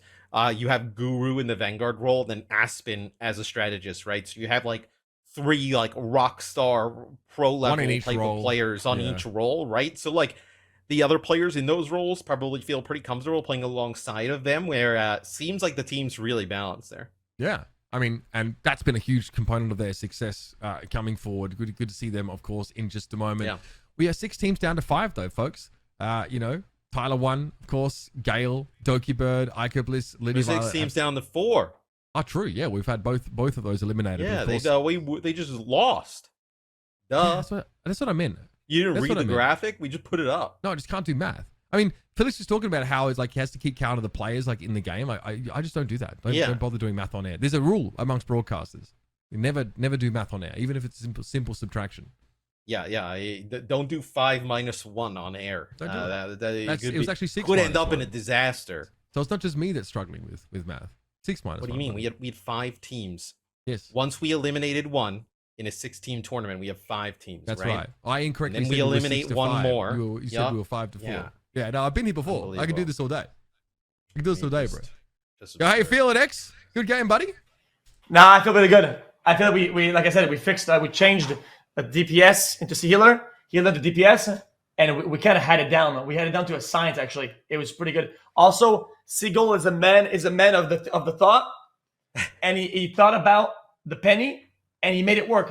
When Seagull asks or says a comp or has an idea, I let it happen. I don't care if he says, "Oh, I was in spawn for a minute." I do it because Seagull is actually kind of a smart guy. Well, so what was his logic though behind the penny? Like that's a character we haven't seen at all today. Really doesn't get played a ton much. So it's just how sharp the corners are, right? I think that's the thinking. And on that map, everything is kind of roundish on the first bends, but when you get to the ambulance parts, you're at a double choke, right? You have the first 2 corners, and you have the ambulance, and you can use both, right? It's not if you have a corner, you have to give up the whole thing. You can just go back behind the ambulance, and he's putting the penny nest in place that is very hard to reach, and when people peek it, they just get bombed. Yeah, I mean, I saw a couple of times Tyler 1 trying to solo flank there on the Hulk. Feels like you guys started to adjust to some of the unique play styles on this Team Super squad there and able to wrap him up pretty quickly. Yeah, and also their best player was probably, in my opinion, a super, and he was just not being very effective. I'm not trying to blame him. I'm not trying to throw some shade, but you're just calling Emma is just gonna hard to like do like a 1v6 big play that actually gets kills. It's very strong and it helps with the team structure, but when you have to carry, I expected better. more of like an enabling character, the Emma, as opposed to just For sure. solo carry type of tank. The Strange, though, let you have a pretty big moment. The big Eye of Agamotto, I think, hit 3, and then you were able to clean them up. Yeah, and some of these games, they haven't been really good at figuring out where I was at, and I've been getting a lot of decent ults, and it's kind of surprising because usually that ult is not great because it's kind of hard to land. People are people have shields, escapes, they can shred themselves. They have so many counters. Yeah, I think people have gotten used to that ultimate at this point. Like, I think when the game first came out, it was like you'd hit like massive ones, but at this point, it seems like at least it's counterable at this level of play. I'm curious, Team 10s versus Team Necros. Is there anything you saw with Team 10s that you think could give Necros' team some trouble here coming up? They do play that weird Squirrel Girl, but I mean, when Necros is flying, I don't know how impactful that's going to be. So they play very linear, and the way to break that is by causing a disruption somewhere else, right? Usually, like on the supports. And Necros, it's kind of all he plays. He plays like pub stomp, like flank characters. And I generally think that his whatever he's gonna play, probably Iron Fist or whatever, he's gonna pressure up the supports. And I think they're gonna have to give up those positions that they're holding so strongly. And have you, like, going forward, have you thought much more, had time to think much more about like what you should focus on in the Shroud matchup? Because it looks like he were like saw what Necros was able to do and then basically copied him straight away. Was able to like just to play the Human Torch as well. Is like a broad game plan without giving too much away you take into that game? I hope we get the first ban and we ban it. Otherwise, it's just a very difficult matchup.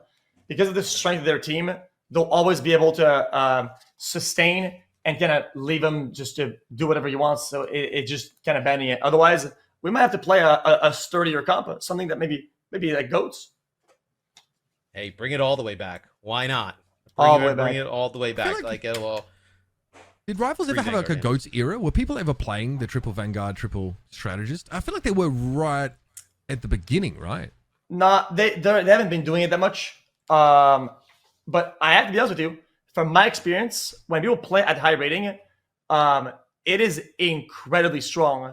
But I think people just dislike playing it.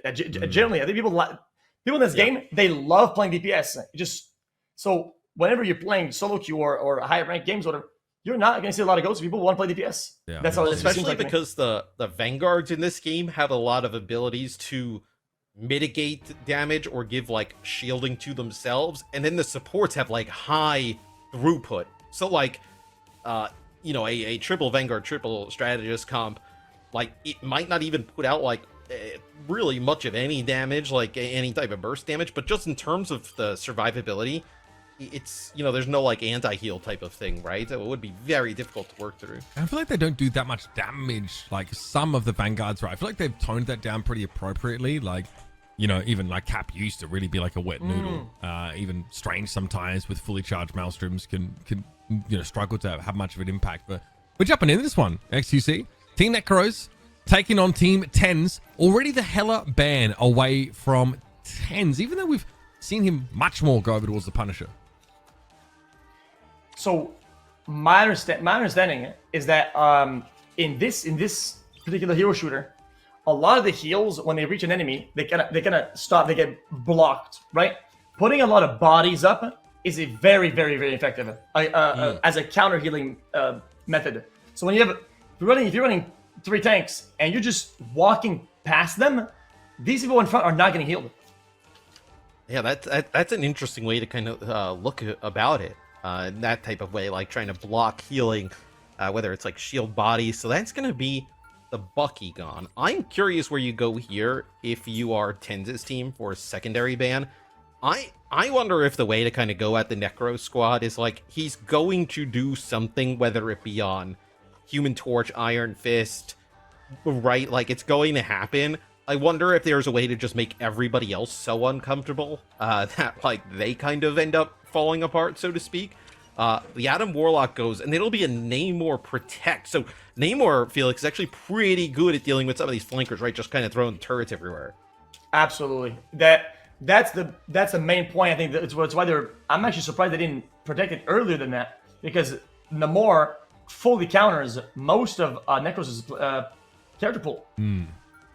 I mean, used to be worse when he had like the slowing monster. Now he doesn't have that, but still, like he's, obviously he sets up these defensive zones and can be a little bit hard to put pressure on. So, Do you ban Banner here? ooh, I don't even think the combo is that good. I haven't seen it that much in recent times, but it's not strong enough to just outright ban. Crazy. Well, I mean, the man's putting work. What can you say? They're banning Square Gold because Dean is just styling with the character. Okay. Yeah, then Aspen's Mantis goes. So Aspen's been playing a lot of Mantis most of the day, right? They've been doing like Mantis, Jeff, Rocket play. You'll actually see now what do you think Aspen goes to? You can also Aspen. Okay, so Invisible Woman here. Ton of options. Yeah, we've seen her play a whole lot of this, but it does look like we got a really strong shield-based frontline too, as well with the Mag and Emma Frost. I'm actually kind of surprised they're not running Cloak here, but they are playing on offense, so it's a kind of different ball game. The one thing though, I think it's a really interesting ban of the Mantis is Aspen is able on the Mantis to just give the damage and the healing onto Necros, and he's able to just go across the map, right? And you have the healing over time, you have the damage over time. Now without the Mantis in play, right? He's not going to have the damage boost, not going to have the healing constant, right? You're going to be playing around like Invisible Woman shields, which to me Felix just doesn't feel as strong. It doesn't. In my opinion, I don't see a 10's team holding first for very long here. Their healing combo is very good for AoE, but triple heals is probably what I went for against Human Torch. Okay, keep an eye on that now. They're going to be on this defense side first, like you guys mentioned. Desert Ears, by the way, is Mendo, for anybody wondering. I spent some time referring to his in-game name, but that should be a pretty recognizable figure for you. Trying to play safely sort of around these corners, but God, that pressure from Necros is going to come in. Epic Whale, though, is looking at him. I'm seeing that health bar go down. He's already had to use the team up, Felix, just to try and stay healthy here. Yeah, that first bend, I don't think they're going to hold it all the way. It's usually kind of a soft bend where they'll let him kind of slowly kind of drip through and kind of give it up. So I think it's just like a pre-fight.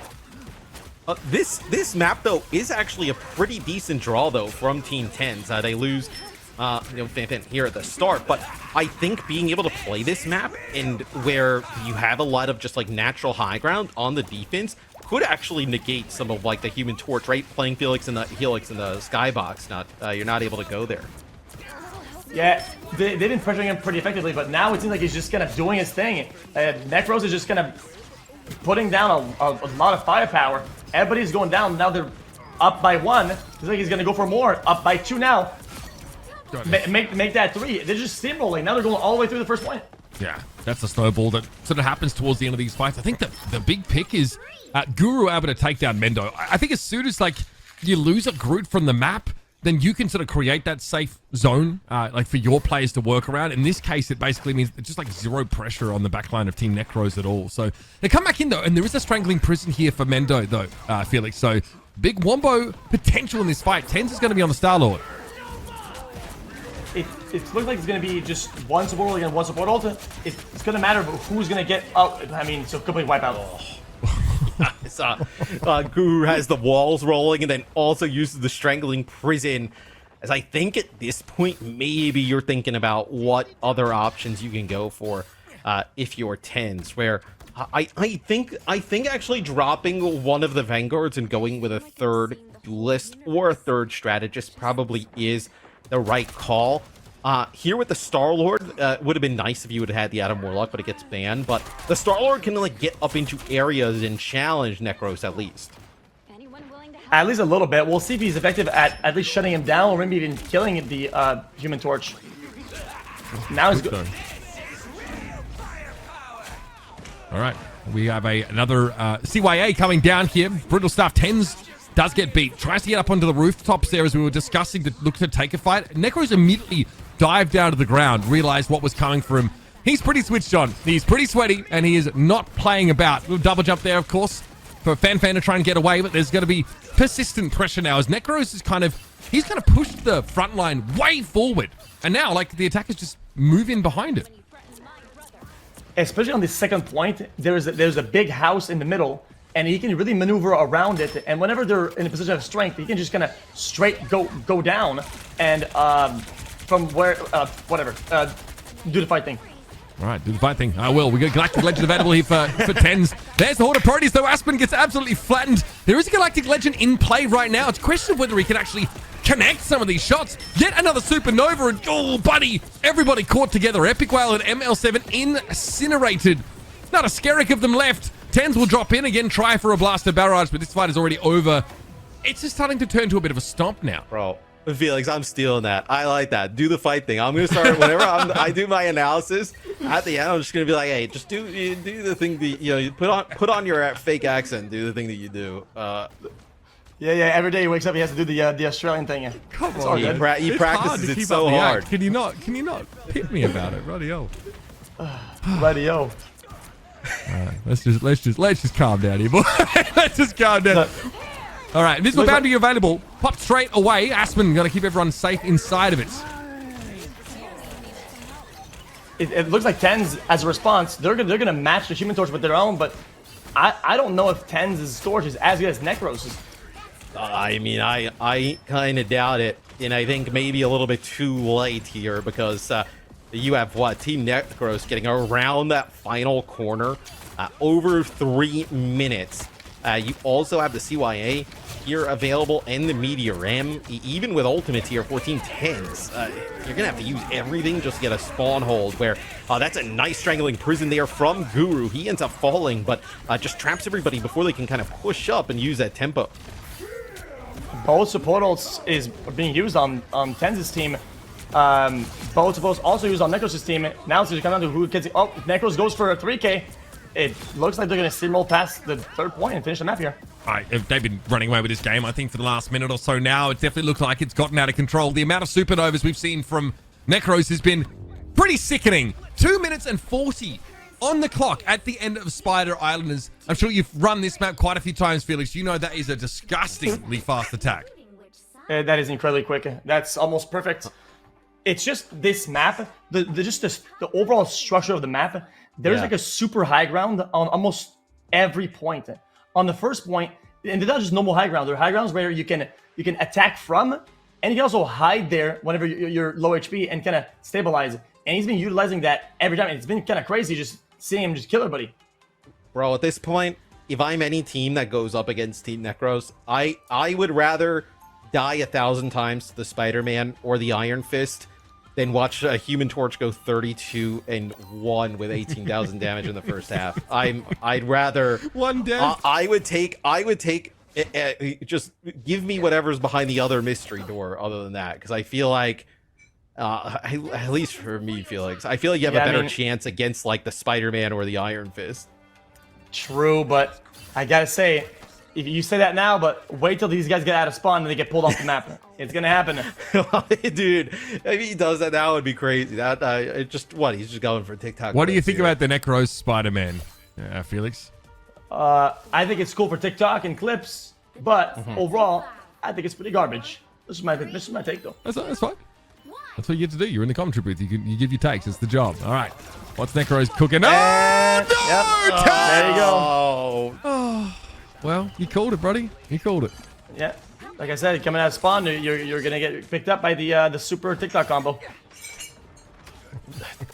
What I despise is Necros makes this look so casual, and then you have thousands of kids see this on TikTok and then just go into the game and select Spider-Man, and they just int themselves off the side.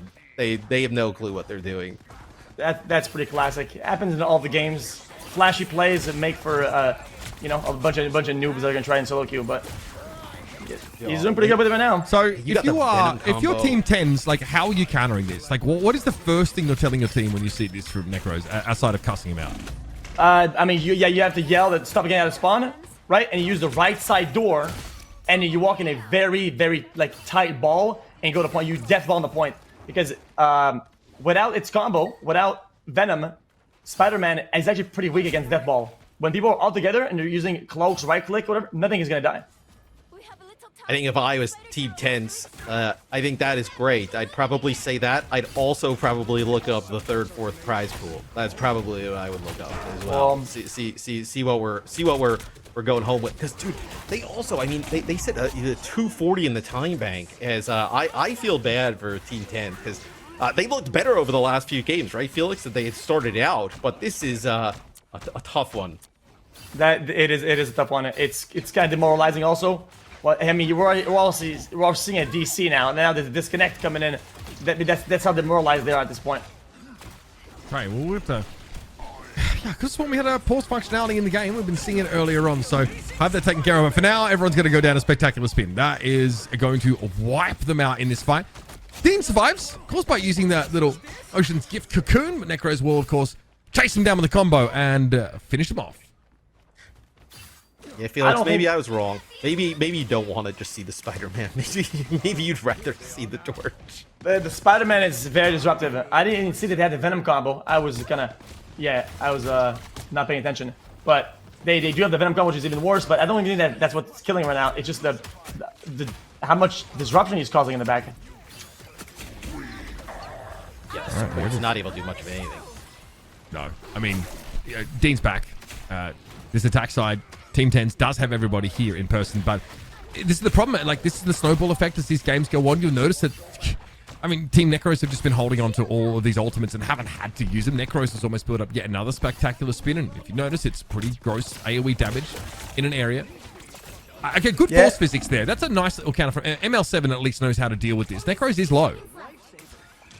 Doesn't go down. Nobody really finishes them off, and it's really unfortunate for Team 10s because they're not able to use their support ults effectively. Something I say often is don't let people die, and it's kind of that simple, right? Like sometimes you have to use the ult a little bit not optimally, just making sure you get a full push and then nobody really goes down, so you get the push effectively. But every time he's been using it, they're down by 1, down by 2, and now they're losing the support ult battle. Yeah, especially in this situation, right? Because you're down below 30 seconds here. You've already used 2 of your big key ultimates. It'll be a Meteor M here from Noko, but you do still have some kills coming in here from Team 10s. That'll be the final judgment there used by 10s, as you'll actually get this around the corner. But Necros going to be able to go in here with that spectacular spin here. I'll see if he decides to go for it. No, he actually ends up getting taken out. So a window of opportunity here for Team 10s. Yeah, it looks like he's going to ask the editor not to put this one on TikTok. So some of the early clips were good, but that one's not going to be it. Especially since he did consume the full ultimate charge. Now go back to 0% as they try to retake this. It's going to be very difficult. Okay, 10's going to set up now with a turret as well. You've got to fear what Spider-Man can do with ultimate, but then it's not there. Also, the Monstro spawn from Namor will target Spider-Man. It's a bit of a problem for Necros to fight through that. Big damage on the Spidey. He'll still try and go in and get the kill. It's very risky what he just did, but Necro's the kind of player to be able to pull that off. Still, a checkpoint earned while that fight was happening, so a crucial time extension for Team 10s. They weren't able to TTP back to point in time, so they have to just give it up and go to second point. Now they're kind of stuck with a suboptimal pick here with the Strange. Let's see if they can hold on second. Yeah, potentially, right? This is where you can actually kind of make up some ground. It looks like Guru actually goes back and switches here to the Venom. It'll be an invisible boundary here for ML7. This isn't necessarily going to, like, I mean, it's going to keep everybody alive, right? But just that barrier takes up space. It's going to buy them some area with that cart. But, I mean, dude, look at this. I mean, you have the Venom coming in, using the grasp, and then also you're getting close to another spectacular spin. On top of that, you have the CYA adding the extra damage. Felix, I don't know how you fight through that. Yeah, you just have to wait the support ults to end, and then that's what they did, and now they're finally getting kills. They have a better support ult usage here, because now they also have, you know, they won the fight. They still have Luna ult available for the next fight, and 10's team, they're dry on support ults. It's going to be really hard to fight back through. You notice, of course, now the team-ups available for Spider-Man, that suit expulsion that lets you just sort of shut people back constantly. Oh, there it is. 10's just blows Noko up. Again, the Meteor Ram is not enough to soak the damage, but Tim, there was a nasty cellular corrosion. 10's not able to get away from the blast radius, and there was enough damage to follow it up. Monster spawns being cleared now, and all of a sudden the defenders were looked a little scary for a moment, have solidified again. There's only 45 seconds left for these attackers. That's it. That's all they get. And they might be able to get Invisible Girl ult before any of the support ults come up on Necros' side, but I'm just not seeing it here. Yeah, they have to just keep everybody up, like you mentioned, right? They can't allow Necros and Guru to get in there and potentially get a pick off, right? You gotta get good value out of everything, and that is, I mean, I don't know what you do there. No real counter. Yeah, Fan gets put into a webbed coffin off the map here, but Mendo picking up 2 of his own here. They get Necros to respawn. Now they're up by 1. Well, we've seen this before. Mendo with those Archer type characters. Oh, gets TikToked as well. Necro drags him to his death. And now, of course, he can continue to wrap around. Still, this invisible barrier makes it a little bit hard for Necros to obviously know where the attackers are set up and exposed a little bit to some of that damage. The suit expulsion is popped and he's going to be healed up and ready to do it all over again. Doesn't hit it quite this time, but he looks like he's going to just keep trying until it works. Fan says no thank you, just keeps walling up the side. I respect it. Yeah, I mean, hey, it's working out. At least they're moving the cart forward just a bit. As Tens uses the final judgment's going to be able to take out 2. So even with the CYA here from Sweet and Needed. Oh, again! No, I mean, dude, Fan's going to be having nightmares about this. Yeah, even the Great Wall of China can stop that pull from pulling her off the map. Unlucky. I mean, Feather did her best there. Here comes the spectacular spin. Dean already taken down. Necro's going to get healed up inside this Fate of Both Worlds, which now means as Spider-Man, you can stick around. You just stand around, make sure you get the web traces on people to empower your abilities further. And he looks like he's ready to catch anyone trying to spawn back in. Fan, she makes the right choice. She goes through the building, but there's just nobody left. And that is going to be that. As expected, Felix, Team Necros do end up delivering some punishment here on Spider Islands and advancing to our final. A pretty impressive performance with 240 left on the clock. 1 point against 3 plus 240. That was a massacre. But I will say though, this is probably Spider-Man's his best map. It is quite unfortunate. I mean, and the plays that Necros was able to make, even on the Human Torch, and then going over the Spider-Man. I'm curious. Okay, so that's a 57, right? So 57 with 33 final hits. So that is 369. It's more 12. than the whole other team. Yeah, it's more than the entire other team there. That is a wild stat. I don't think you. I mean, I would think, Felix, you're not able to replicate that again. I mean, that's like feels like a once in every few weeks type of game there. Yeah, that's pretty crazy. They were stuck in a respawn simulator. So Tens will fall, and I think that's a BO1, so that's going to be the end of the road for Tens team. Thank you everybody for you guys for participating. Thanks for showing up and playing. It was a lot of fun. But that will be the end of the road for them for now. They had a pretty good run. They started off pretty poor there in the round robins, and then they win that first round there. So pretty good run, I think, for Team Tens, all things considering. Yep. Fantastic. And I will see you guys out there because I need to go perform and hopefully duke it out and win. That's it. The people are waiting. Oh, yeah. See you in just a moment, xQc. Good luck with that match. That's going to be up against Team Shroud, of course. Team that looked pretty good. A tough game, I think, for Team xQc the first time they went and took them on. But, you know, it was good to see Mendo switch over, you know, towards some of those duelists. The Hawkeye for him looked pretty good. He's, like I mentioned, kind of famous for another particular Archer hero in another game in the past, but not enough. We got treated to a masterclass. I mean, one player on the other team had more final blows than their entire team. You know, their team had great moments throughout the tournament. I don't know if I'd be putting that one in the highlight reel though. I mean, that was a rough one. But also, it's not like every team's kind of fallen at the hands of Team Necros, right? You know, still undefeated throughout the day. Really strong team in terms of how it was built, right? I know with that draft, right? So they drafted Guru first, then they got Noko, and then they got Aspen in the third round, right? So like one of the key pickups there, I think, would be Aspen, in that third round. So good draft there from Necros, and it has paid off as they make it to the final. Yeah, the team is pretty insane. Like what we were talking about, how powerful Necros was. There's still 20 final hits there from Guru, who eventually was playing the Venom. I guess just wanted maybe to add a little bit of extra, stopping power to the Spider-Man combination. Yep. And like, Felix mentions, not every map really works for Spider-Man in this way. You can see you need to, obviously, if you can stick a web tracer to someone, you can pull them towards you. That's the strategy. So being able to make use of obviously that long coastline in that second phase of the map is very effective. Also quite difficult because they got rid of the Squirrel Girl. Dean Squirrel Girl was gone, right? He's been rocking out the Squirrel Girl Punisher combination with him and Tens. They've been linking up all day long. They got rid of that. So rough go there for Team Tens. But I also think they got to be pretty happy with their performance, right?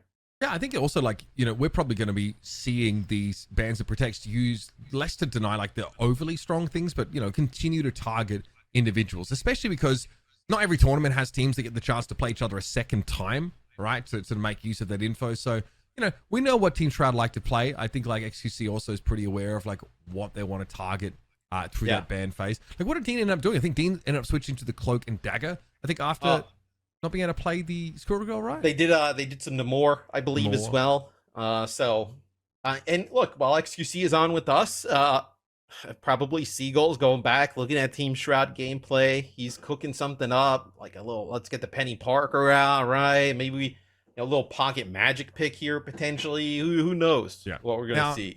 I just, like, you know, want to point it out there. Obviously, there was, you know, Noko was asking for a pause in the previous game. Anyone can pause in Marvel Rivals in a tournament game. You just hit escape and you can pause from that menu. So going forward, if you are in a custom lobby, you can pause. That is it's more recently added functionality there by NetEase, and anybody in those lobbies can actually initiate that. So you know, keep typing pause, it will not pause.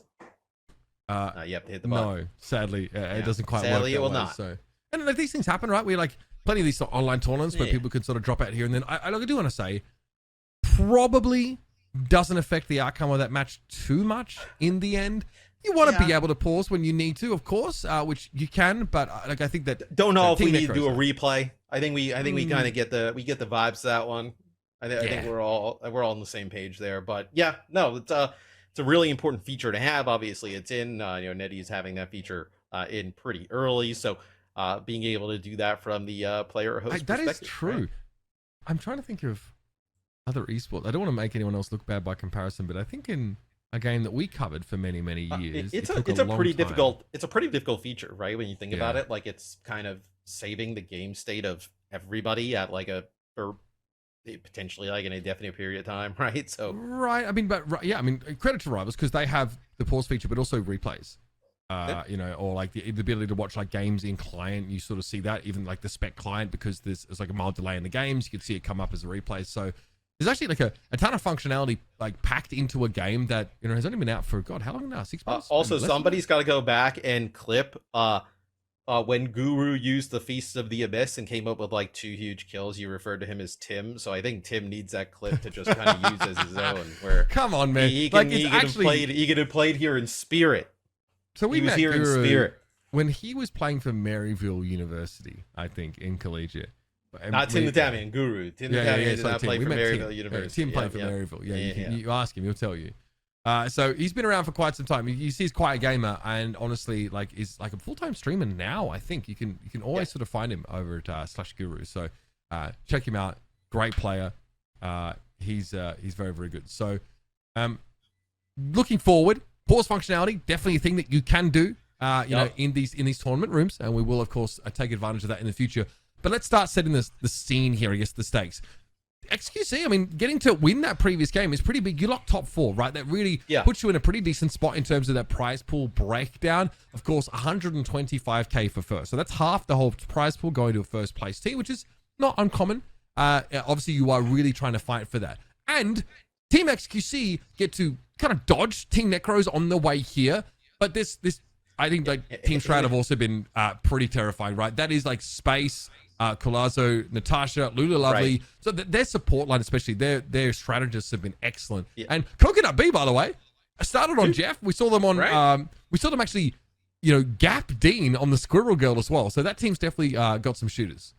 Yeah, I've been pretty impressed with what we've seen from Shroud's team throughout the entire event. I think you know, we've seen like Natasha use the strategist ults pretty effectively. Lulu's a really high level, you know, strategist player across a lot of different games like this. So they have and look, when you have Shroud in any type of shooter game scenario, you're in a good spot. So whatever they decide to let him play, you're going to be fine. Yeah, it's always a guarantee that he's going to turn up and basically take like half an hour to become extremely proficient. Yeah. I mean, just a sick gamer. But I think xQc's team, they definitely figured some stuff out, right? Moxie looks sick on the Hawkeye when we saw them last. Seagull's been doing a nice job of like using Thor throughout the day. There's like been a few big God of Thunders he's been able to get off. I think if they can just like lock down that secondary duelist slot and get good value from the backline, I think they're in a pretty good spot. Yeah, I mean, Seagull's been the only guy playing Thor right now. And like I think like for a few people he's got a lot of buttons, right? So when you jump in, it's like, okay, like what am I doing here? Because he obviously, you know, has these runes and like it's like funny, like do I ever throw my hammer? Like maybe not. But I think like his gap close that he can use like pretty like frequently is kind of sick. Like it's a big dash with like I've got the cooldown's pretty short. How are you able to play Thor with a controller with all those buttons? I hadn't thought about it. I mean, I mean you. I know you. Oh play no, with I know I the don't. sticks. I use a mouse. So yeah, we're good. I do that. Okay. I'm not a stick. You literally are a pro console player. Are you projecting? I literally have. I don't play more Rivals with it, but I have. So I can't even hate. And the reason why, like you might see in Spectator, like there are like sort of controller binds. That's because our observer will use a controller to give you more of a smoother look of the map. So yeah, I don't know if any of our competitors It's today better are for playing like console. free cam. Yeah. Yep. But the game is obviously cross-platform. You will run into plenty of console players, Yep. so hopefully you're nice to them and vice versa. You know, Or you just feast on them with your supreme technology on PC. I do, because of how fast-paced this game is. I do imagine that this would be pretty hard. Like I've known a lot of console players in the past that just like transition to mouse and keyboard in some games because they felt like they're handicapped a little bit, I guess, just in you know, a number of areas not being able to respond. As you glide through the air on the Human Torch at 240 frames, you look across the battlefield and you see the Punisher at 30 FPS just trotting up the staircase. Say less. Yeah, obviously there's a number of distinct advantages. So what we're doing right now, we're making sure that this next lobby has that pause functionality. Now, we believe that it's sort of in there, but it's just a matter also of briefing the players on like being able to make use of that, so that there's no question about the legitimacy of any of these results. Because although it is a fun tournament, it's xQc Invitational, thanks to NetEase and xQc himself, there is a huge amount of prize money being put forward, and you know, it's a big deal for these guys. So we just want to make sure that we're lighthearted. The tone is kind of chill, but we want to make sure that like everything is done to code here.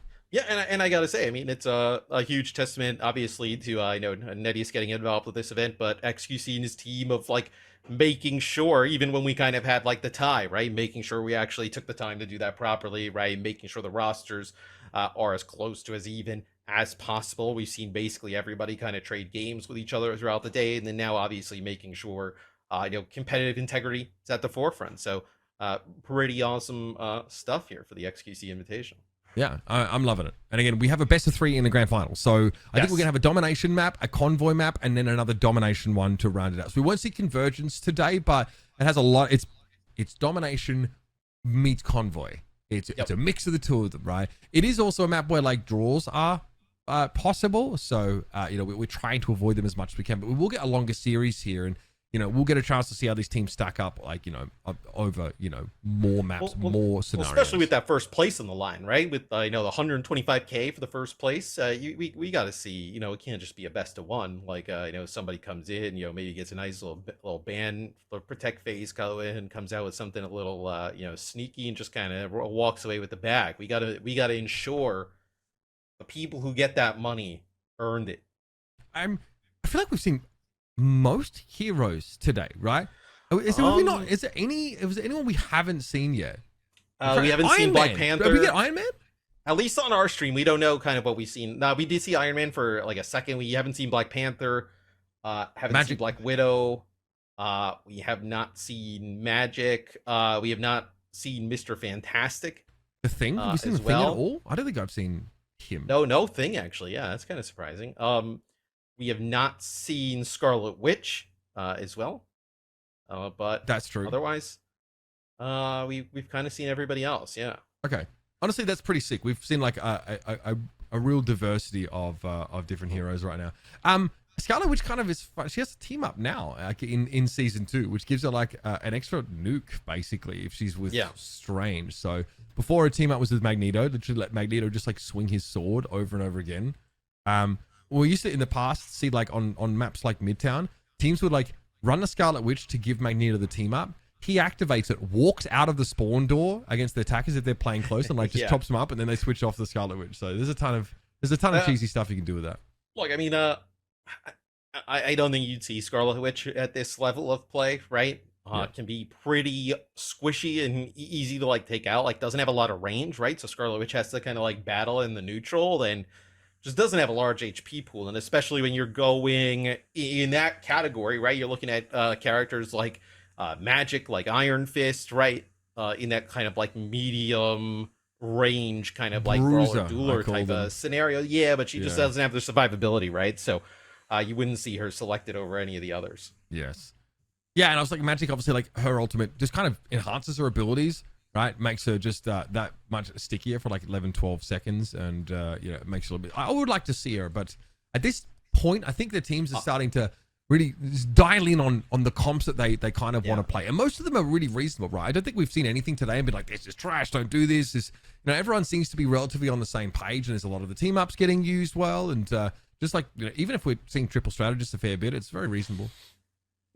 Well, teams are using triple strategists. It feels like most of the games we watch, right? We've seen a lot of teams play Mantis today.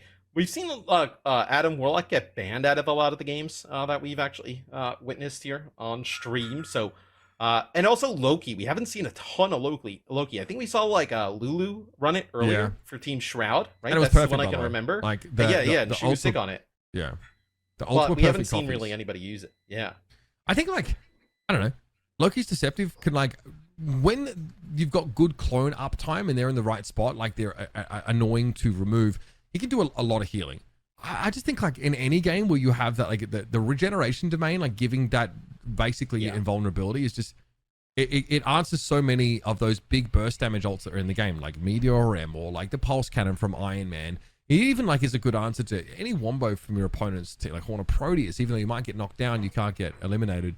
Right. I just kind of wish that like they did a bit more with the offensive capability though, because obviously you do more damage with your melee as Loki when you get people from behind, right? I kind of like playing into that theme a little bit more, but because he's a strategist, it's less, of course, of about him sort of outputting damage. But the fact that like he still has that Hela team up, so when Hela like knocks someone out, like he just gets res straight away. Just comes it's back. Hella niche, but like one of the most powerful team ups, I think, because there's no like delay. It's not like a Cocooned revival or anything, and it's not like he just comes back to life. Yeah, so give you guys a little bit of an update. We're getting that lobby set up here. Match is about to start. So to remind you guys where we are, Team 10s, they have made the grand finals. Sorry, Team Necros makes the grand finals. Team 10s, they definitely did not. They are no longer here. Yeah, no, they are no longer with us. But Team xQc versus Team Shroud for a spot in that grand finals. We get right into the ban and protect phase here. It looks like it'll be Team Shroud who gets that first ban. Yeah, one time. So this is the other team that plays Thor. Kalaz are already like hovering it. We've seen it from them on occasion.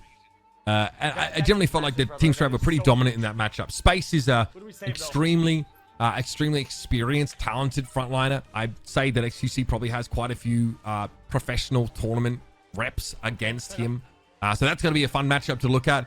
I think that by and large, at times we felt like the backline, the sort of strategists for Team xQc have been maybe a weakness. I think it's the opposite on Team Shroud. Yeah, I would agree. So with the Human Torch ban here from Felix and their team, you see Shroud goes quickly to protect the Hela, right? Those are like the two characters we've seen Shroud play a lot throughout the day, right? Picked up the Human Torch after seeing what Necros did with it, and then obviously playing the Hela a ton, especially with that combination with the Thor. We'll see where they decide to go with this next ban. Honestly, okay, so they go into more. This is a team where Shroud, you could probably get rid of a rocket and they're pretty safe, right? Like I think they're definitely capable of running some of these comps without the rocket. Yeah, Team Shroud are like running Invisible Woman, Cloak and Dagger combinations there. Like there's like a ton of approaches. You know, Lunar Snow, obviously, like a really like an easy plug and play option. Probably the most powerful strategist in the game right now is going to be there. I think the Loki ban's good. I think that Lulu was really effective on that one. Shroud does not have the option. The cap protect is good, especially because Groot has been taken away. So at least xQc has one of his best picks guaranteed.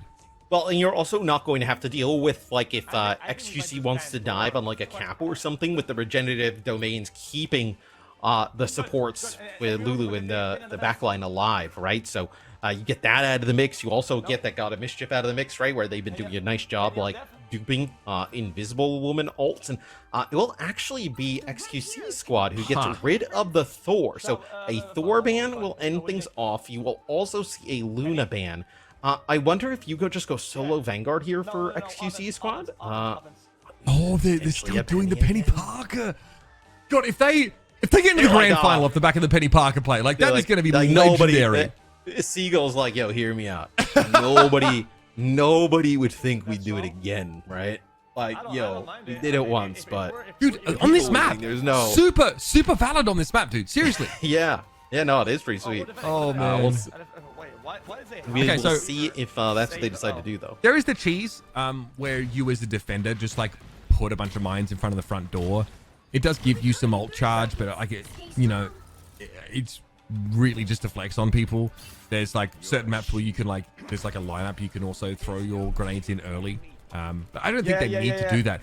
This map, because of its sharp 45-degree angle corners, it's really hard to take down those bionic spider nests. So you see a tuck there on the left as xQc walks past it. So that is going to be able to spread to like maximum web density. It's going to be hard to find. You'll have Thieves on the Punisher and Moxie on the Hawkeye. That's kind of been like one of the major differences, right? And getting Sir Pineapple off of the Jeff and playing the Cloak and Dagger. A strategist you find maybe a little bit more effective, as we will see Seagull pilot the Penny Parker. So a lot of these mines going to be going down, make it very difficult to move through these chokes, costly in terms of the HP pool for these teams. And guarding against flankers there. You can see that Seagull goes off to a corner to make sure no one can wrap on them. The attack side comp, though, is not a flanking one.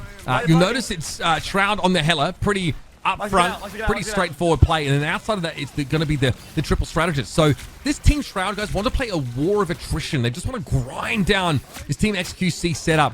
And a big part of that comes from, this pressure that Shroud's putting down. It's his second unanswered kill from the high ground. Moxie's got to get busy.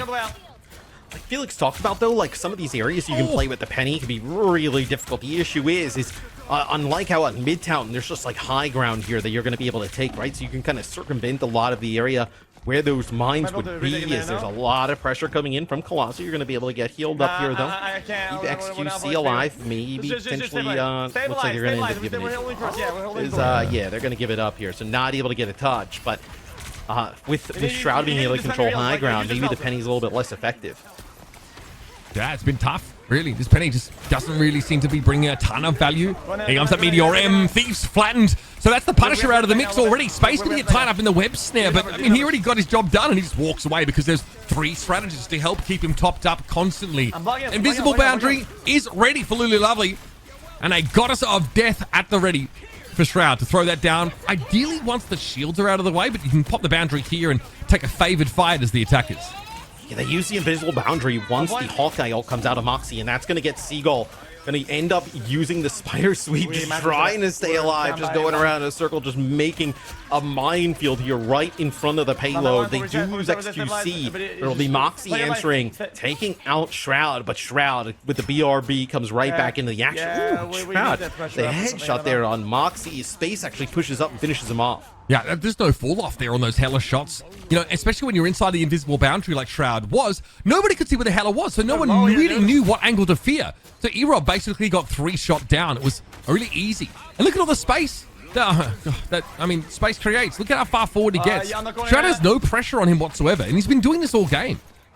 Yeah, Final Judgment used here by Thieves just to push them back a little bit, but even with that, it is Moxie going over the cap, and he gets just domed there by Shroud. So a triple, actually, it's going to be 2 Vanguards, and we're actually going to see Seagull bust out the magic here. So potentially try and put some pressure onto the backline. A bit of confusion there, I think, for Thieves. Tried to shoot his own CYA at one point. Wasn't quite sure where it came from.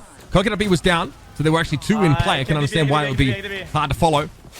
Now, Space has to be careful. Meteor M can be deflected with that Captain America shield, and it hurts when that happens. They do manage to take Moxie out of the game, though. Seagull on the magic. Finally, we get it. Yeah, we'll see a TP here. Gonna get everybody over towards the card. Oh, nice knockback. A side knockback there from Lulu Lovely. Pushes a few players back through the TPs. You see Seagull use those discs, able to just kind of stay alive, weave in and out through the point. Yeah, pretty conservative actually from Seagull. Pretty safe player. I kind of like it. Trying to build up towards a Dark Child here to really take the game over, but Freedom Charge is active, and Moxie is very hard to peel off this backline now. Giving Overshield to teammates, getting in there, and unfortunately eventually will be dragged down. Kalazo able to kick him into next Tuesday. But this at least has given the defenders a place to fight from, a staging ground. But the Psionic Seduction comes straight on in. xQc immediately shields up there. He's able to deal with it pretty well. Space, though, does get brought down. So Pineapple able to pick them off now. It's about dealing with the Hella. xQc almost got the better of Shroud, but he's able to escape. Yeah, big damage. Really hits hard. Eldritch Well, you can see, empowered by that Dark Child, just carves a bloody swat through them. Shroud can't do a thing about it. And the thing with Magic is there's just such great survivability, right?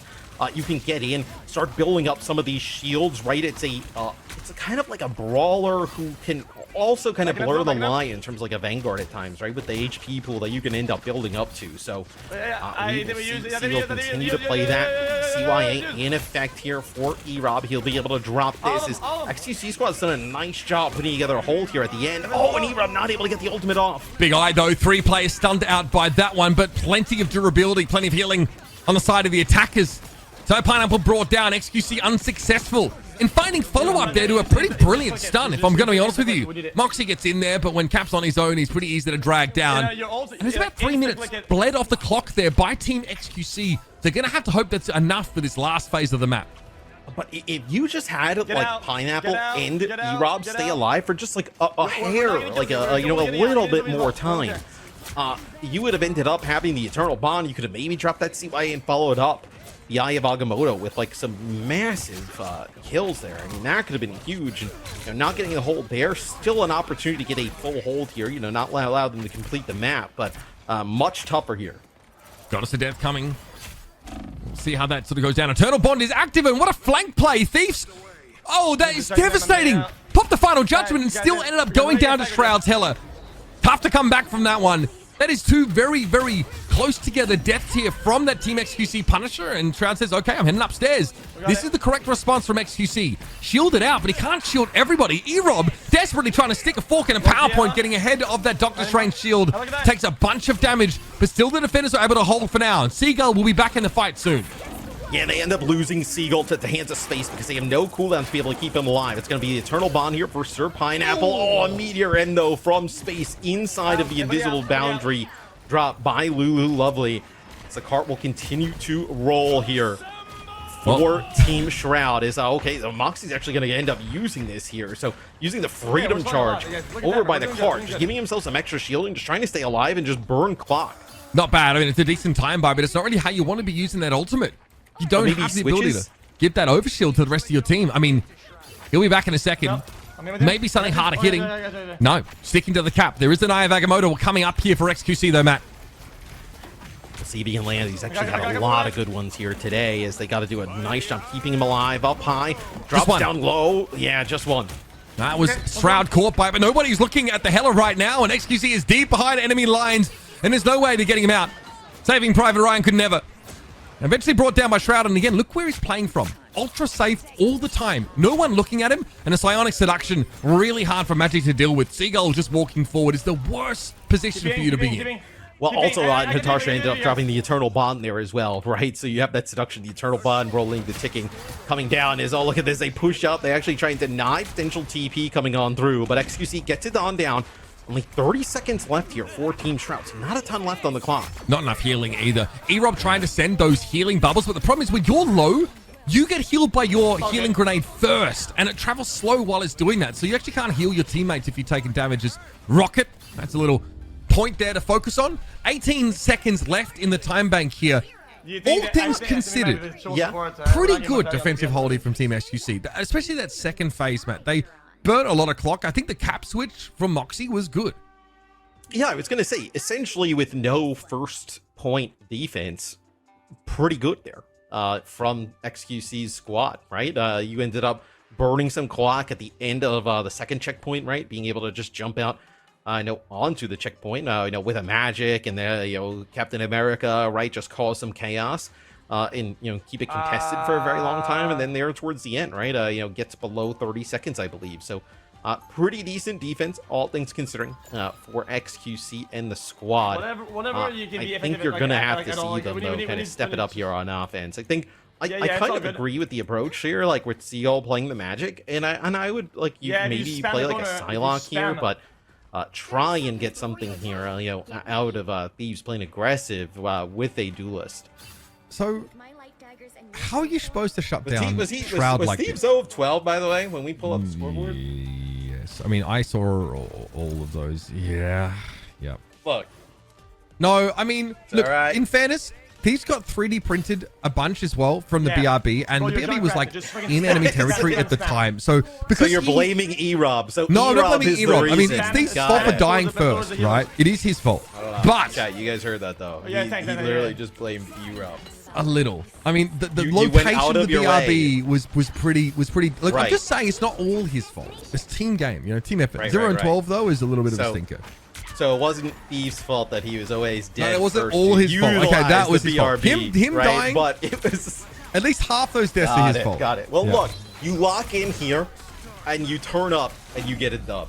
Because now you got Thieves on the Squirrel Girl. Squirrel Girl, you're bound to find a kill here, right? You just keep spamming these Even chokes, by you're going to be accident. good to go. Yeah. Yeah. Look at The this. Terracate getting thrown in there with a blind, obviously, effect. I mean, XQC, do what he can. I think he's going to be asking for just a bit more a consistent healing here because he's the one that needs to make the space, especially with Moxie sort of diving a little bit. So really needs to be able to be kept in the fights for longer. Yeah, I think especially Like with he's shielding. the damage. Yeah, with the damage that they have coming out, right, from Team Shroud, you're going to need just large amounts of, HPS output from Team xQc, especially, you're just running that Rocket and Cloak and Dagger backline where they're running that triple strategist on the side of Shroud, right? So great survivability for their tanks. Okay, and we go. Vibranium Energy Saw used. Freedom Charge now earned. Seagull's finally able to find Shroud there. Looks like an Umbral Incursion allowed him to cross the gap. Now we're starting to pop off a little bit. This is what you want to see from Team xQc, folks. Starting to build momentum. Freedom Charge giving that overshield. CYA being dealt with. No more damage boost for the defenders. And a Eye of Agamotto that catches onto the Cloak and Dagger. A good bulwark there for a safe space, but it's not enough to save Natasha. And this should be getting close to a first checkpoint now. But hold on. I mean, Shroud's going to be able to put down some serious damage here from up above as you see Space also in the feed ends up taking out Seagull as you can't actually have players move down here onto the cart, right? So now Moxie comes on down, but Lulu's back, Coconut's back is, that looked like it was a window of opportunity there for Team xQc. And it kind of falls apart. It's all right. Now we're going to get the xQc Black Panther here. So we're going, what is this? Triple duelist here. Gonna play the BP, go on a flank. Okay, I so much to say about this. Basically, he needs to hit the spears. Right? You need to put a Vibranium mark on your opponents to get dash resets. But honestly, once you do get them, you can kind of keep going. You got to hit that Javelin, though. Pineapple down, Meteor M claims him. xQc eventually falls to a Wayward Knife from the Hella. It's going to have to be another hard reset for the attackers. This is the first time we're seeing the Black Panther here today, but like you mentioned, if you can start getting those marks and getting the resets, we talk about some of the heroes who are very difficult for backlines to deal with.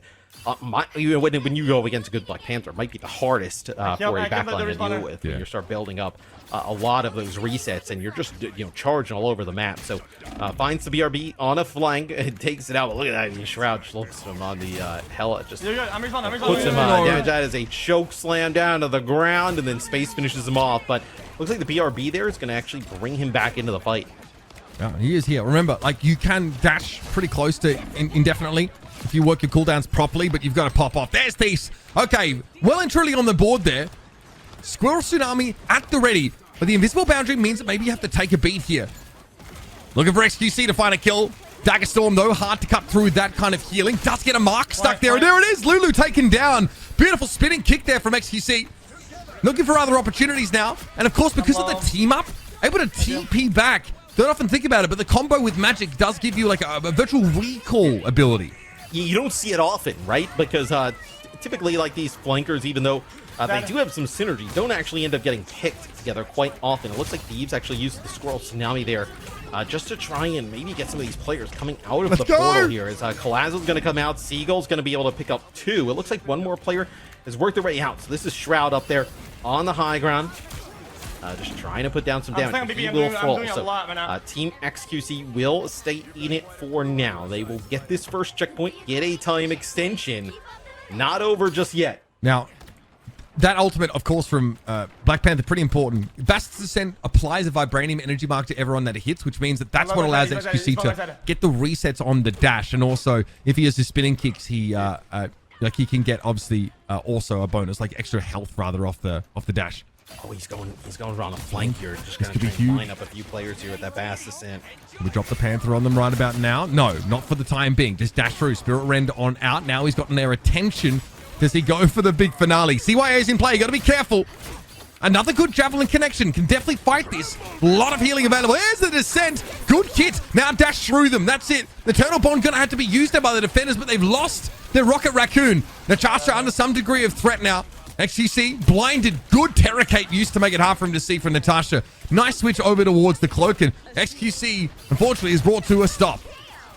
But Seagull using the Dark Child, though, once that Eternal Bond wears off, able to pick up 2. Oh, no. So potentially still in the fight, but not anymore. As Collazo will slam him to the ground, take him out. You still have space here with a Meteor in, if necessary. But it looks like Team Shroud gonna get a hold, or at least stop them from getting a full wipe. Moxie's got to make it out alive. You cannot lose him here. I think what Felix was trying to do there is he didn't want to use that Bast Descent right away. I think he knew that Natasha had that Eternal Bond, wanted to get it out maybe with a few marks and a few dashes before ending up using it. Oh my god, 4 players I think just tempted 4 in there by the Siren's Call of the Emma Frost. It'll be 2, it's fine. Seagull taken down there by Space, and there's a chokeslam on Moxie. He's healthy enough, though, that won't be a big problem. Everybody's looking for the Black Panther right now, as they should be.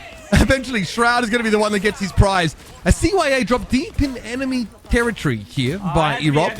Hoping to give a damage boost over towards xQc. Clearly the secret weapon, but this attack's going to fizzle out as well, Matt. We might be down to last chance saloon for Team xQc. All right, so Felix is going to go over here to the Strange. You're going to be able to get this TP. It looks like Shroud's actually shooting him out of it. He's trying to put down enough damage to almost finish him off.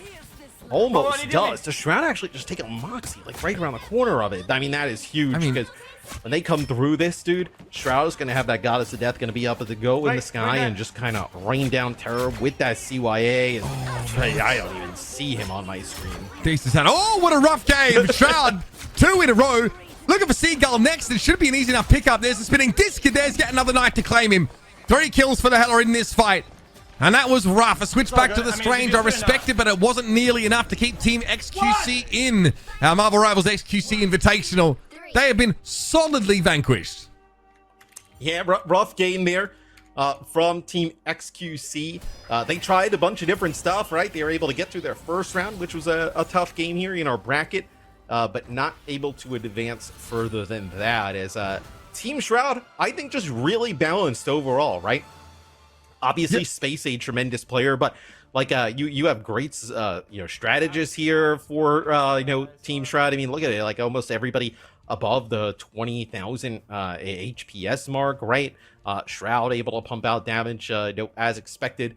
xQc ends up leading his team in damage, right? Playing a little bit of Black Panther, but mostly on the Strange. But just did not got enough done there to be able to take it. No, Thief's recovering as well from 0 and 12 to go 7 and 21. So to switch over towards the Squirrel Girl definitely helps a little bit there, but it just comes probably a little bit too late in the day. And you can see that filthy amount of assists that backline got. I'm telling you, Lulu and Natasha together made this team feel like virtually unkillable. Yeah.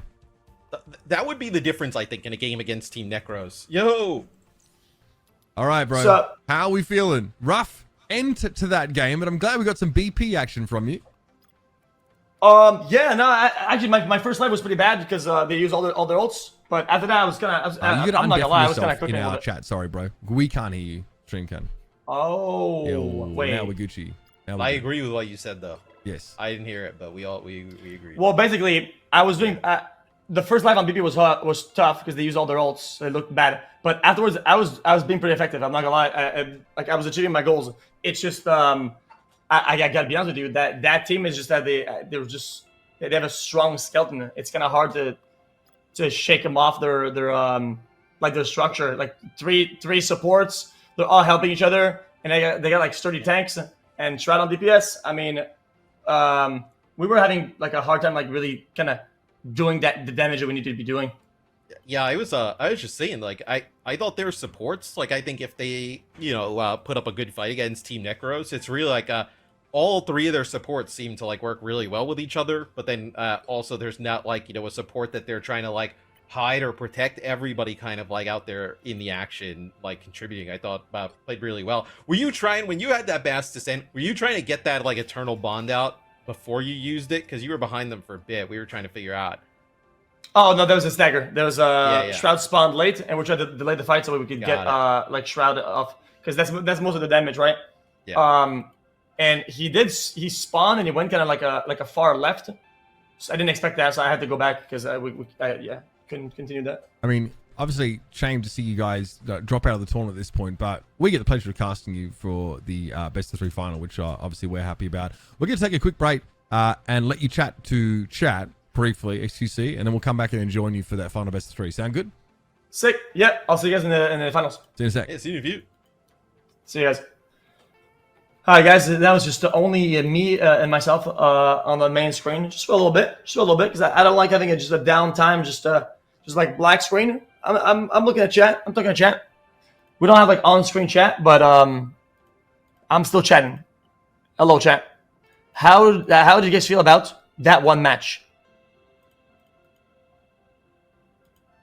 Tough loss. It's a tough loss to lose in the semifinals. Like that, it does make any player feel kind of powerless when we're kind of hitting that brick wall. It's kind of hard to find solutions when you're kind of running out of muscle. Like when you can rearrange some pieces or whatever, you can find solutions. But whenever there's like we're just not doing enough overall, it's just kind of like there's not much you can do about it. I think we were just kind of like outclassed a little bit. I think Erob did pretty good actually. I wouldn't blame Erob. Erob was getting pressured a lot. He died a bunch, but I don't think Erob was the problem there. My BP was actually pretty effective. Well, you can say whatever you want about the BP. The BP got us the 0.1 finish, and it caused a lot of them to use supports and whatnot. Otherwise, we weren't pushing that. We were not pushing that with another tank there. The last maps for finals is going to be BO3, and it's going to be domination, convoy, domination, back to back. Which I actually quite like because it should be kind of like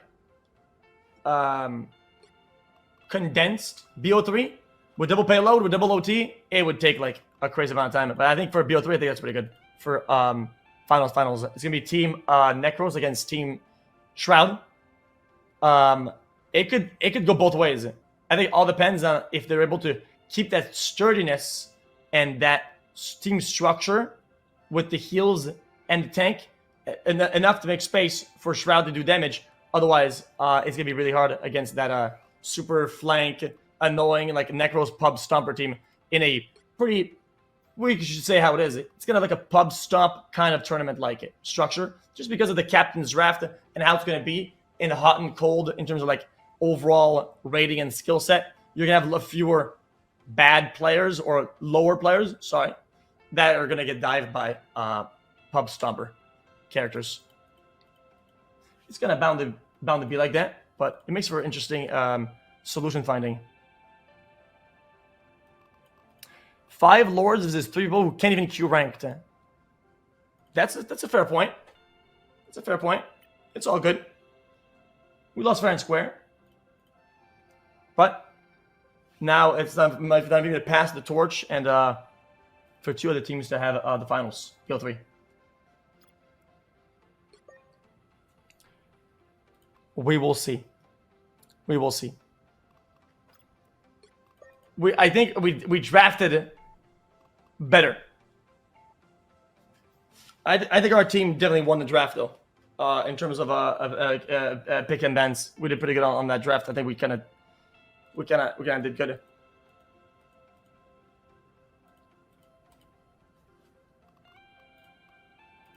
We got absolutely stopped the first time, and now we actually put up a fight that was actually pretty good.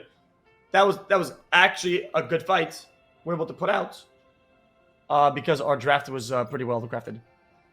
All right, Mod's gonna open the betting and chat prediction. Best of 3 winner. And yeah, I think right now the casters are on a little break because they've been casting all day back to back. So that's all good. That's all good. I haven't seen how the meta has been shaping up. I don't even know if we're playing meta comps. It seems a little bit more diversified and not as healer oppressive than last season. Doesn't seem too bad. But Torch, I'm going to say, I don't enjoy playing against Torch when your team doesn't have something that actually hits Torch. I feel like I'd be losing my mind in slow queue if they have a torch or whatever, and I can't help anybody. You're just getting burned to a crisp, and there's nothing you can do about it. It's just kind of annoying.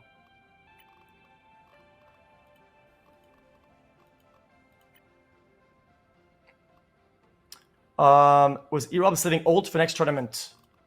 Actually, we were talking about that.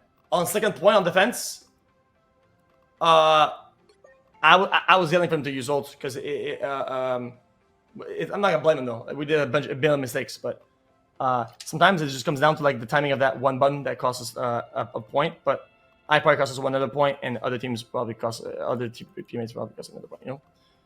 Anyway, I do think though I didn't have the time to look at the stats and look at the game ongoing when we're playing on defense, but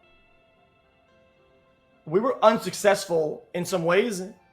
And we just kind of kept doing that instead of fixing it. We should have done some proper problem solving before the round was over. Like we just let the problems be problems. That's not good. But So it's all good. So, what do you think? So we've had a break. Thanks for giving us that moment. Yeah. Sorry, chat. I hope that was okay. Hanging out with the juice for himself for a bit. You have played against Necros and Shroud's teams respectively, right? We're going for a best of 3 now, so we're actually doing domination and we're doing convoy. What's your first impression coming into this game, having played both these sides? Are we gonna get a close game? yeah, I was talking to Chad about this, and I actually think it's gonna be a lot closer than what you would think, because the style that Necros used to play, like the diving the back line, stomping, kind of like less experienced players, doesn't really do that well against a pretty strong, like a pretty backbone team, like triple support with 2 kind of stationary, big solid pieces that they're playing. It's gonna be hard for them to get value. I actually think that Shroud has a good chance playing this, but I think it comes down to what they think about Torch overall. Ban it, both play it. I don't know. Yeah, I think one of the things we also talked about was like Shroud's team is one of the only ones that here today that we've seen is able to run the 3 strategists with dropping the rocket and still being like pretty comfortable.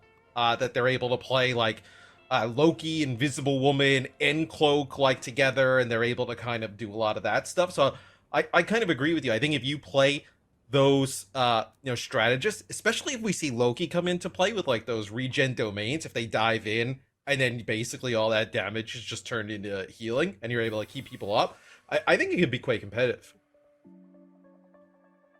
Quite competitive, but now we're hitting already into the pick and ban, which I like. A nice, swift, good start. Everybody being punctual. Thank you. Well done. Yeah, we love it. We love it when we're on time. It's going to be Red Side's ban first. That is Team Shroud, of course, going up against Team Necros. And I think Felix posed a great question, right? Do they try and match the torch, Team Shroud, or do they ban it and try and set them up to play that Hela? Because I'm not going to lie, the Hela looked pretty bloody good just now. Very good, especially with that triple support. He was getting topped off like every other second. It was very difficult to actually get the kill, especially on third. On third, Shroud was just never actually going down, ever. It was very difficult to play against. And now the ban comes in, they're just going to say, no, we're not going to play against that. Yeah, they're going to get rid of the Hela. I wonder, okay, so they're going to protect the torch. I assume if you're Team Shroud, you protect Punisher here, right? You don't want that to go through. Okay, so they protect the mag here. This is for space, Felix, what are yeah. your thoughts about that? Yeah. Interesting. Now that kind of locks both teams just playing Torch. It's not. I don't think Necros plays any characters that actually is effective at countering Torch because it's mostly hit scan that you would use. So that pretty much guarantees a Torch against Torch combo. No, you might be right. Might just have to see him mirror. It's funny, like we see Torches fight a fair bit, but they're so mobile that sometimes they try and focus less on beating each other up and more just getting like good damage because it feels like it's a battle of which Torch can spread more AoE and be more of a nuisance. The Hawkeye gets taken away here, which is an interesting choice, but again, I guess it's troublesome against Flyers.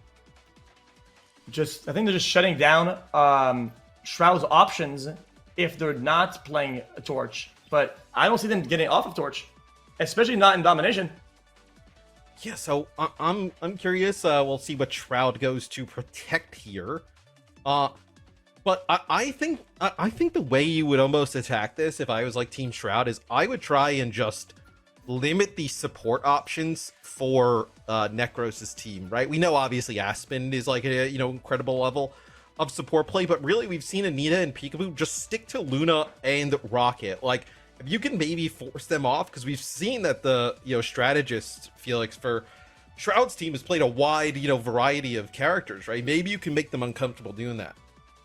True, which also brings me back to the my other thought is that they're probably going to play Loki if they have to, and Loki really complements and really solidifies that triple heal combo to make people almost invincible, really increase their uptime so that they're effective for a long time, and that's kind of what they did against us on the first game. And we had no response to that. Yeah, I guess they it must be that like with Invisible Woman not being able to be picked, you just want to lock the Luna in. And you're right, that Loki combo with Luna is very, very powerful. But we might still see like Cloak and Dagger Luna as well. I think Natasha and Lulu, just prefer that. Loki's so strong, that invulnerability they can provide, really, really powerful. Coconut's going to be on the that third strategist here. We're going to see a pretty similar comp from these guys, and Colazo just looked pretty good on that Emma Frost, so it's going to be a matchup. Guru was going to take that mirror. You called it. It's going to be a torch mirror. Yeah, and it's quite impressive because, I mean, look at the comps that they're playing. Not a lot of headshots that are even possible with these characters. These are all just flat damage, spam characters, spam heals, spam damage. It's going to be very long, drawn-out fights, full of ultimates. There's a lot of colors on the screen. And it's just going to matter who dishes out the most damage. Yeah, this is also one of the scenarios, Felix, that we've seen today where like teams are almost playing similar comps, right? We've seen like a lot of variety in terms of like matchups, right? We've seen similar stuff, but never like the same type of comp head to head. Really, you're just looking at what the Mantis versus the Cloak and Dagger on the opposite side. I think obviously the Mantis is great at like pocketing Necros, but I do feel like you get a little bit more value, at least my opinion, off the Cloak and Dagger. Yeah, off the long fights, it's going to be a lot harder for Necros' team to stay alive against Cloak and Dagger's healing, especially with the AoE of the bubble. Yeah, she can heal that single target pretty consistently. Her shots are like pretty sticky. Generally, keeping an airborne target alive isn't too much of a problem. Big damage already taken here by Colazo in the front line, and that's already a Dagger Storm drawn out. Big cooldown for the Cloak and Dagger, very powerful. It feels like Necros kind of has priority in terms of where he's positioned. Play up high in the skybox, just get this damage down, and already Natasha, xQc, is out of the game. A quick pick there. I mean, that's what the Mantis is for, right? Like, that gives them that opportunity to get picks a little bit easier because the damage output, but they have lower healing output overall. But they actually do get those crucial picks, and they capture the point. And that time it's not Necros really kind of putting down a ton of the damage. It's actually Guru in the front line on the Emma Frost. You've obviously played a ton in the Vanguard role, Felix. Like, what Emma Frost, when she gets like charged up in terms of the primary fire, how scary is it when you're like a shield tank, like a Mag, or even like a Gru with her coming at you? Very impressive, very impressive. When she does hit that spike, it's very difficult to stay and hold areas down or hold corners. You have to forfeit a lot of space and go back. God, how do you move through a choke against this? Supernova active. I'm glad to see the regeneration domain used here just to buy a little bit of time for the team that's trying to attack the point. Of course, that's Team Shroud. They're being forced away entirely, and they actually go for a CYA. It's such an easy disengage away from this. Pretty telegraphed now, and that's going to be that Rocket Raccoon ultimate going for nothing. A lot of it was being used, but they were very disciplined at getting out, and now they're all the way back in, and they have all their support ults and now all the tools to win this fight. Meteor M. Necros is going to find Lulu here too, but the Meteor M bitch, yeah, not finding anything there Res. from space, but you're going to get a res, and I don't know if it matters. As you see Shroud, though, is putting down some damage here, just trying to find the supports. It looks like for a moment he actually got caught inside that psionic seduction and dragged back towards the point. Natasha goes down. This fight is far from over. Anita has been dealt with, but look at Necros going hog wild, and there's another regeneration domain to answer the damage that comes through. Shroud actually wins the 1v1, now rules the skies. Yeah, like I said earlier, the Loki was going to come out, and they really increased their uptime. So when they do commit to that fight, and they're up against the rune so that they can stay alive, they have to back out and surrender all that space. And the Loki's being super effective here. You can also force out the support ult to the other team, right? Like, you can be a little bit more free in how you lose, like a Rocket Raccoon ult, like the CYA. Maybe you get, you know, whether it's like a Fate of Both Worlds out on the other side, and then you just use Lulu's God of Mischief to just dupe another support ult, right? So you kind of like, you're just trading out, you know, one of your ults in terms of like damage output for another ult to sustain. Absolutely. Necros' team, their support ults are not as good as Shroud's combo. It's just not as good. Yeah, I mean, you make a great point. There's not a lot of healing throughput, like just raw numbers available from Soul Resurgence, and of course CYA doesn't heal at all, so a lot falls on Peekaboo's shoulders. They've already gone for the Fate of Both Worlds. That has now expired, and now they're going to lean on the damage amplifier to help them win this fight, but Shroud has set up a killing field here with this Supernova. Too much damage to handle. No chance here at all for this Team Necros guys to hold up in the heat. They get fried like fish sticks, and it will be an extended hold now. It's starting to become a close game. 2 for 2. Could be anybody's fight at this point. But they are still holding the point. Shroud's team still holding the point, getting those points in. Up by 1. Looks like Shroud's team might come out on top. Shroud putting out that damage. I mean, look at that. All the fire zones. 2 more. Up by 3. That's it. That's gonna be Shroud's team holding the point and pushing Necros back into a final fight position. And Aspen ends up using that Soul Resurgence, but like we've been talking about a lot through it, Natasha has the Eternal Bond of the Cloak and Dagger. It just lasts a little bit longer. It gets like more value, right? It's putting down healing and damage where you're able to just stay alive on through it. This is a huge pick-off, though, as Necros takes out Shroud at range. Okay, getting an early regen domain forced out there is going to be pretty massive. Meteor M, though, comes in, and that's the Lunar Snow taken down. xQc, the perfect pick there from space. Exactly, 2 for 1 so far. But it looks like Shroud's team is slowly dwindling down and falling apart. But it doesn't matter that much. At 81%, they will have a retake. But with the increased spawn time of OT, which is 14 seconds, they might not even make it to the point. Yeah, Collazo ends up using the Emma Frost ult there at the very end. And now you're going to come back here. As Collazo actually switches to the Thor here. I think that's just the Dislodge Guru coming in on the Wolverine. You're able to like knock him off course constantly. Also can get back to the point rather quickly. They will trigger OT and they'll get another fight. Oh! Shroud's team coming out on top a little bit here. They're up by 1 now. It's all in the Necros' hands now. He's trying to ditch out as much damage as he can, but he's being pressured by Collazo.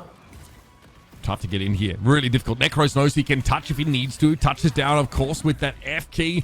But he's got teammates here. Collazo, a problem, sure. Making a lot of space here on the Thor. And Guru can't get much done on the Wolverine. Just the one pick is going to have to be enough. But Natasha's going to be printed back into the fight. Coconut's playing at a safe distance now as the CYA is ticking. And the strategists for Team Shroud sitting safely in the back line. What a great start for them. Many people, including me, expecting Team Necros to be the dominant force. Looks like this Shroud roster has really improved over these last few games. Yeah, they're such a strong skeleton of a team. They're so sturdy. They're staying alive throughout all these bursts. And I generally don't know why Necros would force his team into a Torch against Torch matchup when they could probably doing a lot better with his other picks. Yeah, and also when you look at the backline for Necros' team, right? There's not a lot of ability for them to help each other out that much, right? With the Mantis, like, well, you can provide a healing over time to, you know, whether it's a Rocket or a Luna Snow. But, like, if you look over at Shroud's team, right, you obviously have the BRB for the Rocket. That's the same on the other side. but Natasha able to just kind of like put out like just large HPS numbers that like hone onto the target directly near you. You could use the bubble. You also have those lamps from the Loki, so a lot of synergy in the backline, able to keep each other alive. I think also gives Space a lot of opportunity to make plays in the front. There's an astonishing amount of uptime because you have the right click from Cloak, and Dagger, the bubble, and then the rune from Loki, and it makes him nearly invincible for such a long time. And I just don't think that Mantis is dishing out enough to go against it. Notice Necros waited until that Dagger Storm was about to expire before popping the Supernova, and it is deadly effective, folks. Lulu, nowhere to go. No stealth available there for the Loki, so pretty comfortable pick up there for Necros, who, again, clears out this map. They end up using the Eternal Bond of Natasha here at the start because you still have Collazo and Space alive. Space going to get up towards a Meteor or M. It's big. You can just... Big. Ooh. Big 64 charge. Love to see that. Here comes Guru in the front line, though, finally able to run them down. It was a fight that started well. Necros, by the way, already halfway to his next Supernova, which is kind of gross. Pretty drawn out fight, but ultimately, it is Team Necros to take the dub. They will also have to kind of stall out the next fight and really draw it out before they fully engage onto the point because they have no support ults coming up. While Necros' team, they have Luna ready to go. The regen domain used really early there from Lulu because you had to keep the rest of the team alive as you kind of move through that choke, but just big damage being put down here from Necros and Noko, just trying to pressure out some of these abilities here from Team Shroud as Necros just kind of lining this up as, oh, this could get dangerous here. Don't have anything to really work with here as Collazo will use a seduction, but you're going to be able to use a bulwark to keep Necros up. And unfortunately for Shroud's team, it did draw them to use 2 additional ults.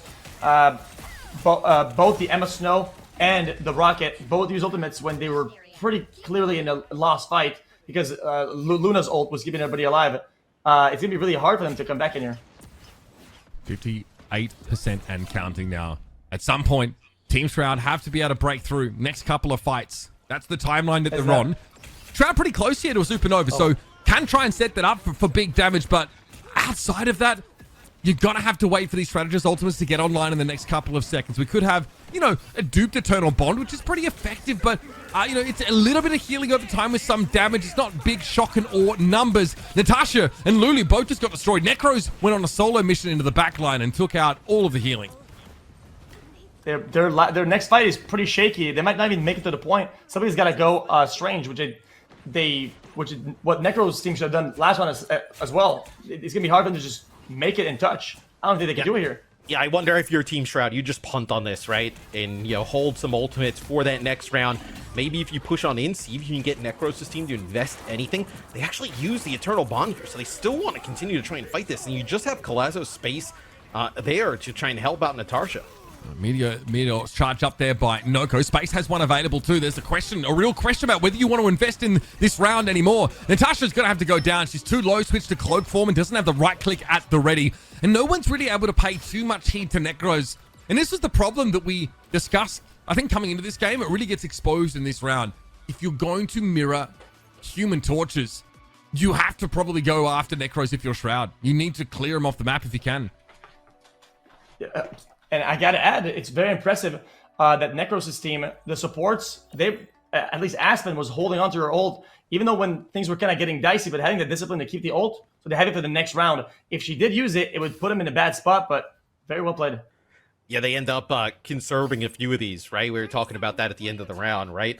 So you end up coming in with that, I know, Soul Resurgence, your Necros 35-1. I mean, that's a crazy game. 32,000 damage already. Maybe that point was just really good for the Human Torch, and you get that first fight, and you just kind of snowball it. But you'll end up holding on to a few of these coming in. I'm curious how Team Shroud decides to play this, because I feel like they really have nothing to work with. I mean, you have a Meteor M to kick things off. It feels like you just need to draw this fight out at the start. Maybe get a CYA here early on, but not a great look for them at the start of this round. Yeah, their last 2 rounds of support ultimates were pretty disjointed and just overall lackluster. And now they just don't have another round of support ultimates. So yeah, they will have to stall this out. But with these comps, with the chip damage, they should be able to build them pretty effectively. I mean, again, with Magneto's in the front line, there's always some kind of AoE going on. Palazzo on the cap here. Here comes a seduction. Space quickly is able to screen that off and back away, but they're set up in a choke for the Supernova. Necros wants to capitalize. Regeneration domain popped. It's a good time for it. Make no mistake, but those clones are being cleared out. And Team Shroud are no closer to capping this point than they were earlier on. But that is a big meteor. Ooh. The dunk comes in from space. And again, he gets 2 backliners with it. Without any support ults, they were able to overcome the supporters' disadvantage they had. That was a crazy meteorite. Was that triple?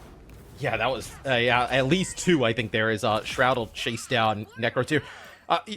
xQc, you played with Space for a while. What makes him so good in like the Vanguard tank role is like he's been able to be at the top of multiple of these games for years now.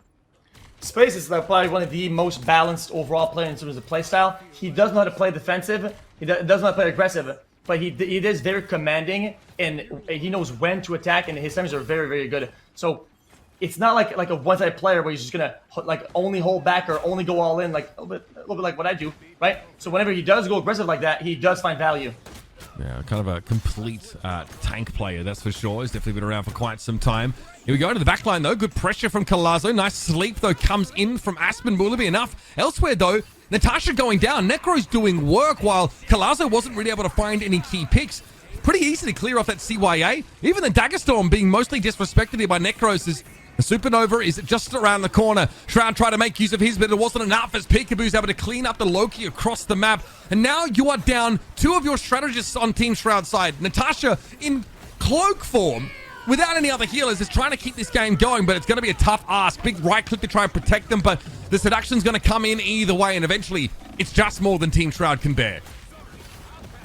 It's going to come down to ultimate usage at this point.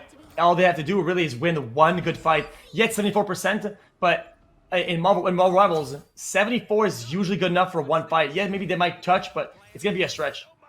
And I think they're actually set up in a really good spot to do it, Felix, because you're going to have this Meteor M, which Space got really good value over, and then also Lulu's going to have this, Goddess of Mischief, right? Going to be able to, like, dupe, whether it be, another Cloak and Dagger ult, another, maybe you can have, like, Mirror Mantis or a Fate of Both Worlds on the other side. They're set up pretty well. Yeah, they have to be decisive and go fast before they build their support ults on the counterparts. Space getting close. Looking for yet another dunk. Last Meteor M was 2 strategists caught up in the blast. He's definitely looking for more. Look over the top as well. Bit of damage coming in Necro's direction, but of course, Team Up's going to keep him protected, and that's nicely screened off there. That's a Meteor that doesn't quite get what he was looking for. Soul Resurgence popped here by Aspen. It's Noko's turn now to go for something, and it clatters pretty harmlessly against Space, but there's enough damage, honestly, to push him over in the end. Here comes a Supernova now from Shroud. They've lost Natasha. Space also out of the picture, so this is desperation, and Shroud's really banking on a big fight. Getting 2 of those strategists down. That's 3 kills for him there. That is massive. Necro's trying to salvage things here. It's getting very, very close, but it looks like Team Necros are going to be able to hold on. That was very close. Shroud was kind of going clutch there, but the numbers were against him. It was like a 4v2 at the end there. That was just not enough. It's going to have to go to the next push. You do draw a lot of ultimates out, though, from both sides. Necros gets pretty low leading into this next one, but you're going to be able to build up to, like, a matching CYA here. And then also you're going to have an advantage here with Natasha having that Eternal Bond coming up here shortly. Oh, but you end up losing Shroud at the hands of Aspen early on, but Shroud will end up coming right back with a BRB. Necros has ult. This could be the end for them. Noko finds Natasha. There it is. Going down. Big value there from Necros. If everybody just gets clumped up inside those Supernovae, it's tough. And Shroud can't quite get away. Tin the Taman actually drags his soul out of him with a Psychic Spear. And in overtime, I think this is cooked, xQc. A map 1 heading the way of Team Necros. Wow. Actually unbelievable. I gotta be honest with you, I hate to say it again, but it really came down to support ult usage, a little bit of lack of discipline on Shroud's team on when and why they want to use their support ults, and it allowed Necros to find these opportunities to get multiple kills with his ult. Yeah, those storms from Necros at the end, right? I mean, Natasha's like 85-ish% to that Eternal Bond, right? You're trying to probably just keep it contested there if you're Team Shroud, right? Exchange some type of poke damage either way. And then being able to fight it off from there. But we'll take a look at the the stats. Necros 29 final hits here with 54 limbs. Pretty insane stuff consistently from him. So something also impressive. Aspen's 56 assists. She was very, very good at being there for her damage dealers, for him to be able to achieve that. But 43,000 damage, I mean, that's crazy. I mean, I think like we liked what we saw from Shroud. We guessed based on what the Banter Protects looked like that it would have to be a Human Torch mirror, but that's tough. I mean, you're kind of ignoring each other and just hoping to have more of an impact on the fight as Shroud and Necros. You know, Necros is very, very well versed in this role. It's kind of what he does at this point. So strong effort, but you can see like an extra 20k almost damage there for Necros, having a bigger impact on the game. At that point, you have to say, okay, I can't match this.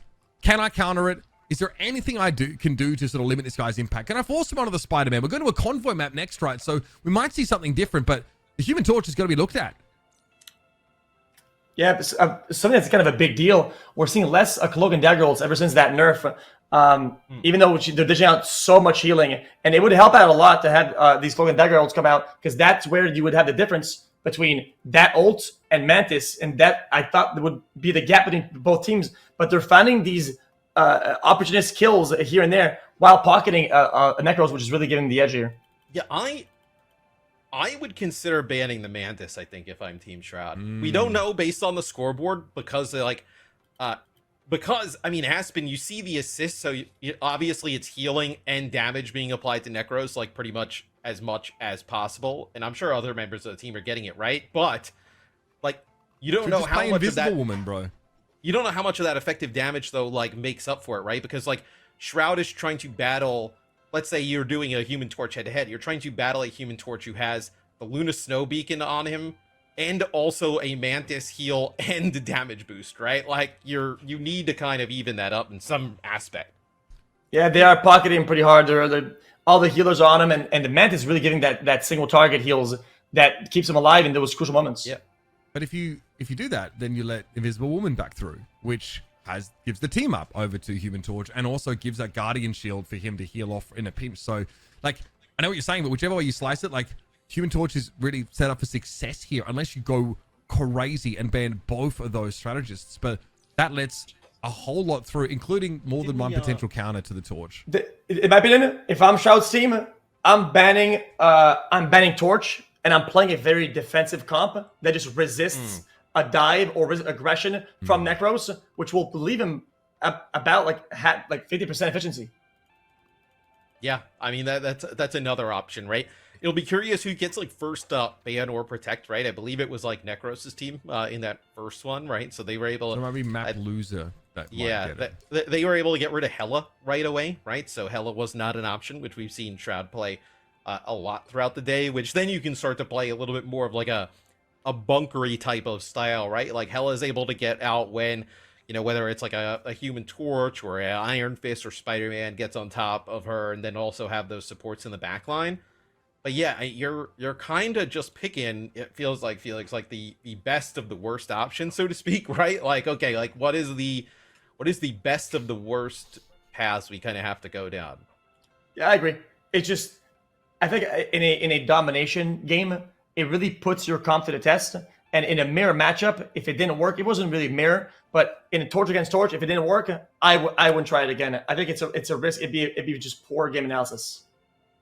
So we are playing Convoy. It's going to be Yggdrasil Path, for those wondering. The reason why I know that is because they asked me what map they should play, and I told them. But we haven't seen that one today. That's the only Convoy map that we haven't seen. So that map is like really hard to finish. That is very, very long, but it has like a ton of that defender's high ground in like the second phase, and then we're going to head down in towards those caves into the map. So I don't know, fitting, I think, to have our grand final feature this map. We've not sort of seen it yet. And again, I think a lot of the stuff that's worked for this Team Necros team, if it doesn't get banned out, is going to be totally fine here. Like, especially if Groot gets banned once more, like I expect to see pretty similar comps. Yeah, I mean, I've seen team get full held and then full hold, right? Like Yeah. This map will go double OT or a full hold, and it goes both ways. But at least it's snowbally, it's fun, it'll be entertaining to watch. All right, so Torch goes early on here, so that's going to be Team Shroud's ban. I think if you're okay, so Necros' team will get rid of the mag. So Magneto was huge for space, right? He was doing some serious work with the Meteor M's, also just buying the team a lot of ground with the shielding. Does give an opportunity for Groot to end up getting protected, right? So they will actually protect Iron Fist. So potentially not going to go with the Spidey here. I have to be honest though, especially on this map, the way that it's pretty easy to back up when you're facing aggression. Iron Fist, I don't think it'd be very effective, but you never know.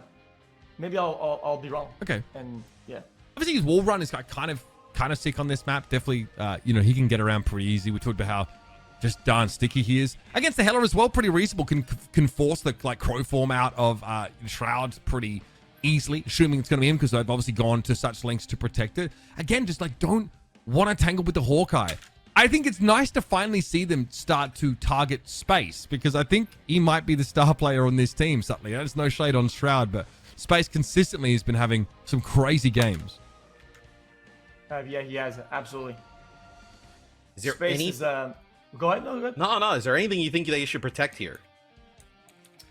I feel like they maybe even protect Loki. They're really good with it. Oh. Emma Frost. That's interesting because we haven't really... we've seen Collazo play that a bit, but I'm curious what they'll work with it, right? Because you don't have a Groot in the game, and then you also don't have the Mag here, so limited here on the tank options. And they banned Venom. All right, so very limited on tank options. Especially against Iron Fist. I'd be actually kind of confused that they don't ban Loki, because when you get in as Iron Fist and if they just use the rune to survive, it can be tricky to get out. Yeah, having him overextend into that invulnerability field could be pretty powerful. I guess maybe it's a last minute thought here is that Adam Warlock hasn't been looked at all, so maybe they just want to try and cut down half of that potential combo and take that away from Team Shroud. Not that we've seen it a ton from them here. Yeah, Luna protected. Definitely an option. We're seeing right now the Invisible Woman being looked at. And I wonder if that's because Force Physics is really good for knocking that Iron Fist away. They might already be thinking about how they can play anti-dive. Yeah, I gotta say, after seeing that draft, I will say objectively, this is not even opinionated. Objectively, Shroud wins the draft. They have a much superior draft that has a lot more thought to it. I don't even know what the Star-Lord ban was for. It seemed to just kind of throwing it together at the end. I don't agree with it, but we'll see if it pans out. Yeah, and, this would actually be, Felix, the first time, at least on your stream here today, we've seen the Thing. We have not seen any of him in terms of the Vanguard role. What could you possibly use him for here, you think? The Thing? Sorry, Yeah. what was that? I don't think I think he was just kind of trolling the spawn. I think he went back to Emma. So now, okay, so he is going to play Emma. I was going to say, we have not seen that at all today. I was like, wait, what in the world are we going to see here? So they actually will just play Emma with the Strange here to kick things off. So that's what... Yeah? Oh, sorry, because unless they wanted to ground the Iron Fist, which would make a little bit of sense. Yeah, you hit him with that Yancey Street charge, it's the same as the Horn of Proteus, shuts down that mobility. I think we only really see him right now in triple Vanguard comps. Virtus Pro, a top European team, are really enjoying playing that. But outside of that, pretty uncommon. Well, they're getting the piss beat out of him. I won't lie to you. The defenders says they sort of have to back around the corner. Noko staying alive, though, is even more important. And you saw that Force Physics come out straight away as Necros went for some volleys of punches over the top. A lot of aggression coming out of Shroud's team, and it seems like Necros' team, they're not really finding what they're looking for when they're going in, and they're being drawn to go back. They actually end up catching out Space. I was going to say, it actually was looking pretty good for Team Shroud, as Shroud's trying to find an off angle here. Taking out, Anita or Peekaboo would be quite huge there, as you actually see Noko rotate his shield over to the side. But this fight, definitely not over, right? You're going to have Natasha end up building up towards this Eternal Bond. Here you lose Necros, but he's going to come right back into the action. But I think Team Shroud realizes this is an opportunity to go. Oh, seduction on the Cloak and Dagger. What a big one. Caught on a 3. Damage follow-up is pretty good. Natasha also going to get frozen up now. He very quickly has to go into Cloak form, get back to the backline. But Shroud got caught inside the Maelstrom of Madness. That is a dirty little 1-2 punch there. Can they capitalize any further? Very nicely done by Guru. This is going to be shielded out mostly. Noko, great job denying most of the Emma Frost ultimate coming their way. And Necros has Living Chi active. He is going to be swinging. They even they throw Coconut Bee's ult, and they're still pushing in. It looks like they're holding on to Luna ult. I don't know where Luna's at. Looks There like you go, Shroud there it goes is. up here. Yeah. Okay, so they use it actually to kind of counter Shroud's ult here as he goes up into the sky, but you also have the shield coming in here from Noko, so just trying to keep everybody alive here on the defensive side of things. Peekaboo using that fate of both worlds, just keeping this team top up as it looks like, you know, for the attackers here, you know, Team Shroud, you're actually kind of backing up. They're doing everything they can to keep space alive. Oh! That was honestly beautiful. Aspen, great finish off on the kill. Kalazo notices an opportunity there to go straight after, Guru goes straight after Shroud there. Sees an opportunity to really punish the Hella, and they do get taken down. This is great defense so far. We've only got over a minute left, Little. The team structure kind of falls apart when you lose the Emma, but even the Strange goes down, but he respawns. So now it's like a 5v6 for only a little bit. If they hold on, it'll be even. Oh. Woo. Oh. Cancelled. That's crazy. I would be molding if I am Space. Guru just sent him back to Lumbridge, bro. That is ankles busted by that one. That would have been a massive Eye of Agamotto. Now 50 seconds left for this attack side. They've got to make something happen here, but after Space molding in spawn, it's going to get harder and harder. It seems like after this one fight, they're only going to have one left in the tank, but Necros is, their ults, they're looking pretty dry here. So they do get Necros. We'll see if there's actually a beacon up to bring him back in the fight. At least for now, it does not look likely. But with Guru swapping over to the Wolverine, just some extra damage here as well. As you do end up losing Coconut, as now you're going to push on through. Bait out a leap here, but still, there's just a lot here. 14 Necros to work with. Perfect combo. Yeah. Gets the slash combo, of course, into the final stand. And that is going to be that. This one is over pretty darn quickly. Wolverine is dirty here. The flank angles for defenders are far too easy, and that is a fantastic hold. He is, Guru is really delivering on the Wolverine. He came in clutch on all three of these fights back to back. He seemed like he was kind of found his stride there. Yeah, it seems like at least when teams have gone to a little bit more of like a tanker, like sustain heavy look against Team Necros, right?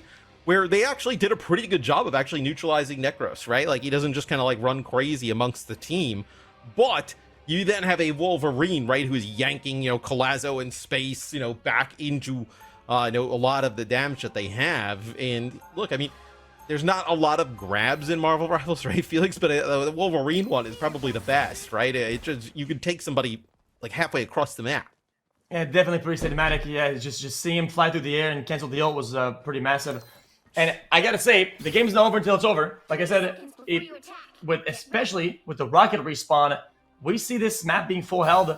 I mean, almost more often than not. So I wouldn't be surprised if Shroud actually holds here. You're right. I mean, it does happen quite a fair bit because it's just so favorable for defenders. They can play up on this corner, sit back. However, you're dealing with Iron Fist here, and you know Necros is going to be looking to dig people out of that back line. I don't think we are going to get this Penny Parker. Would be amazing if we did, but hard to make work on the attack side. Yeah, we're back to the Wolverine here, and we just saw what Guru was able to do. War crimes were done in that previous round. True. I'm excited to see it. Yes, I think also we talked a little bit about in the pregame. Obviously, Space tremendous on all of the tanks, but his Magneto was so effective on the first domination. I think not having that here is definitely hurt Team Shroud. Oh, Necro's barely staying alive here with like 1 HP. Gets out there. That's pretty impressive. Now, of course, has that counter trigger. I'm not going to bother trying to say the name of the ability because I'm going to butcher it. Either way, Guru charged up, found himself a tank. And there's not much Kalazo can do about that one. He is out of position, almost out of health. The healing came through thick and fast, but instead it's Shroud that gets looked at by the entirety of this Team Necro squad. Necro's back into the fight, so is Shroud. So those BRBs have already used their charges, Felix. At this point, any kill is lethal. Guru picks up Kalazo. Look at that, they're gonna start falling apart right now. Yeah, at Oh, this Open has point ult. for Oh, Goes down. was like, I don't think they can TP. No. That might just be it. Yeah, I was like, oh, at this point for Necros' team, you're pretty happy if you trade, but that was It's nasty done. stuff. Team That's Necros. Get it done. Clean little 2-0. What a take here, of course, on Yggdrasil Path. Wow. And that is the That's lion's it. share of the prize money. XQC going their way. $125,000 to Team Necros. That's the end right there. That was the grand finals. Team Necros coming out on top with a flat 2-0. Pretty decisive win right there. I mean, full hold and pushing first on first fight. Pretty crazy. They deserve it. That was really well played. Yeah, I mean, I think teams had a really difficult time. You're so worried about Necros, right? And then obviously Guru, like we've seen him flex over to the Wolverine at times, but his tank play, just a really difficult team to attack in that ban and protect phase. I'd also give it a shout out to Team Shroud. I thought they played them, just about as good as anybody possibly could here today. Yeah, I'm actually impressed that even though they banned out the torch, right? They were still able to find a way to be effective with other characters. Yeah, I mean, like, obviously, the Iron Fist works pretty differently to Torch. He's very much the opposite end of the spectrum in terms of how you're looking to do damage. And it puts Necros in harm's reach, right? But if your whole team is, like, trying to dive, and if you've got, like, a Wolverine, like we saw from Guru, that sees that Magneto's no longer an option, which is pretty important, because obviously Magneto, with Mag Cannon, could knock you back as Wolverine, and it basically means you're instantly going to get killed. So now that that's not an option, Strange doesn't have hard CC outside of that Eye of Agamotto. So when Wolverine comes, he says jump, you say how high. There's not a whole lot you can do about that at all. The fact that he interrupts an Eye of Agamotto up in the air, and then of course hits that really nice 3-piece, that's great Wolverine play. Remember, that character was pooed on at the start of the game. No one thought Wolverine was good until we started to see people really pick it up and become sort of specialists in it. And look, I'm glad to see Team Necros win this whole thing without having to do it with just Human Torch. It's clear to see like that this team was drafted really well. Just the better squad on the day. Yeah, the super solid squad. It seems like everybody was covered on their role and their picks. They had very flexible players across the board. Guru was like an all-star player. So, I mean, they deserve it, and they played really well. And I think Guru showed his flexibility when he was swapping to the Wolverine and kind of throwing out a masterclass. It was pretty crazy. Yeah, just that disruption, just the extra variable that the Wolverine adds, being able to just kind of take tanks or supports from the opposing team's backline, put them into yours. Take a look at that bracket one more time. Team Necros, they finished the round robin with a very strong showing, and then obviously they kind of run through it here in the bracket to take that final. Honestly, like, I'm impressed. Like, I really think we saw a number of these teams improve a lot over the course of the day. I think, XQC, your team definitely really came alive, gave us, like, a really good first game here in this bracket, and then, honestly, like, decent showing up against Team Shroud. Team Shroud also, I thought, got a lot better. I didn't exactly expect them to pop off the way they did, and, Team 10s were kind of, like, struggling in that round robin. I think they were, like, 1-3 in the end, came alive. So, it's great to see these teams come together. Be able to figure out like where each other is strong, what they want to target through their ban and protect phase, and start to get good results. Overall, like we got a really competitive tournament. I'm over the moon about it. Yeah, I couldn't agree more. I didn't really know how it would be with a Captain's Draft and Snake Draft, but it ended up being pretty close, and I feel like everybody had a chance. And I even thought that I was at a tournament and we were not gonna do anything, and we're able to win one round. And I didn't think Shroud was going to make it all the way to the end, but here he is in the grand finals. Let's talk pricing here. We've got to remind everybody like what was being played for. $250K for the prize pool of today's tournament. So $125,000 goes over to Team Necros, split 6 ways, of course, and then $50,000 to Team Shroud. Incredible prize pool. Thanks, of course, not only to our friends at NetEase, but also you, XQC. Great to see you're supporting Marvel Rivals, getting behind the competitive scene, man. I know we've got a bunch of very happy content creators out there now. Yeah, it's sick. I just enjoy just seeing people compete. Like I like competing. I mean, I competed today, and just seeing people like win money and kind of make that a thing. And we're probably gonna have like a bunch of videos and TikTok. I think the whole kind of ecosystem thrive is a lot of fun, and I'm looking forward to doing more. Yeah, I know. Fans, everybody loves watching like the content creator events when you kind of get together, put together a tournament. And I would say, this one, sometimes you tune in and it's like one team's completely lopsided. They end up with like 3 or 4 pros on it, and then like they just kind of roll through. But every match here today was competitive from start to finish. So just shout out from you and the rest of the team from looking at it from a competitive lens. I know, hey, obviously it's a creator tournament, but we want to make this a good experience for everybody. Yeah, and thanks for all the production people. It was very well done, streamlined, start to finish. Not much downtime. We're able to get the whole tournament done in one go. Casual, obviously. Uber, Mr. X, the absolute OGs of casting hero shooters. Big shout out to them. Shout out to NetEase for helping with the sponsorship and the prize pool. Thanks for chat. Everybody watching at home. If you guys just tuned in, people who watch your streamers, people just watching in chat, lurking, or chatting, thanks for tuning in. Thanks for being here, and we appreciate your presence very much. So, very quickly before I let you kick us out, any chance we get you in the casting booth again in the future? Yeah, why not? Really?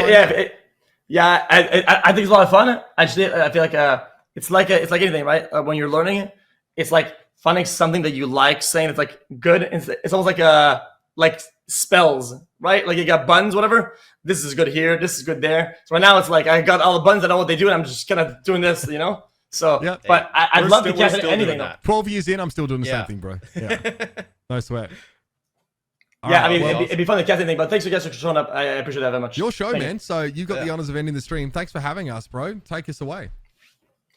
Guys, thank you everybody at home for tuning in. Again, a massive shout out to everybody. Just shout out to the viewers, people at home that are watching. Thanks for making the stream what it is. You guys are made it happen pretty much. So, all the other competitors, other streamers, thanks for being chill. Thanks for showing up. And congratulations. Yeah, I'm done.